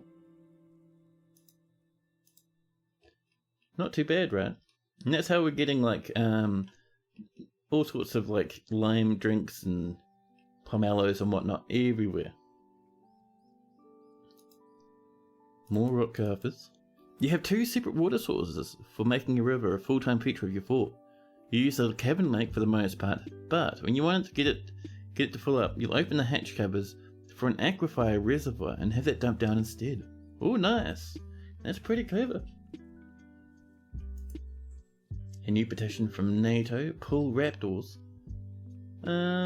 Pull raptors, that's alright. In you come. You can live at the fort. Especially seeing as we haven't had any proper migrant waves yet. But yeah, Goldglade, I hope that was helpful for you. Let's swap this one to passion fruit, huh? And this one can be rice. There we go. And we've got cotton all over the place.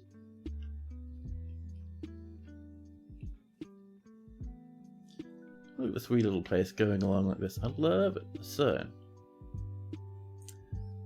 we will start making stuff out of glass. We need to wait for more people for that because I don't like using green glass. I only like using clear glass. But we do have a magnet forge now, which is nice. We can ask for some cages. And I think, as weird as it sounds, lead cages are our best bet for now. So we'll do a stack of those. And we'll use that for trapping. Why do you sleep on the floor? But don't you have a room? Nope. Why aren't you taking one of these, you lunatic? There's plenty of spare rooms. Now see our silver's coming in. Nice. More lavish meals are coming in as well. I am flat out of coffee. I don't know why I keep looking at my coffee mug. There is no coffee there to be had.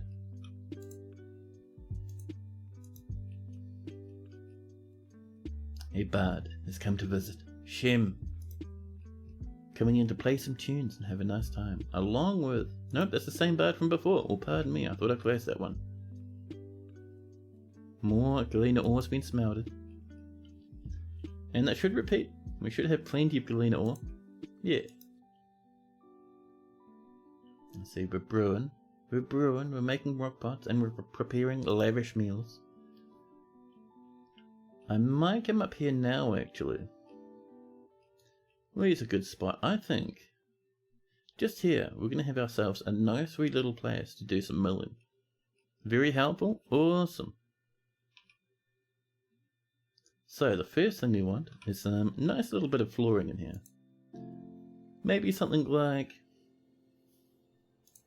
that, I think. And we'll make the floor out of wood. We have a good amount of pomelo. And a little bit of feather tree as well. And a little bit of olive wood. Let's go for olive wood for now. There we go.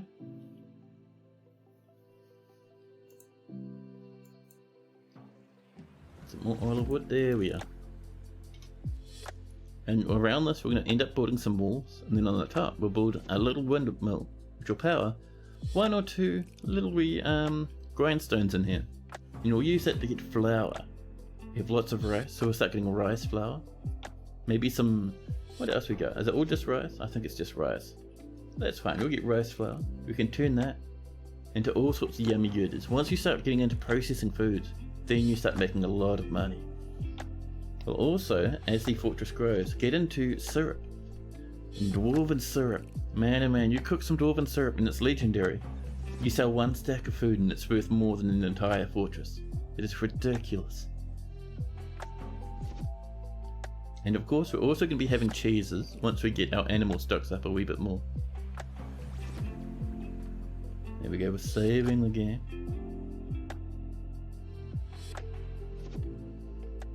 Because we're now in early spring, and will we get our very first migrant wave? Will we be that lucky? We really have to pump up volume because our migrants are coming out from way over.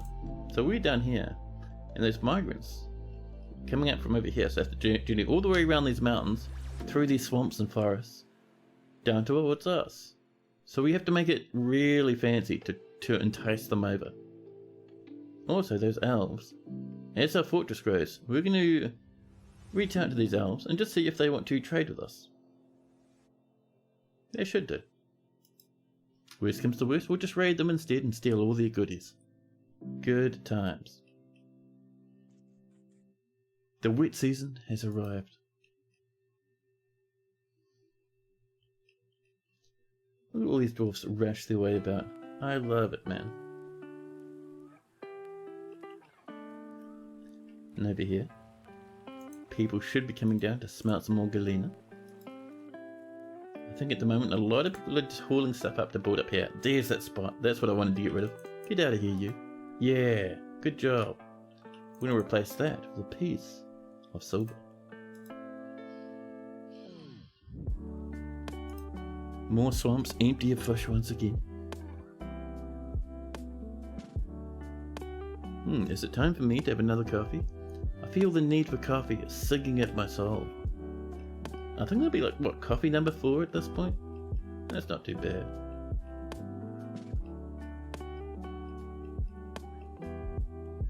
Take a wee while for this other stuff to get built, though people are working the best at it though.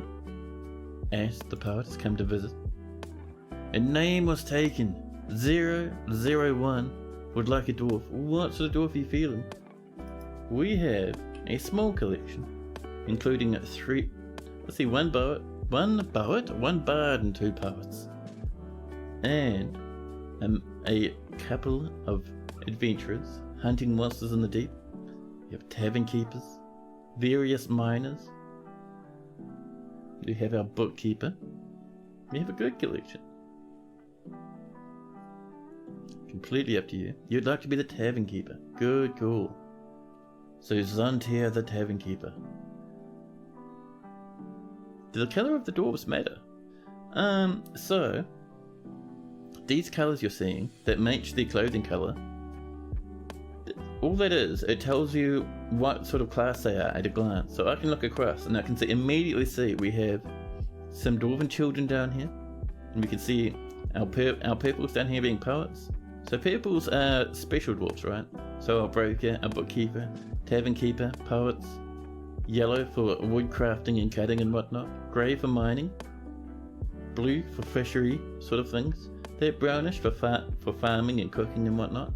So it lets you see what people's strengths are at a very quick glance. But other than that, it doesn't matter too much. But yes, our tavern keeper. You're making a rock pot at the moment, but you're also keeping the tavern. Was taken.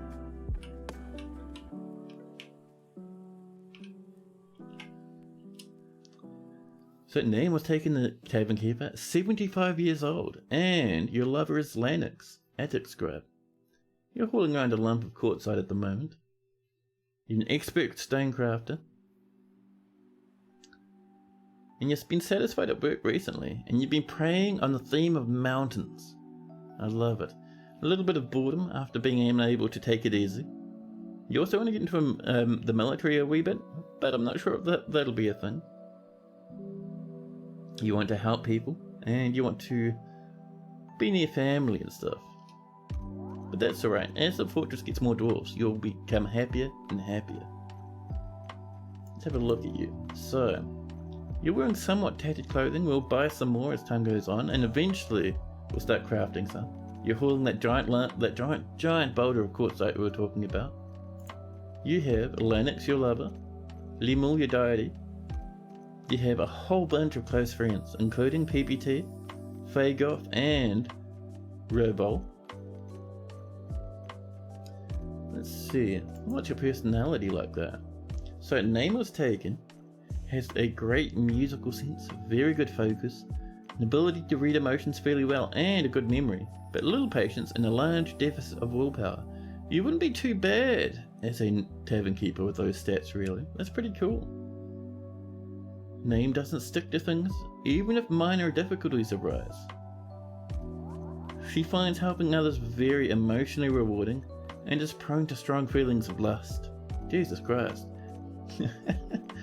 She tends to form only tenuous emotional bonds with others, and finds obligations confining. Though she is conflicted by this, for more than one reason. And Nodicasa, thank you so much for that follow, that's very appreciated. Hope you're having a nice day. Let's see, so where were we? She often feels envious of others, and prefers to present herself modestly. She thinks she is fairly important in the grand scheme of things, and has a greedy streak. Name was taken occasionally overindulges, and tries to keep her things orderly. She gnaws her cheek when she is annoyed, and tenses up when she's nervous. She personally sees concealment of emotions as a betrayal, and tries her best never to associate with such secretive fools. Name believes that it would be a fine thing if all time were leisure time, a strengthening after a new romance in 100, and sees life as unfair and doesn't mind it that way. She dreams of crafting a masterwork someday, and this dream was realized. Oh snap. A perfect wee dwarf. So, name was taken, likes native copper, gold, goshenite, gigantic panda bone, hemp fabric, short swords, chickens for their scratching, and the words of the scholarly lark. When possible, she prefers to consume squid, quinoa beer, and hemp seed oil. She absolutely detests rats. A nice wee little dwarf. And you'd like to commission a room as well. Of course. What sort of room would you like? New petition. Ming, Crest Diamonds. We already have a good few entertainers, so we'll deny you for now.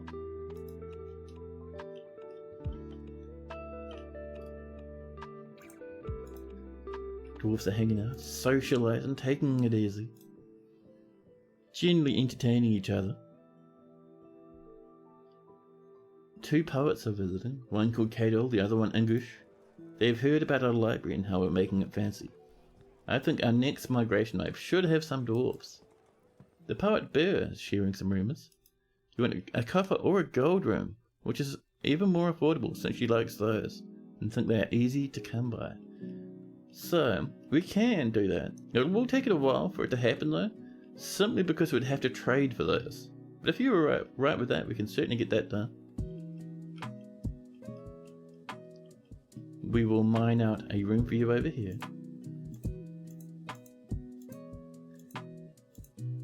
There we go. And we'll floor it in gold and probably put walls up in copper as time goes along. Now actually come over this way, off screen, or off stream screen anyway. Now bring up Notepad and just make a note of that.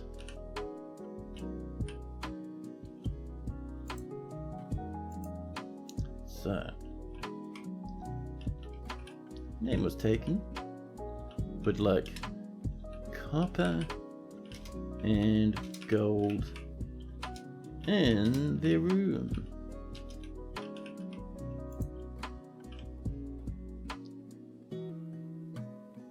Now let's see, where is my streaming folder that I can save it to? Streaming stuff.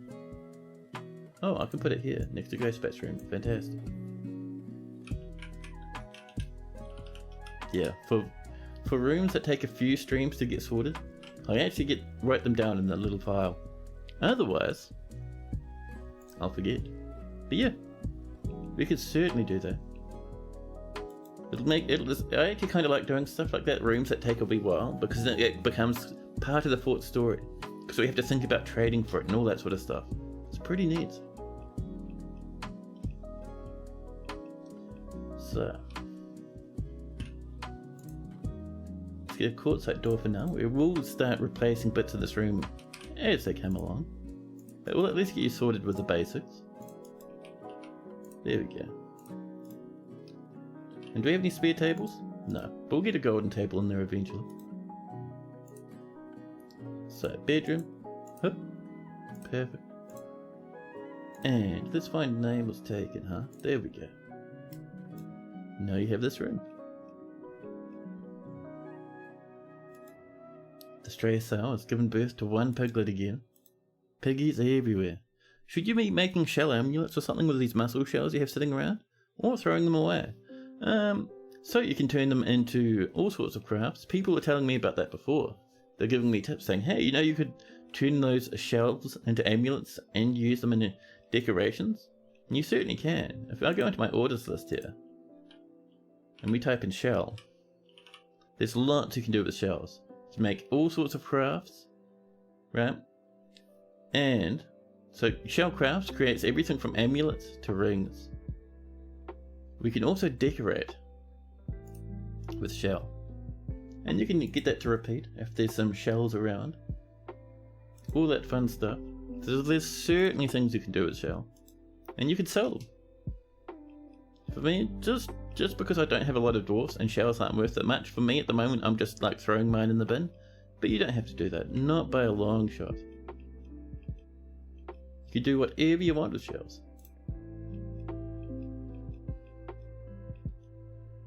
Now, there we go. Our cabinets and whatnot are coming in. What's the best approach to killing a forgotten beast? Now that's a good question. So, forgotten beasts There's a few of them that are very dangerous, so web spitters and fire breathers. Those will kill your fortress, if you're not lucky. But a Forgotten Beast, is that made of fire? If it's made of fire, it still might kill your fortress. So I can't remember, but I think you can't crash them with a bridge. Some monsters like trolls and stuff, if you try that, the bridge will just break. Your best bet, if it's not in your fortress killing everyone, make a little corridor. So if we come down here, and say we had a fire Forgotten Beast coming up towards our fort, and this is all sealed up, right? So I'd make sure there's no other way for it to come in, and then what I'd do is I'd come up, say, where's a good spot? Maybe over here. And I'd mine out a little bit of a pathway that comes around, and you want it to have a wee bit of a wind in it, just so you have time to kind of, react. And it comes up to the edge of the map, and we have a door here, right? Before you hit the edge, we put a door there, and a door maybe over here somewhere. Then we mine that out, and the Forgotten Beast will run in, and once it comes through that first door, you lock them both, and then it's hidden away in that little passage forever. You don't want to fight fire-breathing Forgotten Beasts unless you have no choice. It's a blob of fire. Yeah, it'll probably also breathe fire as well. So make sure, just your best bet is just to trap it in a little corridor, like I was saying. If it's inside your fortress, pretty much you have a few options. One, hope that your military kills it and watch most of your fortress die. Two, wait for it to enter a room that you have to kill someone, and then lock the door behind it. That's what we did with Claiborne's Forgotten Beast from the last fortress. We locked it in the library.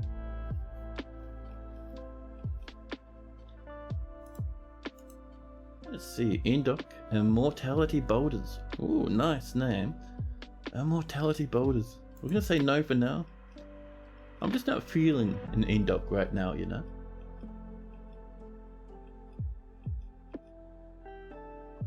Is the goal just to trap the beast at that point? Yeah, so it's a blob of flying fire. Ooh, dangerous. Yeah, so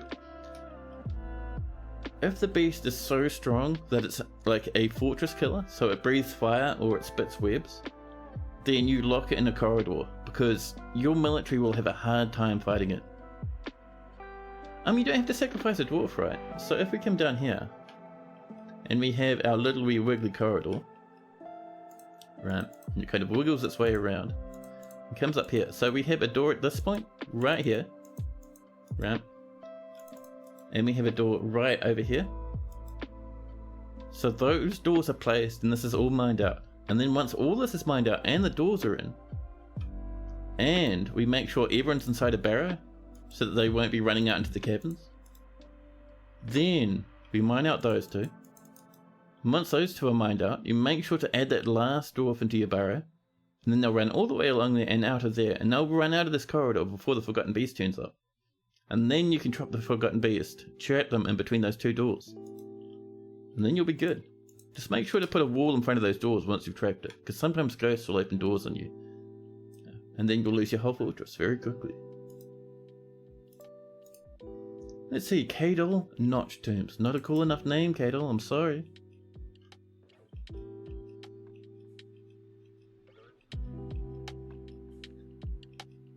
But yeah, those fortress killing tier Forgotten Beasts are very dangerous, and you really don't want to mess around with that. Okay, those are still coming. Hey, there we go, that's what we like to see. Good. Stream life. Stream life. Ah, wish. Wishes to reside in a Weakensword for the purpose of soldiering.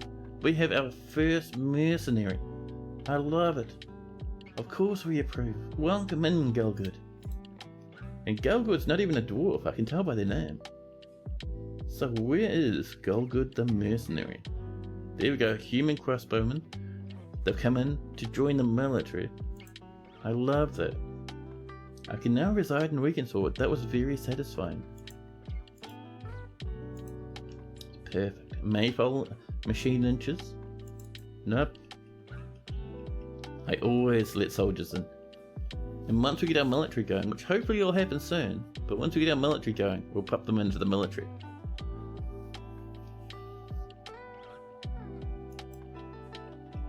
Okay, more and more of this is being built.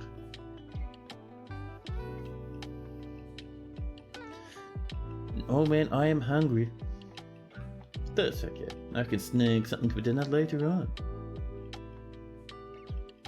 Our wee little fortress, slowly but surely, is coming together. Up here, people are brewing away. Look at all those lychee seeds. So lychee seeds are from trees, I think, and we can't plant them. So they're pretty useless. You see down here, there's no lychees at all. Now those seeds, I think we can polish those actually. If we come in here and we look for polish stones, I thought we could polish seeds. Mill seeds / nuts to paste. There is a way to deal with those little wee otherwise useless tree seeds. I can't remember what it is though.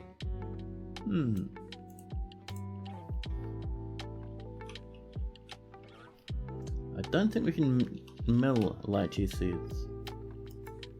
There is something we can do, because otherwise they just sit around and take up a lot of space. Our bard is visiting.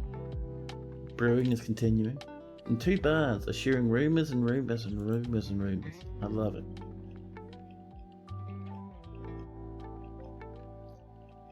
So, we're still smelting galena.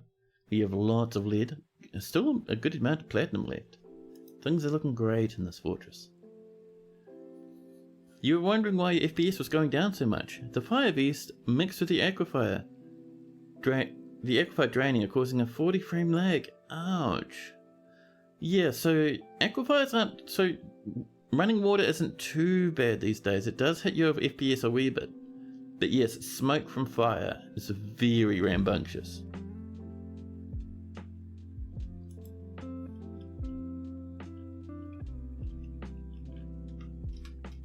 Now, all these wee little piggies. And all these random insects on the floor. Where are our cats, man? There's ticks and stuff. This is revolting. A bard called Iton is visiting now, coming to hang out in the tavern. If we look around, people are still constructing these buildings. It takes them a long time, because they have to bring all that silver all the way up. More cabinets have been completed. We don't actually need more cabinets at the moment. We are pretty alright on cabinets. Look at all this food just lying around. Mussel roasts. 421 olive roasts. The weight is 252 dwarfs. The value is 17,000. This is a stack of 421 olive roasts. The ingredients are well-minced olive, minced horned melon, minced olive, minced lime, well-minced lime, minced feather tree eggs, well-minced feather tree eggs, well-minced pomelos, well-minced lime, well-minced lime, well-minced feather tree egg, well-minced, and it just goes on forever and ever, and that's why it's worth 17,000. Onok Crowd Frills. That's a cool name. Welcome in. And guess you that Chamber Twisted. No. And there we go. Name was taken as creating a masterpiece quartzite bracelet. And we've done our cages. Perfect. So those cages, we're going to put them in here actually. So I am thinking maybe over here is a really good space. Look how much that winds on over. And it's not outside of this, which is cool. So let's remove this. We're going to replace that with a door. We'll fill that in, and then we'll put cages all along here. Dwarves are coming down to work on it. A new petition. The status of Obok Shell's Lantern. No. Shell's Lantern? Not a cool enough name for this fort, sorry. Them's the rules. That's removed. Cool, thank you. We'll pop in some feather tree logs. I'll use that one right there. And on top of that, we can start putting in cage traps. So, I'm going to build traps. And then cages. just use closest material. I think that's actually pretty good, that amount of cage traps, to be honest. And on top of that, we can pop a door in. There we go. Nice and happy. Our dwarves are so busy, they're not even throwing out this mangled Crandall skeleton. Which is annoying. We would like to throw that out. Boom, there we go. Some migrants have arrived. We can see them wandering in off the edge of the map. We had 19 before. They've heard about our platinum, and our silver, and our lead, and they are bringing animals with them, rushing in. Hearing about our stack of 421 muscle roasts. 31 population now, that's not bad. It's a wave of 11. Not bad at all. Suddenly the Crandalls.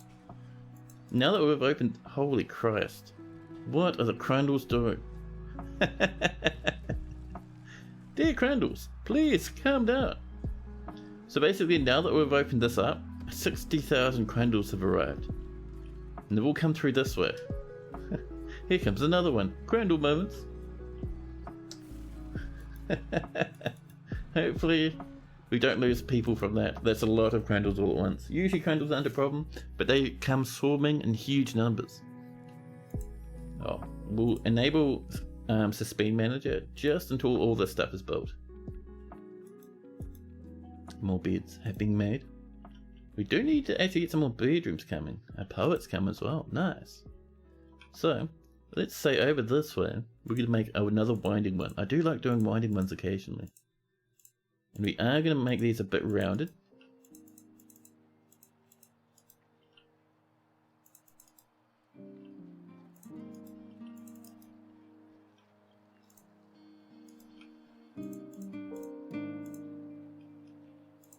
There we go. And we'll start popping in some sweet wee little rooms.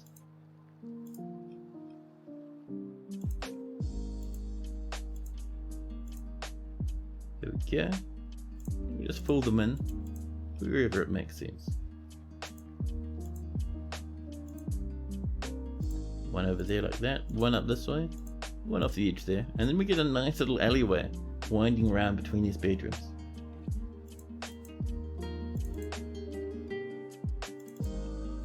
Knocking out little wee doors. There we go. See, that one is too close. We will mine that one there. There we go. A new petition. Harassed. Laboured squirted. That's disgusting. What an awful last name. Get out of my fortress. Permanently slammed and the door is locked. Suddenly the cats, hearing the fight, hearing the plight and pleas of our dwarves. The cats come running, desperate to save our fortress. Dead Crandalls all over the place. The cats, completely unstoppable. Crandall limbs everywhere. Crandall carnage and the Crandall apocalypse. People hooning about. Cat doing a good job. Destroying Crandall after Crandall. You could do it, cat. Oh, overexerted and in pain. Same with the Crandall. Wow. Ryzen wreck tempted. No.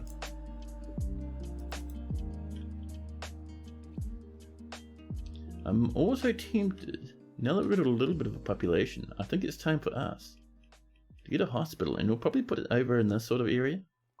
So if we come up a wee bit, we can see that this spot here is pretty good. So we'll designate this to be our hospital.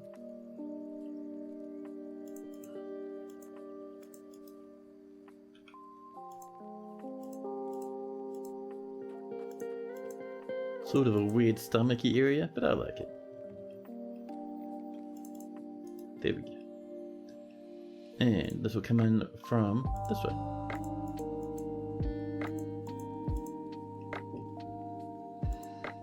This will wind its way on over.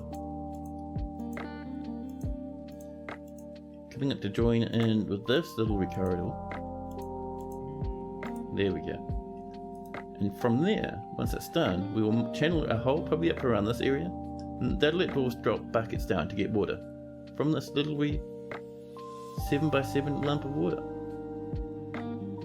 And that will be a very nice hospital. someone's created a masterpiece quartzite figurine of Edsel. Name was taken, really helping the fort out. The status of Ivan. Camp Bellies? No. Camp Bellies is not a cool name. At least it's not a disgusting name like the last few, but still. Could have done better.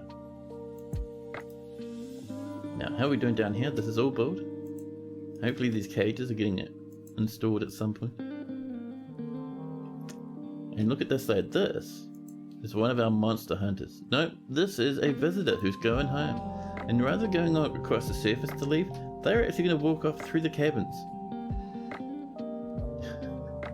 They do that sometimes. It's very strange. The cabins take a long time to breach back to the surface again, so they're not really saving any time. More masterpieces from Name Was Taken. A very, very important dwarf to our fortress. Then all of a sudden a farmer is possessed and they grab themselves a workshop. Good luck, buddy. And Sentient Potato, hello! Welcome in. You may or may not be experimenting with a local instance of stable diffusion, and you may or may not have crashed it. May or may not have caused most of your PC to freeze. Oh dear. Time to bring up the process manager. Time to kill some tasks. Let's get some doors in here, shall we? Just along this alleyway. There we go. Do ourselves a nice handful of beds, and then our cabinets and our chests. There we are. And our cabinets.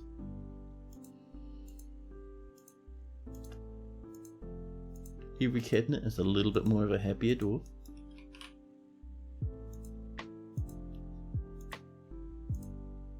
And by the way, we are, what, 2 years into the fortress now, and we still haven't, I don't think we've had one death yet. That's got to be some sort of record for my streams. You got lucky, you only need to refresh most things, no rebooting needed. Ooh, nice. You know, at what point should you be training an army? So, I usually wait until I have about 50 dwarves, and then when I have 50, I'll turn 5 of those into military. That's around the first part I start getting that going. However, always remember, there's a very powerful technique. If the enemy comes and you're not ready, if you have a little bridge to seal your fortress, you can slam that shut and they'll never get in until you are ready to fight them. And sometimes, usually they'll get bored and leave. I don't think they do if they're undead, but if they're goblins, they'll get bored and leave after about a season. Iton, Night Lens? No. We need cool names only in this fortress. Now, let's get ourselves some bedrooms, shall we? And how many is that? That is 10 more. Not bad, to be honest. You're at 15, just about to hit your first winter. Oh man, yeah, you got plenty of time. I mean, we're at 31, and we're in late spring of our second year, and we still don't have any sort of an army whatsoever. No goblins have come up to attack. You'll be just fine. Some random strawberries lying on the floor? That's fine. People are cooking away. Muscle roast, raw muscle roast everywhere. Food as far as the eye can see. And look at that, that's looking nice now. So we do have, I think, about 8 more platinum bars. So we'll get a little bit more of a platinum pattern coming along.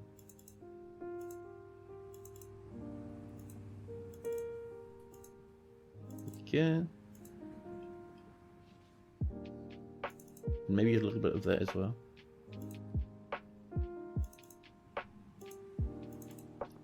And we're out of platinum. There we go. Just to really boost that room value, you know. Should be nice.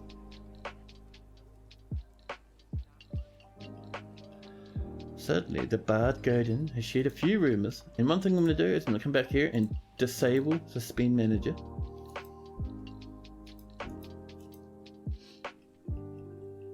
Our wee fortress is slowly but surely starting to pick up now.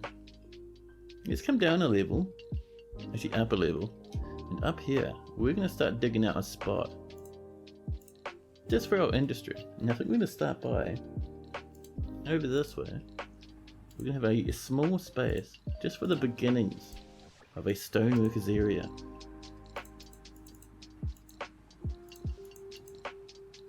And over there, there we go. Knock a few holes in for some doors. And there we are.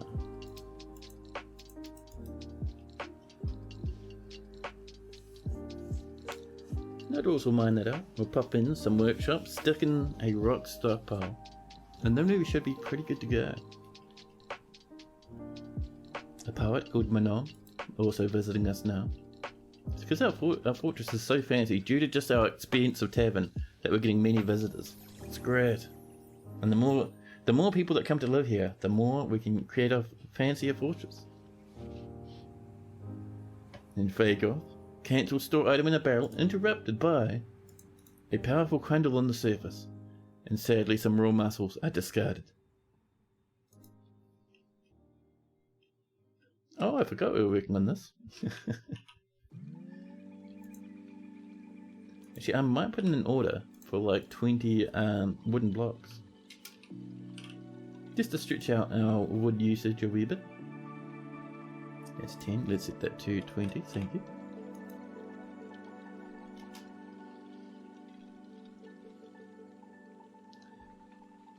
Suddenly another poet, the Duke.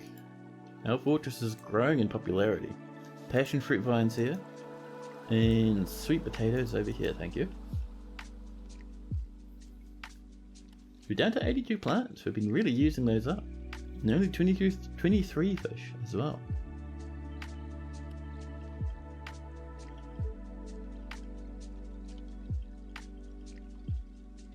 A new petition. Damas clasped howl. Tempting. Howl is cool, clasp not so much. I don't know, man. Here we go. Cage traps set up with cages to capture any weird animals coming in now, which is great. The human maceman is visiting.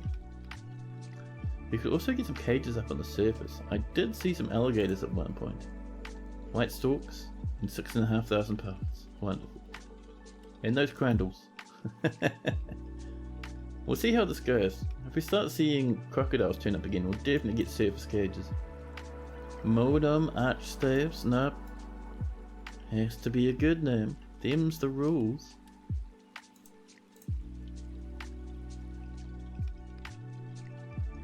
Now, we're getting more food coming in. I'm not seeing. We might be out of pots. I would be surprised though. Rock pots. Do we have a whole bunch of empty ones? We do apparently. And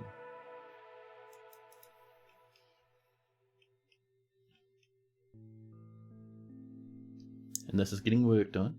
One dwarf chipping away, doing their best. This is fantastic, man. However, for the minute... Oh, the Baroness Consort of Mossruff is visiting. Now there's a cool name, Mossruff. Can you imagine if our fortress was called Mossruff? Oh, mate. However, let us, for the moment, go into pause mode because I would like to whip up a bit of a coffee, have a break, grab a snack and use the bathroom. I'll bop you guys into BRB mode and I'll be back very shortly. In the meantime, enjoy the music.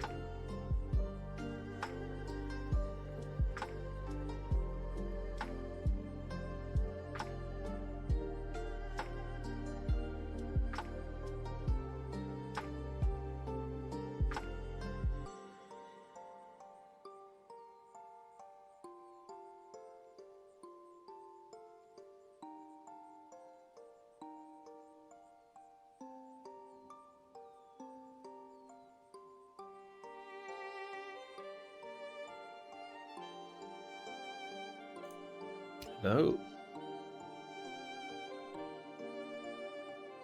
I see we're having more and more Crandall moments throughout the fortress. But all in all, everyone's pretty happy. Nope, I saw that Crandall.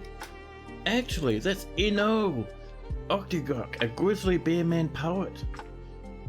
I know it's attending a meeting, you know what that means. Ono wants to work here as a resident. A grizzly bear man poet. Now that is amazing. I love that. Holy crap. We did, like, as soon as I ask, they're coming in the fortress. Without hesitation. How are we going over here? So that is passion fruits. Oh, never mind. It's early summer. We have one more migration wave, but they're not due until next season. Now, in theory, we could have the elves coming to trade with us. But they haven't sent a caravan yet, so I don't think that'll happen. There could also be humans nearby that we could start an interaction with. But from the moment, let's have a look. How are we doing here? So that's rice plants, but we have no rice seeds. We do have strawberries though. So let's get that coming in. Summer has arrived on the calendar. Look how good our food and drink is. Amazing. Our little fortress is really starting to hit its stride now. Especially now that we have actual many visitors and migrants coming in. Now we're looking good. And we've had some more clear tourmaline. I might help myself to that, thank you. Lennox can't eat, there's too many Crandalls. We haven't caught any in our cage traps yet. So those Crandalls must have been running around in the fortress for a wee while, I guess.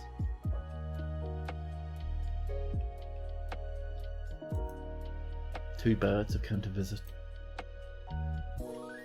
And that grizzly bear man, where'd you go? We haven't heard about them yet. They haven't asked to live here. They're attending a meeting, they're still trying. I think our mayor's, no, not our mayor, our expedition leader is too busy. Oh, I'm seeing an alpaca wandering about without a place to live. So this is our new paddock. And this is where we'll stick our animals, down in this damp cave filled with fungus. I'm going to start popping animals in here. So, the ones up on the surface we'll bring down. And let's see, we'll also make sure to pick up the baby lamb, the donkey foal, the alpaca. Those piglets don't need to eat grass, so they can just wander about the fortress making a big mess. There we go. The human maceman and the poet Daduk and Utke are both sharing more and more rooms. And this up here, this wee little mini paddock, we'll actually get rid of this now. We no longer need that one. Crandalls everywhere.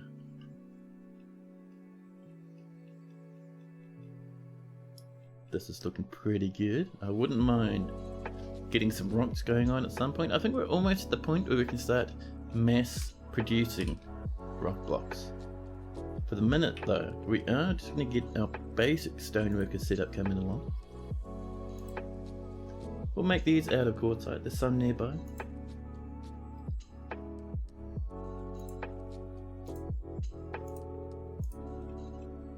Yeah, I think 3 will do, and we'll have a nice big blob of a stockpile over here. So, something like this. And because I'm weird, I like to round out these edges sometimes. There we go. And that's going to be stone, and we're going to say no metal ores. Economic? No for the most part, but if they bring in chalk or marble, then it's fine. Or limestone. Or dolomite? Yeah, that's fine too. Everything else can sit where it is. Other stone is great. And we don't want any clay.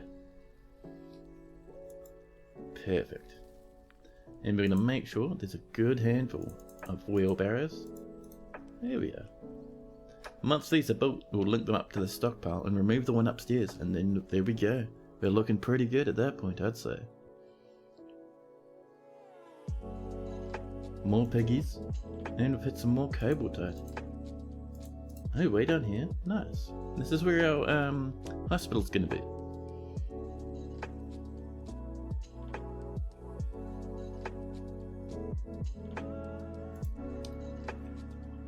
Good stuff.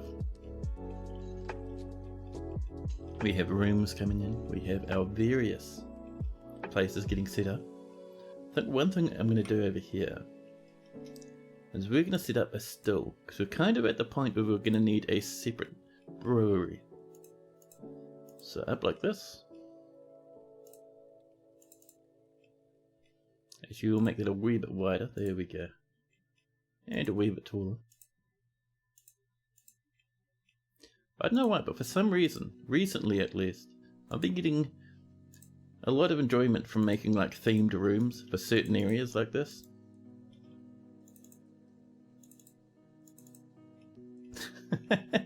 A wee little muggy for the still? Come on, that's cool, right? We'll have our entrance over here.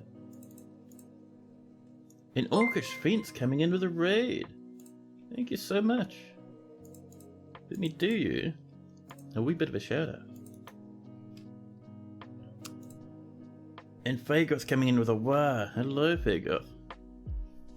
How was your stream? Hope you had a pretty good time over there. Orcish fence. There we go. Oh, I've mistyped your name. Let me try yet another time. I'm getting pretty infamous for shouting out people incorrectly. It's pretty good. Now we should be good. Yeah, there we go. You had a good stream? Awesome. You got some more Baldur's Gate 3 in. Oh, snap. You know, something miraculous happened to me today in regards of Baldur's Gate. I didn't play any. I was so busy playing different video games, I never got around to it. It's a good game though, man. So much fun.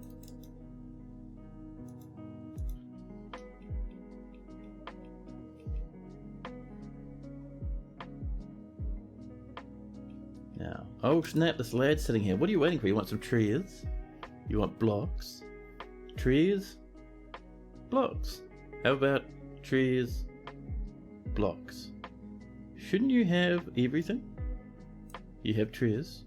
You know what we haven't done? We haven't made any blocks. Not even a single one.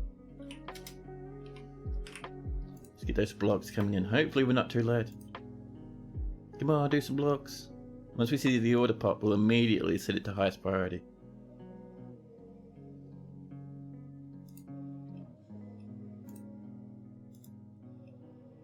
So, manager, there we go. Highest priority, please. Rock blocks yesterday. And these are looking good. We are going to link these up to our stockpile. So, we'll take from here. Done. You. We'll do the same thing. Done. And this one. Here. One of these right from here. Done. Perfect.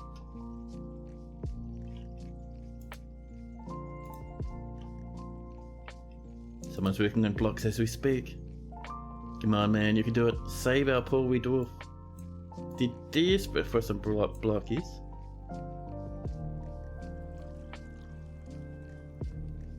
There we are, quartzite blocks. That's what we like to see. What? Oh, you're working now. There we go. Doosum has begun the mysterious construction. I love it. Thank you very much. We have saved that dwarf's life. No longer will they start falling to pieces.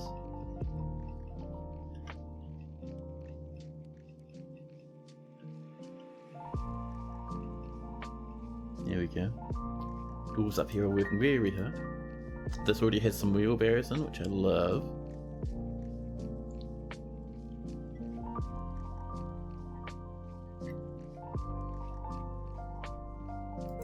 New petition. Eaton players. Whoa. This is the bear person. Eaton players. What a name. Welcome into the fortress. Of course we're going to approve that. That's amazing. And if we look down here, There we go. Oh no. A wee bit sad. What's up, buddy? Satisfied after being granted residence. Oh, there's corpses around. And retching on miasma. Ah, you'll be fine. The farmer has created Ganast Itomagas, a date palm wood puzzle box. Ooh, a puzzle box. And you claim it as a personal treasure. Good job. We now have a grizzly bear man poet. That is amazing. We're gonna give this lad a room, just to make sure they have one. Oh, these will be grabbed by visitors, and that mace dwarf. Here's an empty one. Where are you? There's your room. Good job, Ender. So let's have a look at this nice wee little artifact we've just created. It's called Dish Saber, the innocent hole.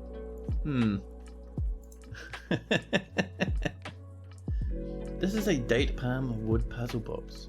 All craft dwarfship is of the highest quality. This object menaces with spokes of quartzite. On the item is an image of knowledge and more, the Moss Agart bound codex in date palm wood. That's not bad. Not bad at all.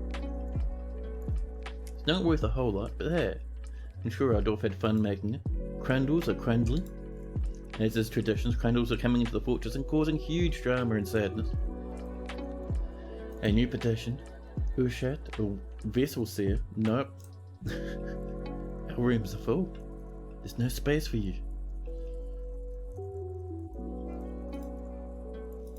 Uh-oh.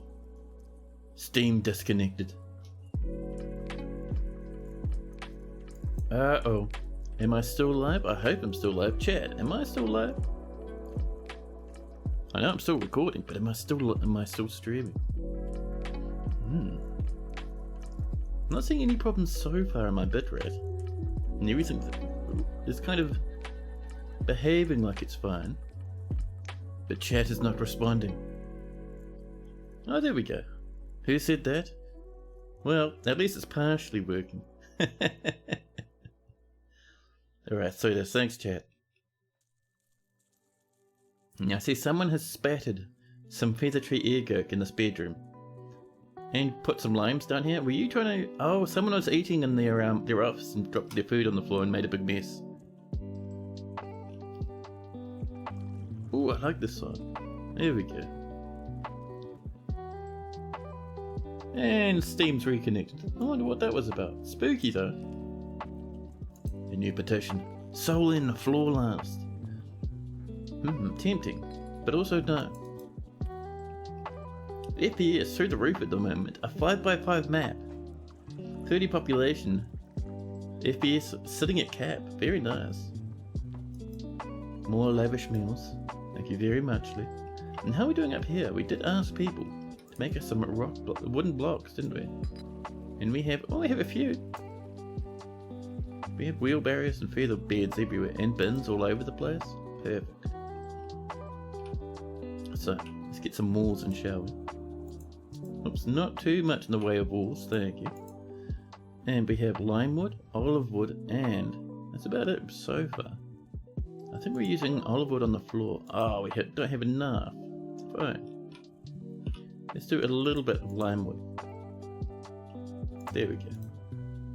We might be low on wood, I'm thinking.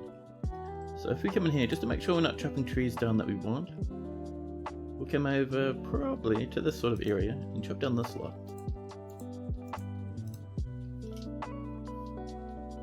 The crandles are still crandling.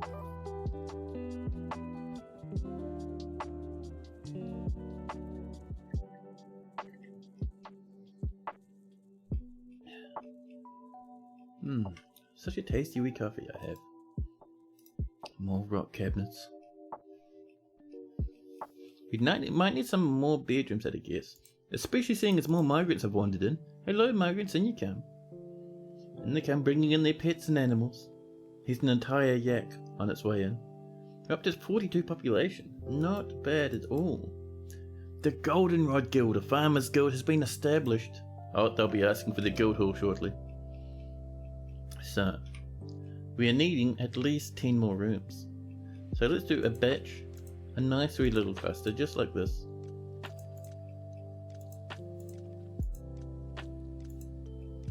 And 5, which will be a nice big square one like that. We'll mine up over this way. Get the stuff coming along.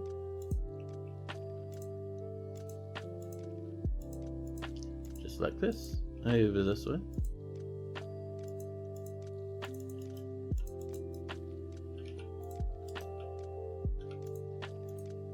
There we go. It's our first group of 5. And I think we'll go for about 15 rooms to be dug out at the moment. Over here we'll do another wee group.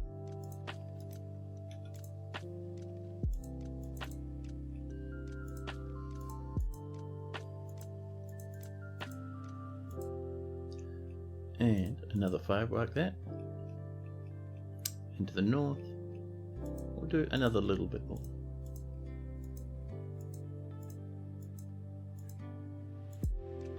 There we go.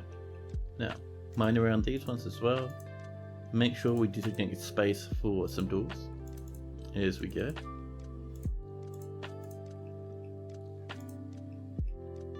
There and there. Perfect.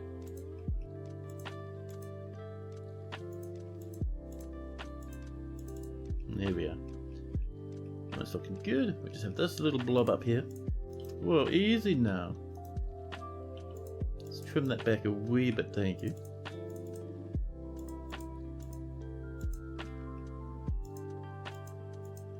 There we are. Bring this stuff in around the edges.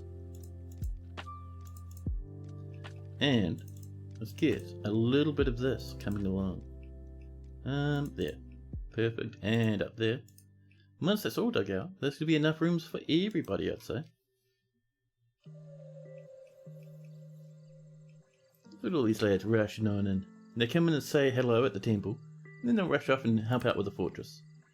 The Goldenrod Guild has many members in Weakensword, and now requires a guild hall.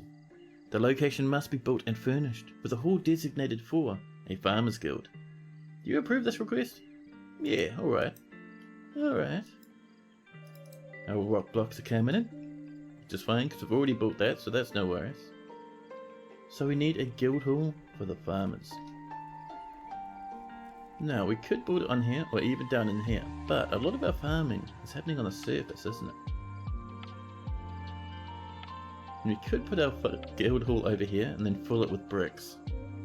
That'd be nice actually. So I reckon our guild hall will be over this way and kind of like straight around the side of this one. Just for fun.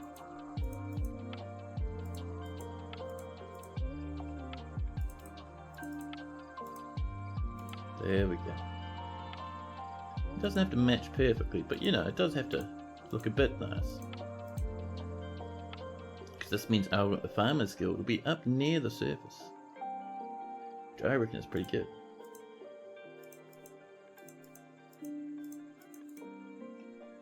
Because the surface is where we're doing most of our farming. So we'll get that mined out, we'll put in heaps of flooring, maybe a few tables and statues and whatnot. Should be good. Now let's also have a look at our new entrances, see what else we got going on. We got, I think, one more miner has turned up, which is cool. A new woodcutter has joined in. We have a handful of farmers and whatnot who are good at hunting. We'll get one hunter, I think. Kabuk over here will help. We have planters, nothing major. People are doing their best though. Here, new fisher dwarfs. Ooh, 3 of them, I love it. No fancy engravers, and 1 competent cook. We're getting a guild hall. Well, I mean, we could. we could have a hall specifically for gelding sad animals. Bastan Dress Rises. Bastan, what are you even doing? What sort of a name is Dress Rises, huh? Where's Bastan? What's the betting they're a human? Bastan. I don't even see their name on this list. Diduk. Ah, there we go. Bastan, the Baron Consort. Listen, buddy. I know you're proud of being a Baron Consort, but there's no reason to call yourself Dress Rises. And come on now.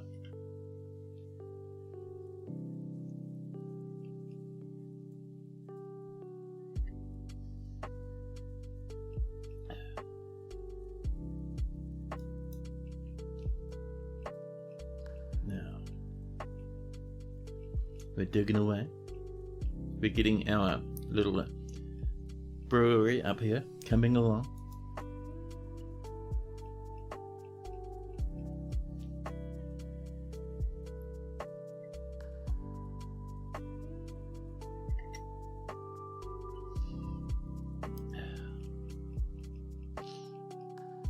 Our kitchen's doing its best. We have 1,696 food, 427 drinks.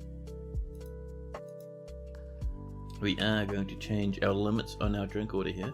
What's it set to at the moment? 400. We're going to set that to maybe 2,000 for now, just to really get that cranking. And this one will be the same. There we go. Because 2,000 is really what you want for a fortress that can hide itself away for a while. The poet Amos has shared a few rumours. How are we doing up here? This is built, our lime wood, on top of our olive wood floor. We have one more lime wood block, a little bit more olive wood, and some lychee wood as well.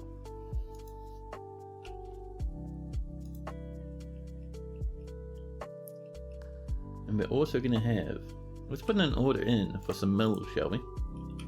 We don't need heaps, but I think maybe, I reckon for now 3 will do.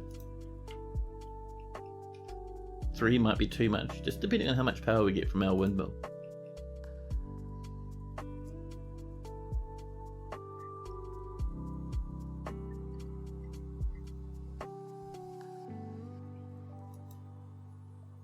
Crandles are still, after all this time, crandling. I don't think we've caught any yet. We've caught nothing so far. Those stalks are still around. People are playing music and reciting poetry. And, heavenly, heavenly. People up here gathering some plants. Nice. No one's gathered anything quite yet. They're doing the best though. How about you? You got somebody? Oh, they did for a second. I saw something there for a second. Were you crying a little? Just for a minute? More gems have been cut. That's what we like to see.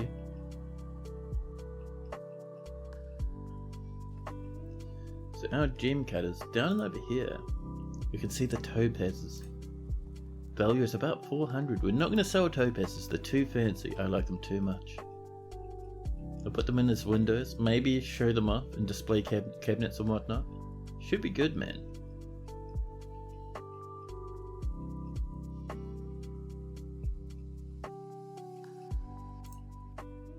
Our doors are working hard, making millstones and whatnot. Now this middle one here, we're going to give it a specific job to make rock blocks, I think. We don't want them all doing it, but this one should do it. Oh, we did it wrong. Work orders, there we go. Specifically for the shop. We want rock blocks, perfect. And we're going to say, if there's rock that we can turn into blocks, turn it into blocks. There's our milestones. I love it. And let's go into our machinery over here and pop in our millstones.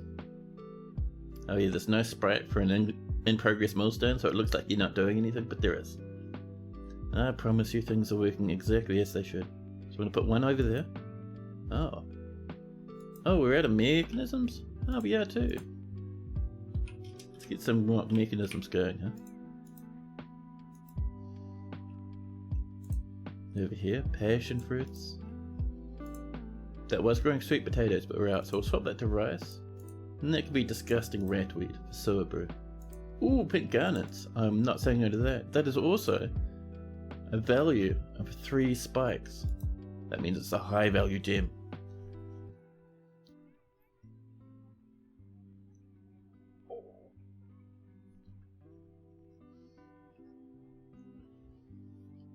We've also hit some more clear toilet meats, which is always nice. Human Lasher is visiting. The status of golden plank enjoy. Nope, no enjoying planks in this place, sorry. Them's the rules. Oh, let's come up to our farm over here. Our little paddock. And just make sure we're not missing anyone. Because we did have that migration wave. So we got a yak calf. A little cabbie bull. And I think that we should be pretty good, really. I mean, we have piggies and dogs and stuff everywhere, but that's fine. This is still coming along, which is worrying. What are our miners up to, huh? You're digging. Oh, over here. And everyone else is doing a million other things. I'm gonna say this miner and you can help out with digging as well. There we go. You're out for the night. You got a wedding to attend in the afternoon, and you got to get some sleep. That's all good, man. Have a good sleep. Thanks so much for tuning up as well. It's always nice to have you here, Lennox. Enjoy your wedding tomorrow. Well, enjoy attending the wedding tomorrow. There you go. Oh, a cat tame. Numel, after killing so many crandles, Numel has fallen. We'll throw Numel in the bin. More Gleaner, it's been smelted. There we go, someone's coming up to throw that corpse in the bin. Let's make sure, talking about corpses, let's make sure we don't have some spare crandles ready to go. There we go. Just to kind of avoid as much of that trauma as possible. And over here we have some places for some beds. There's bedrooms coming in. There we go. Our cabinets. And then finally, a nice wee, fantastically excellent looking coffers. Place them around, and with that we can seal them up with some tools. Nice and happy, there we are. And bedroom. Oh, there we go. That's another 5. We've struck some more clear taller men. I'd also working hard on these rooms, man. I love that. Another power. Kid Bomber Cadet has come to visit.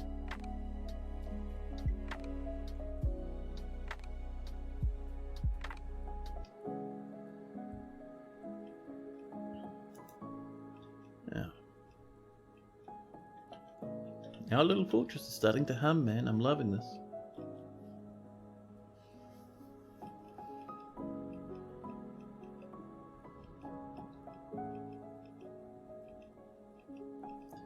Just having a look around, we have pig ears, we have some lice, and probably some slugs and stuff up there as well. These are still happening. I think they looks like they've been suspended. There may have been some crandall drama involved in that. A poet is visiting. Our dwarves are eating. Perfect, perfect. I think next migration wave, we're going to get 10% of our fortress into the military. Just to get the very beginnings of some training going on. A little bit of fruit drinks have been brewing around. We still have 291 plants, 1,846 food, 443 drinks. Now, oh, is that crandall blood? It is. Let's have a look. Do we have some nice way? That crandall always approaches every time. Terrifying. We have lychee, olive, featherwood, and one piece of lime. We're going to swap back to, I think, those lychee should be nice actually. Let's do some lychee blocks for these walls instead. It's a wee bit darker, but that's okay. We have a very light floor. Now,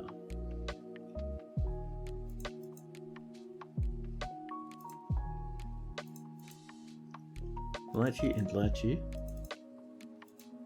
Oh, that was a log. Whoops. There we go. Sometimes logs happen. More covers. Human dancers are visiting, and the poet Amost has shared a few rumours. People are sharing so many rumours. Is there a war going on? And let's pop in a piece of olive right there. The bard has shared a rumour from abroad, and look at this, lads are rushing in, getting these walls up to go. Perfect.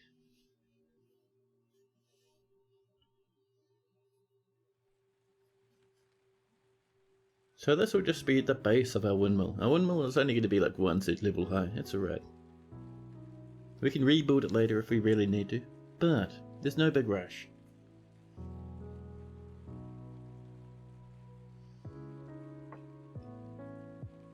More rock pots have been completed. Don't you stand on that, you absolute menace. I saw that. Did you see what that dwarf was standing on? Getting up to trying to block off their compatriot, who is also building those walls. So up here, we need some steps. And we're going to make those out of, maybe some featherwood for fanciness. New petition. Ibby murder charms. Holy crap, Ibby murder charms. Listen, we're not going to say no to them because their name is Murder Charms and I'm private. What if they murder charms us? Ibby, are you going to be okay with us now that we've let you in? You're a human maceman, monster slayer. Why are you still sad, buddy? You're constructing a building? I wouldn't feel comfortable getting all dressed up. Oh, you're seeing corpses, smelling my asthma. Bit of resentment there. You know, don't you have a room? You do have mega quarters. Listen, buddy. Oh, Kibbit whipped brains. Holy crap. Yeah, we're not saying no to a whipped brains, that's awesome. Suddenly, a herbalist lore has been possessed.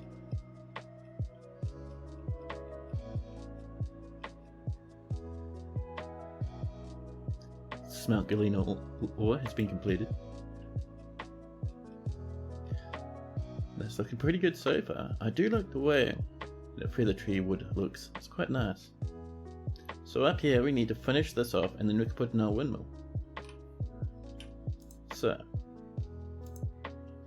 we're probably just going to go for lychee because we have a whole lot of it.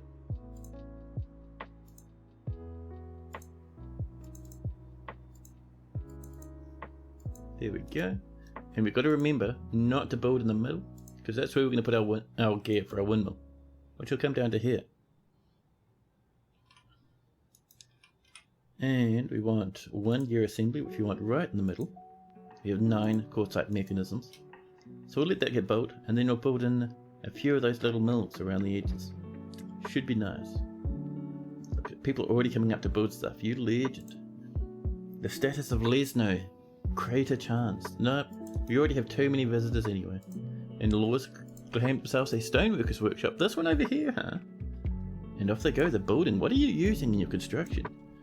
A huge boulder of quartzite, some rough clear tourmaline, and some cut cushion clear tourmaline cabochons. Good luck, buddy. Could you imagine if they came up with a door or something? That'd be nice.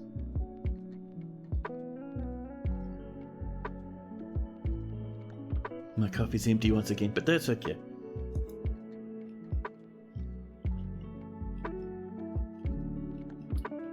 Oh, these rooms are done. Nice. I think it's time for us to get some flooring in. Because I think we should have some rock blocks floating around. 44 gabbro, 59 quartzite. Let's get quartzite in so it matches the wall. Blocks, man, I love them. They add so much colour to the fortress. Quartzite, quartzite, quartzite. Absolutely fantastic.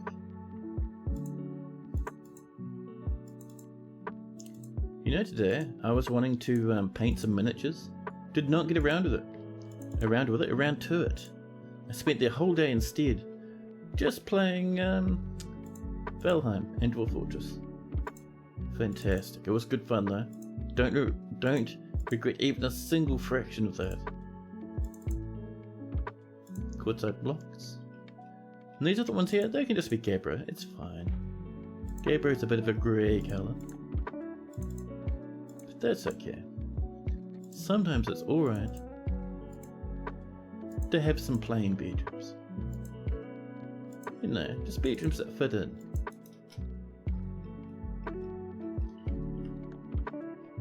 Now, with that stuff coming along, things should start looking a bit better. And all these have been done over here. I love it. Look at all these lads shifting about. Excellent. Up here, this has been mined out. So I am wanting some sort of dark floor for half of this. We could make it out of lychee wood. Maybe a good amount of blocks. Maybe not enough though. Cabaltine is very dark, so I think lychee is probably our best bet.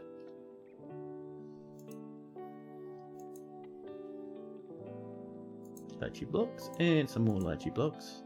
In the top part we're going to have that as clear glass. We don't have any clear glass at the moment, but we will do eventually. We need 30. We have 16 lychee. Damn it. 20? No, that's still too much. How about if we just do this much? 5. There we go. Now we have 11. That needs 10. That'll do for now. We'll get some more lychee blocks in the near future. And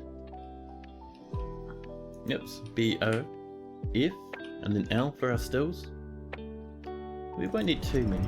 Oh snap, suddenly out of nowhere, Lolo Knath, the herbalist, has created a stellar card, a quartzite scepter. He offers it to the trustworthy tool.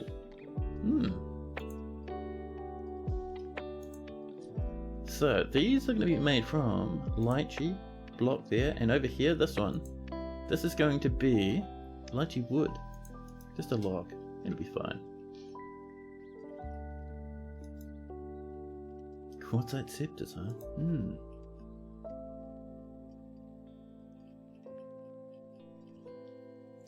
Now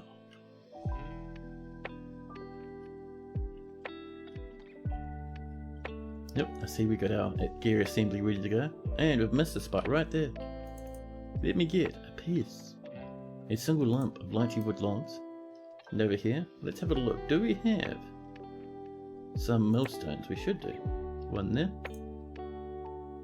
a gabbro one on that side with a mechanism, gabbro one on that side with a mechanism, probably at the back a quartzite one with a mechanism. Now we'll all share power from this, and this will get us energy from a wind farm. There we go. We're going to make this out of some feather wood. Thank you. Outdoors, we'll get this done. These little millstones are very heavy, so it'll take them a wee while. It's no big rush though. And suddenly the game saves. Without hesitation the game saves, bringing us into early autumn. We have one more migration wave due, and we have traders, and if we're lucky, the traders might bring us some gold, or some copper. Maybe they could bring us some things so we could smelt. That'd be nice.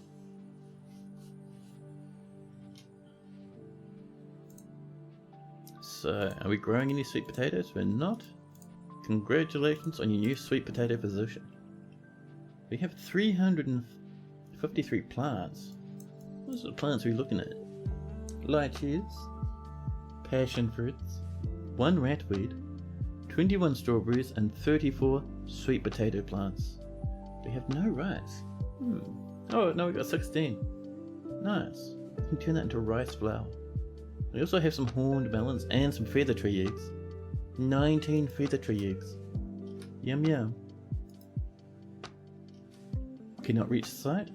I'm getting the feeling people are interrupting themselves. They are. That's right, we'll come back once all these are mostly built. And let me just finish up the missing bits.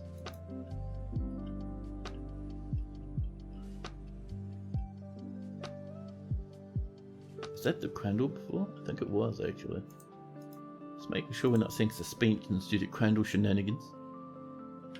Actually, one thing we can do up here, let's just pop in a nice wee bit of a door. We'll make it out of gabbro. There we go. Oh snap, I see someone coming in. Getting that last little bit of flooring done, thank you very much. Here's that bear wandering around, having a drink now. I'm doing alright, she says. Satisfied, remembering being granted residency, and satisfied at work. Resentful after getting into an argument.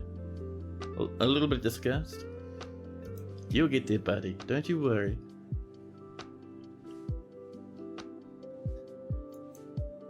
Bearsma, work found.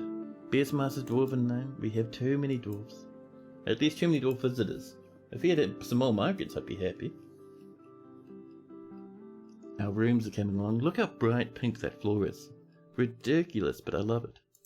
Let's resume that one spot there, thank you. And let's get ourselves a handful of these doors. Just around we go, there we go. These are almost done as well. Let's resume that one. I had a feeling that was going to be suspended. Excuse me, can you not suspend the doorway? I know there's a crundle outside, but eventually we'll get that sorted.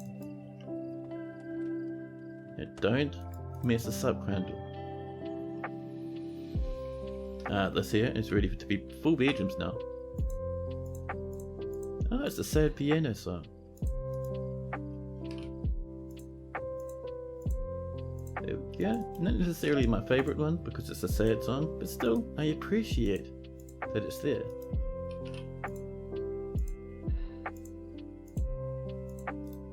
There we go, and that is some more bedrooms for our dwarfs. Nice pink ones this time, another 5. You can get some more beds up this way as well.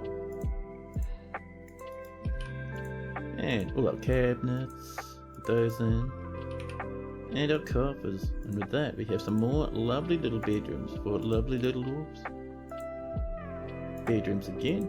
Oh, that's another 5, giving us 10 new ones so far. Perfect. And I think with that we're pretty much all good, aren't we? I think so. I think we're caught up with our backlog of bedrooms. A spear dwarf has come to visit. Lennox has become an expedition leader. I'm surprised the 44 population we're not we don't have a mayor. Maybe the mayor's waiting for next year. There we go, these are running. Perfect. And total power is 40. Power needed is 35. That is not bad. We now have mills working. Inger's copper count wants to be a soldier. Welcome in, Inger's. That's fantastic. Now that we have these, our next goal is to get some milling. So we just go mill plants. And we're going to say, let's see, if there's some millable plants and bags for them, go ham. It's fantastic. We're going to get flour now. A new petition. Status of Buzzbell died lock. Buzzbell died lock. Tell us about yourself, Buzzbell. It's almost, that's borderline a cool name. Let's find Buzzbell on the list down here. We'll sort by name. Buzzbell is a human poet.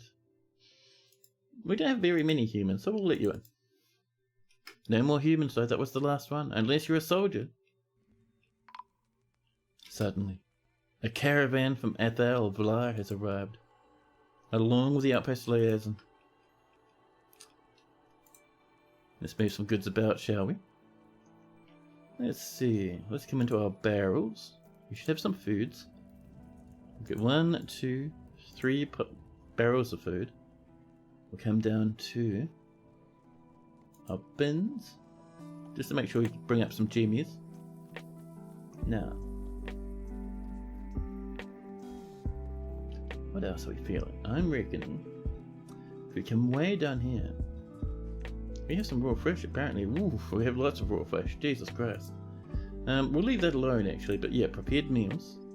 That's 400, which is a good chunk of our fortress food, but we'll go to tools instead. And we can get 1, 2, and 3 pots of food there.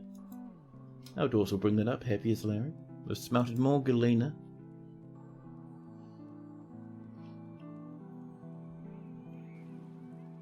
Our dwarves are rushing about, being very industrious. And over there, immediately someone is grinding away. Look at this planter. Milling plants, a bag of rice flour, along with 2 rice seeds. That's what we like to see. Diplomacy. Good old English from before is a meeting with Lennox. Emulation from the mountain homes. Oh snap, there we go. It is time for wagons. Let's see how long can we keep our Baron alive for. English says merit deserves a reward. Now I have come empowered to establish this colony as an official land of our realm. Can you imagine the trade wagons? Of course, there are responsibilities, and the nobility must live well. Do you have anyone suitable to recommend for this elevation? Of course. Sure, we can find someone.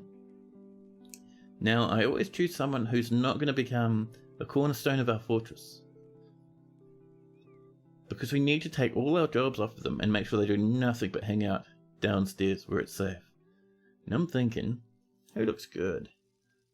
I kind of like Monom's haircut, this peasant Monom.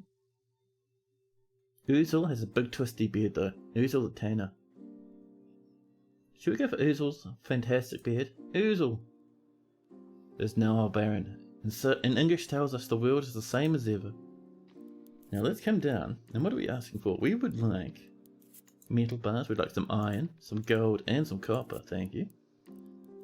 We don't need any more anvils, we don't want seeds. Weapons, we're going to make silver stuff.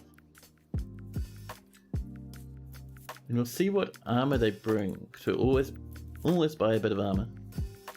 But we'll get breastplates, helmets, gauntlets, boots, greaves, and shields. And I think that should probably do, really. Oh, also, please remember to at all times bring us sand. Any sand, thank you. Done. Okay, awesome. Merchants have arrived, they're unloading their goods. Our stuff is not quite there, we've got 2 more items to bring up. Some of them may be heavier than others. Crundles and Marksdorfs are fighting. Oh, that's right, I forgot my coffee was empty. Sad times in the coffee cup. Brew drinks from plants being completed. Swords dwarfs are fighting the Crundles now. And there we go. I thought Gastot and the surrounding lands have been made a barony.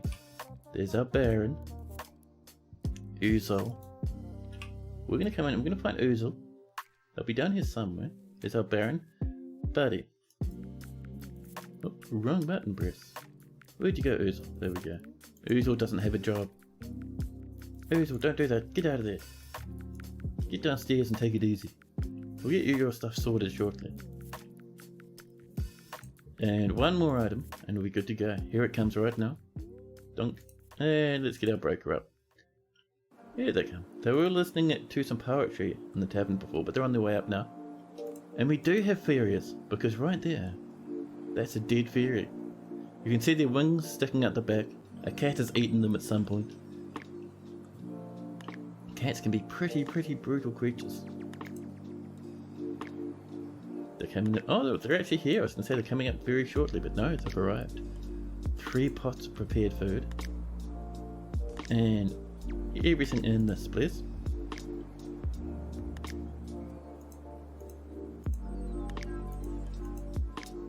Now, I think it's not control click. Was it shift? It was. Perfect. We're going to come in here and we don't want to sell our rough gems.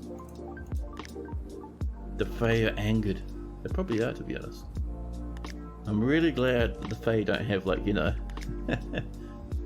a say in a fortress. Because they would be so much worse than elves, and so much more terrifying too. There we go. We could sell those topazes, but I really like topazes. So we'll make sure to unselect our cut topazes. Tourmaline, that's fine. No, they're topazes though. Tourmalines are fine. Tourmalines are no worries. And we have some more pots of food. Bringing us up to about 10,000 value. Not quite as much as last time, but still pretty good, to be honest. Pretty good indeed. Now, we're going to grab the iron. We don't want the steel. Sterling silver, we'll snag that. They brought in some firelight and malachite, thank you. They brought in chains. Another air shell. A mini forge. We do have some children, so we'll snag that. They brought in some cages. I'll grab that alpaca. Probably not the yak though. They brought some barrels. We'll buy the empty one. The others can sit where they are.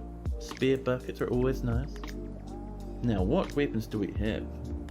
Lots of training stuff. Ooh, spare clothing, thank you. And some mittens and a box. Some empty bags. We'll snag every bag. We don't care what's in them.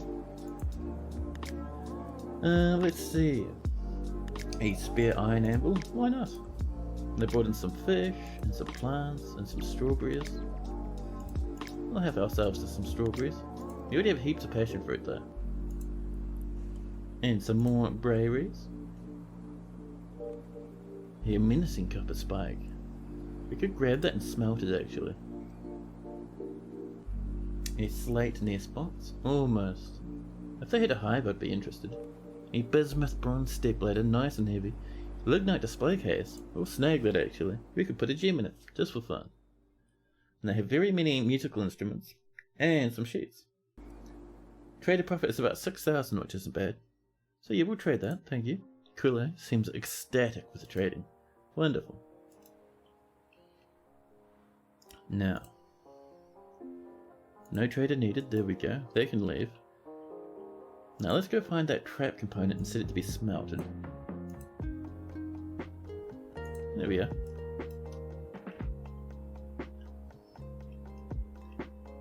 Now nice wee little fort. 46 population now. We're doing pretty good. Do we have rooms for everyone at this point? An ash tan contain rodent? No. Sorry, but no.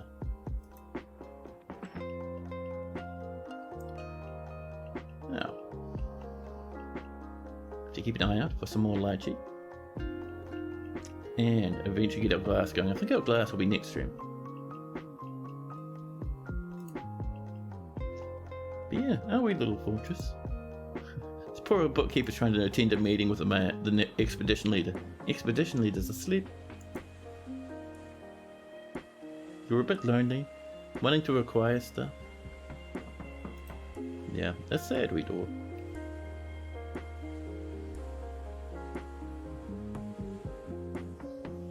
This there is not bad though. Actually, talking about meeting areas, how are we doing up this way? Oh snap, it's been dug out. There we are. So in here, we need some flooring. We can always replace this with nicer stuff later on, but for the minute, we just need flooring. We have, let's see, what blocks? 34 gabbro and 28 quartzite. Not quite much of either, really. A little bit of malachite, not much though.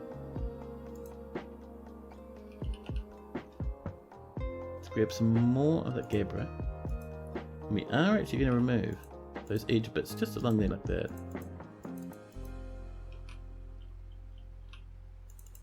There we go. We have 8 more. I think that there might be as much as we can handle. It is. And all the rest of this stuff. This is going to be quartz. We only have about 28, so we can't go too here. But we can knock in a good amount. 16 now. 13. We should be able to get a few of these corners in.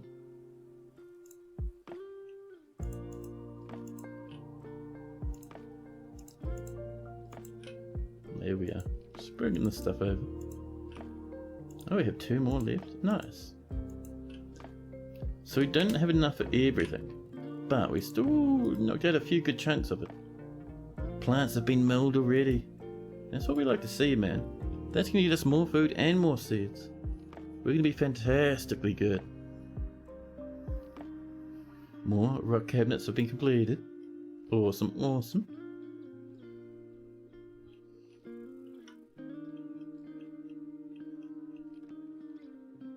Hey, look at that. The hillocks of labored tin. Labored tin. Nice. has been founded a day's travel to the northwest and incorporated into your holdings.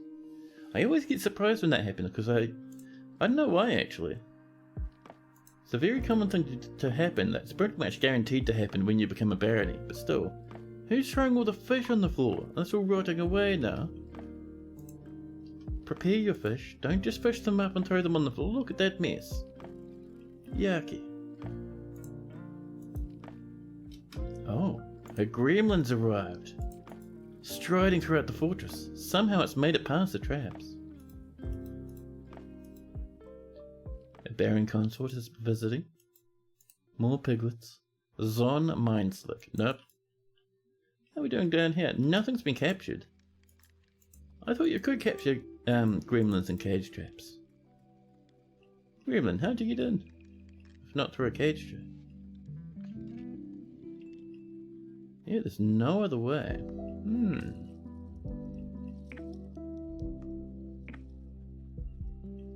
Now if we scroll up, I'm wondering, maybe that got in through here, somehow.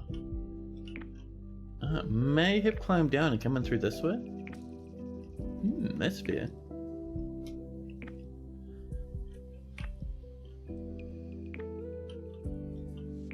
A new petition. Overhead, spread labour. Nope.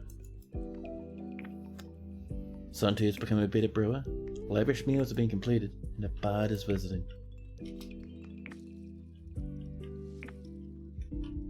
So this, even though people are working on it, let's turn this into our guild hall already.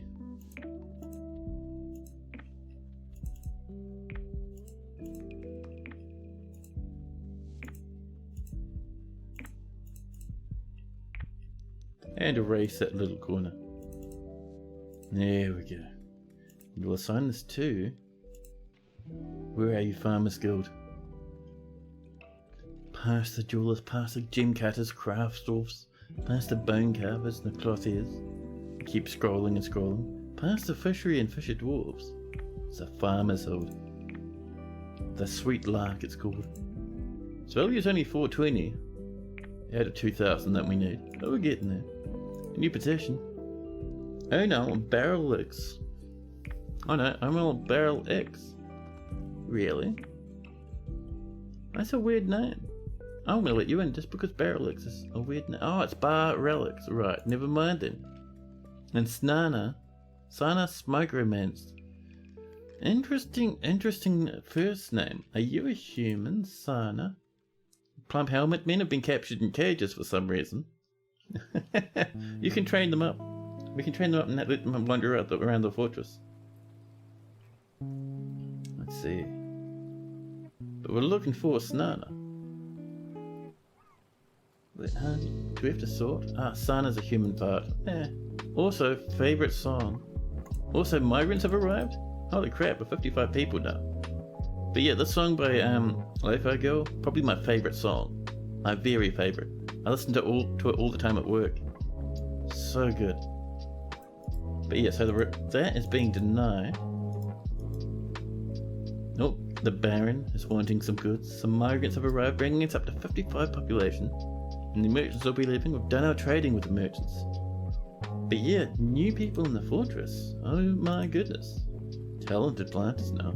Competent. We're getting there. No good engravers. No good cooks.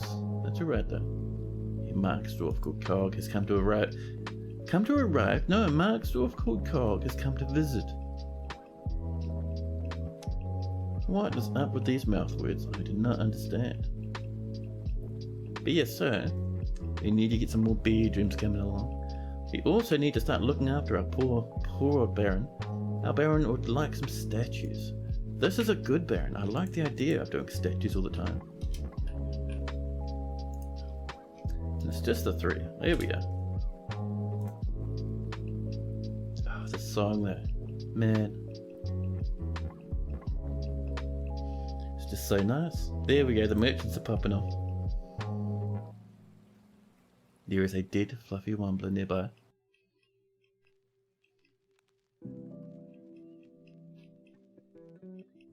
So, let's come down and find a good place for our Baron's room. I think our Baron will be deep in the earth. Because if we set our Baron up here, they can have windows that look out across the water. So there's a bed over here. This will be the dining hall. And then over here, this is going to be the office.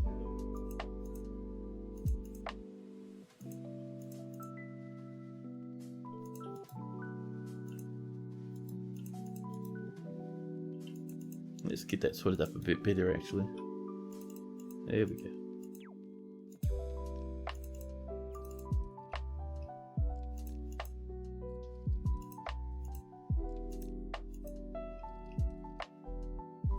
And this is going to climb up a level or two. She doesn't need to be too big, does it? It's only just like pretty much for this layer alone. And then we'll send this down and over this way.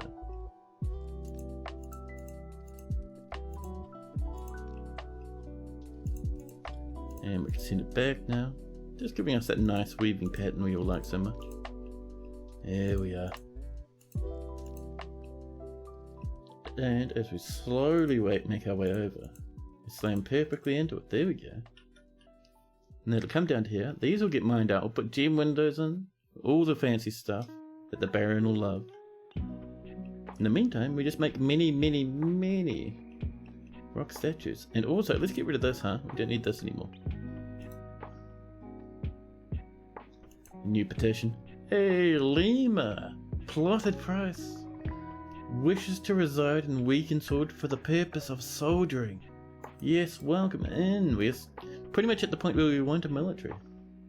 More rock pots. Dancers and poets are coming in.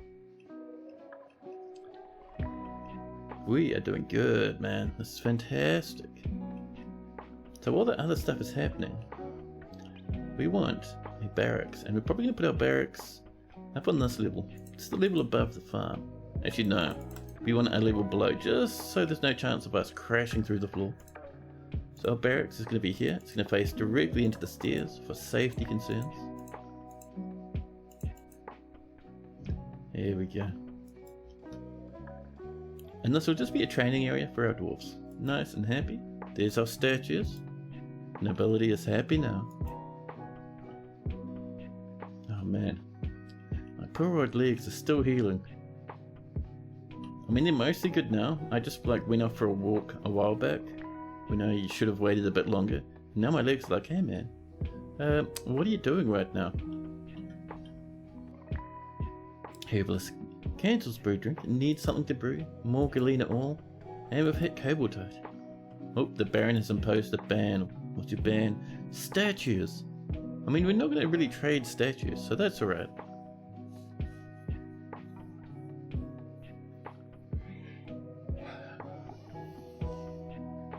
Someone's become a herbalist.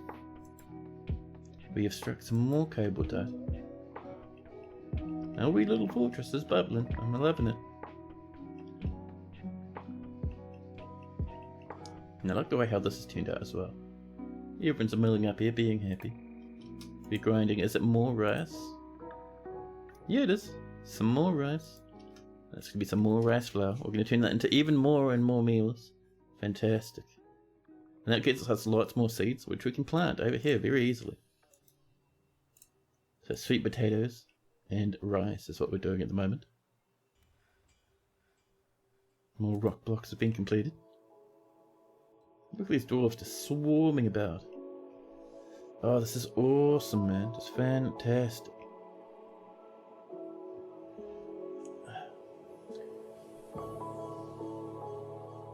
New petition. Ooh, no more. Balance thins. No. Just flat denied. Actually, I think we can get rid of this now. We have stools down in the depths of the fortress. Look, amazing. Another petition. This one's from Timid Road Mine. No, you're not mining our roads, so thank you. On top of that, we already have too many people hanging out already. Over here, this is looking very nice. Now let's get ourselves some silver war hammers. Yeah, there we go. I think 10 should do for now. And you know, I haven't even checked to see if we have any good smiths. Weaponsmiths, that is. Weaponsmiths are our main squares. So we'll create a job just for weaponsmithing. And we'll rename this from custom detail to weaponing. There we go, weaponing. And if we look, we do not have anyone with weaponsmith skills. Really? Yeah, weaponsmithing? No one. Well, that's a pity. 56 dwarves and not one can do weaponsmithing. Well, we'll just have normal quality weapons then, that's fine. Over here. This is mined out, perfect. We turn this into our barracks. And we'll pretty this up as things go along. Now, let's go into nobility and get ourselves... I love it how we're a barony and we still have an expedition leader. No one's been voted in as mayor. What is going on with this fortress? But no, what we will have, however, our militia commander. And we're going to grab, if we scroll down enough, let's see, Olin the Wood Burner. Welcome to your new position. And if we come in here, we can create a new squad. We're going to say metal armor. So they're just going to be sweet wee military lads. The polished sacks. What is wrong with this game? Let's get their schedule set up, huh?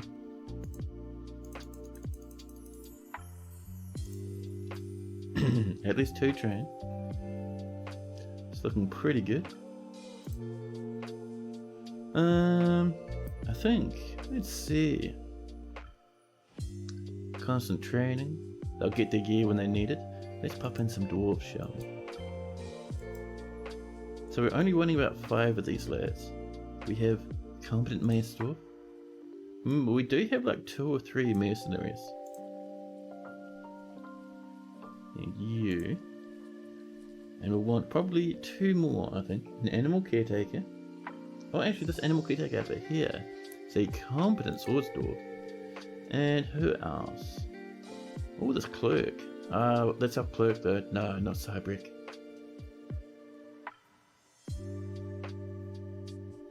Who else we got? Detan, a potish maker, is a competent spear dwarf. I do like that one. Yeah, Detan. There we go. The polished sacks. It's a pity they didn't come up with a normal name and instead had to come up with something weird, but hey, whatever. They'll get to training.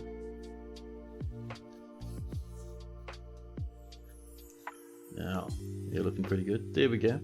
People are becoming recruits and militia commanders and whatnot. The status of Reg closings? No. Now, let's see. Do we have some more rocks? Or some more rock blocks, as it were? Now, we're doing Gabbro on the middle. We've got 33 Gabbro. And we have 28 quartzite. I love it. So, let's get this coming in. I do notice we messed up there, but we'll come back and fix that in a jiffy. We're just doing this stuff at the moment.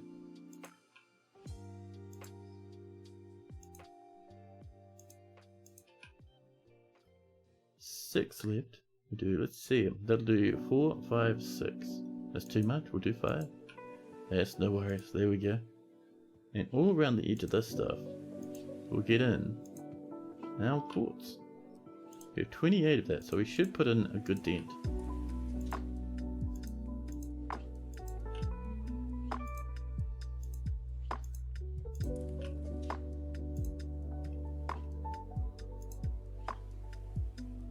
There we go. 14, we can do that one. Then finally we can get rid of that one and replace it with a piece of quartz block.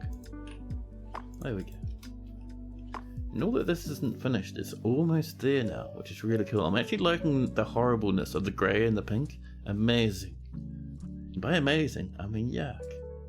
But at least it's not my guild, so whatever. We can also put in some statues. Maybe like along here. We have 2 quartzite statues. And 1 Gabbra. There we go, our dwarves are doing the best. We have a new request. Jathra Tubday.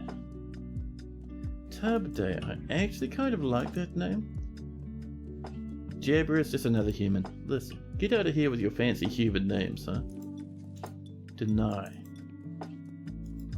Mill plant has been completed again. More and more food flowing into our coffers. More and more trade goods. A human bard is now visiting. No one's come up to train yet. I'm sure it'll happen someday though. What are you wielding? Spear dwarf, and what have you got in your hand? A bronze spear? Well, that's fair enough. That's pretty good. The Marksdwarf cog has shared many tales beyond Weakensword. The Bard English has shared a few rumours. Oh, you know what we can do now that we're here? Let's bring this up and just make sure we haven't missed anyone. We have an alpaca. We have some bug bats. Nice, we'll train those up. Let's see, a horse foal. There's a plump helmet man. Just for millennia. New petition. Red crushed belt. No. Now our next thing is we're going to come into others, and we need to start training these up so these poor old plump helmet people can't be trained. I think I have accidentally trained them somehow in the past. No, I didn't train them. I stashed them in a little paddock so the dogs would stop eating them. However, we can train these bug bats. I wouldn't mind a breeding pair of bug bats, to be honest. Alright, we're pretty good there.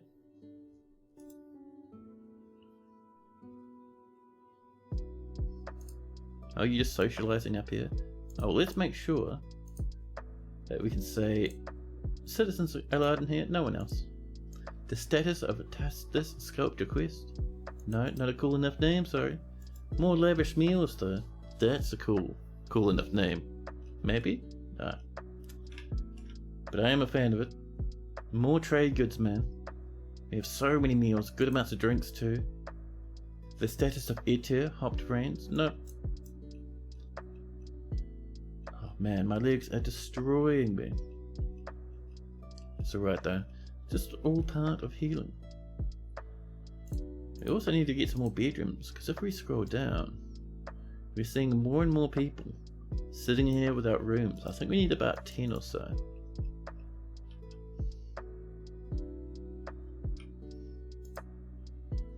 So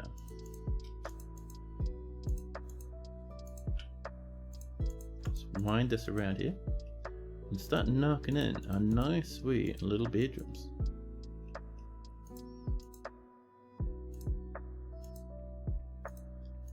Just start doing this sort of stuff. There we go.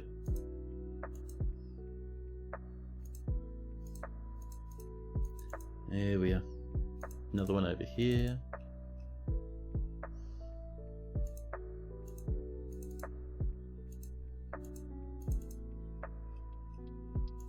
And over there.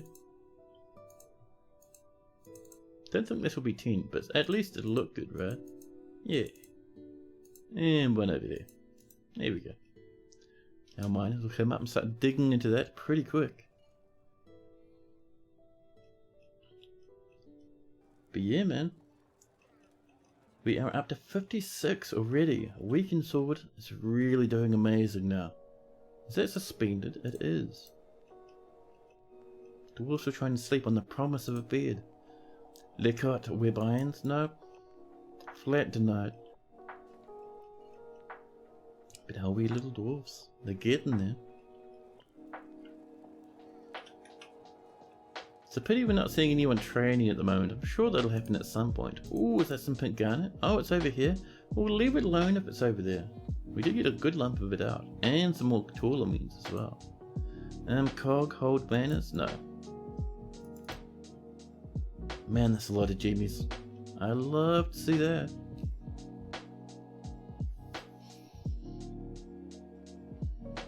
There we go, mining's being finished up. Mace dwarfs are visiting. There we are. People are already getting those gems and snagging some spare rocks. Now what are we going to look at here in regards to block floors? We have a bit of gabbro, a little bit of quartzite, a little bit of a cobalt.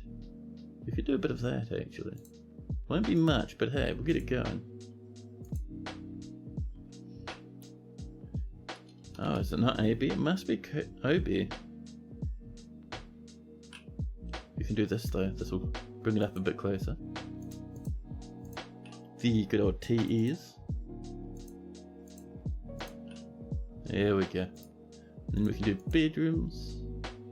Yeah, a good amount of quartzite. We'll get these going. We mightn't have enough for everyone, but every little bit is going to make things much easier for us. So we'll get that happening.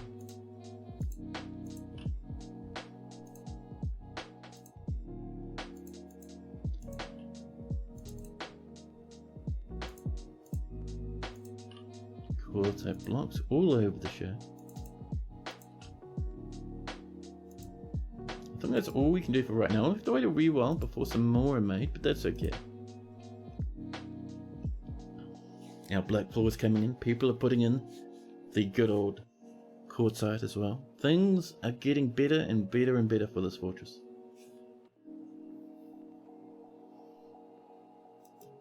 Yeah, I'm loving the way that black looks with the pink. I mean, sure, it wrenches on the eye a little bit, but that's fine, right? It's just normal. These things happen all the time. Now, let's see. I've got to remember to make that room tomorrow. Get that all finished up and happy. People over here are working away, making silver warhammers. Look at them already, perfectly coming in. That's fantastic.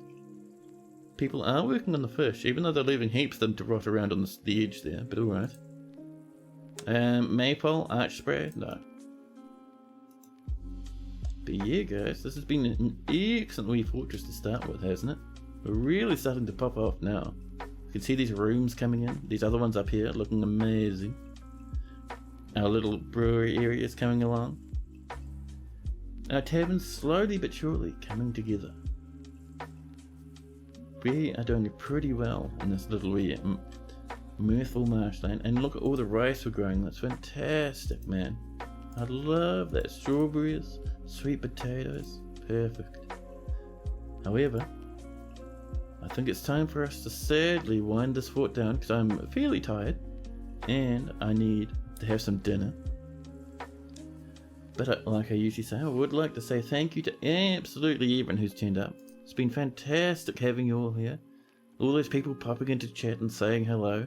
All the new followers and those subscriptions. I do appreciate every single one of you. It's been fantastic. You'll see me here the same time tomorrow. We'll keep continuing with this fortress. Jesus Christ, there's so many of these. We need to turn off fishing for a minute because that's going crazy. We'll do that next time though. But yeah, I hope to see you all tomorrow. Thanks for hanging out. Hope you enjoy whoever we next go to raid. I'm sure we can find someone. Let's have a nosy, huh? I'm certain if we look hard enough, we can find a person. Oh snap! What a surprise! Mr. Haz Hazard is streaming and he's playing some Zorbus. Let's go visit Haz, huh? I like hanging out in his chats. He's always a fun wee lad. Catch you guys tomorrow. Enjoy the rest of your days. Rest of your days? That's a bit worrying. Of the rest of your day. But for now, I'll say catch you later.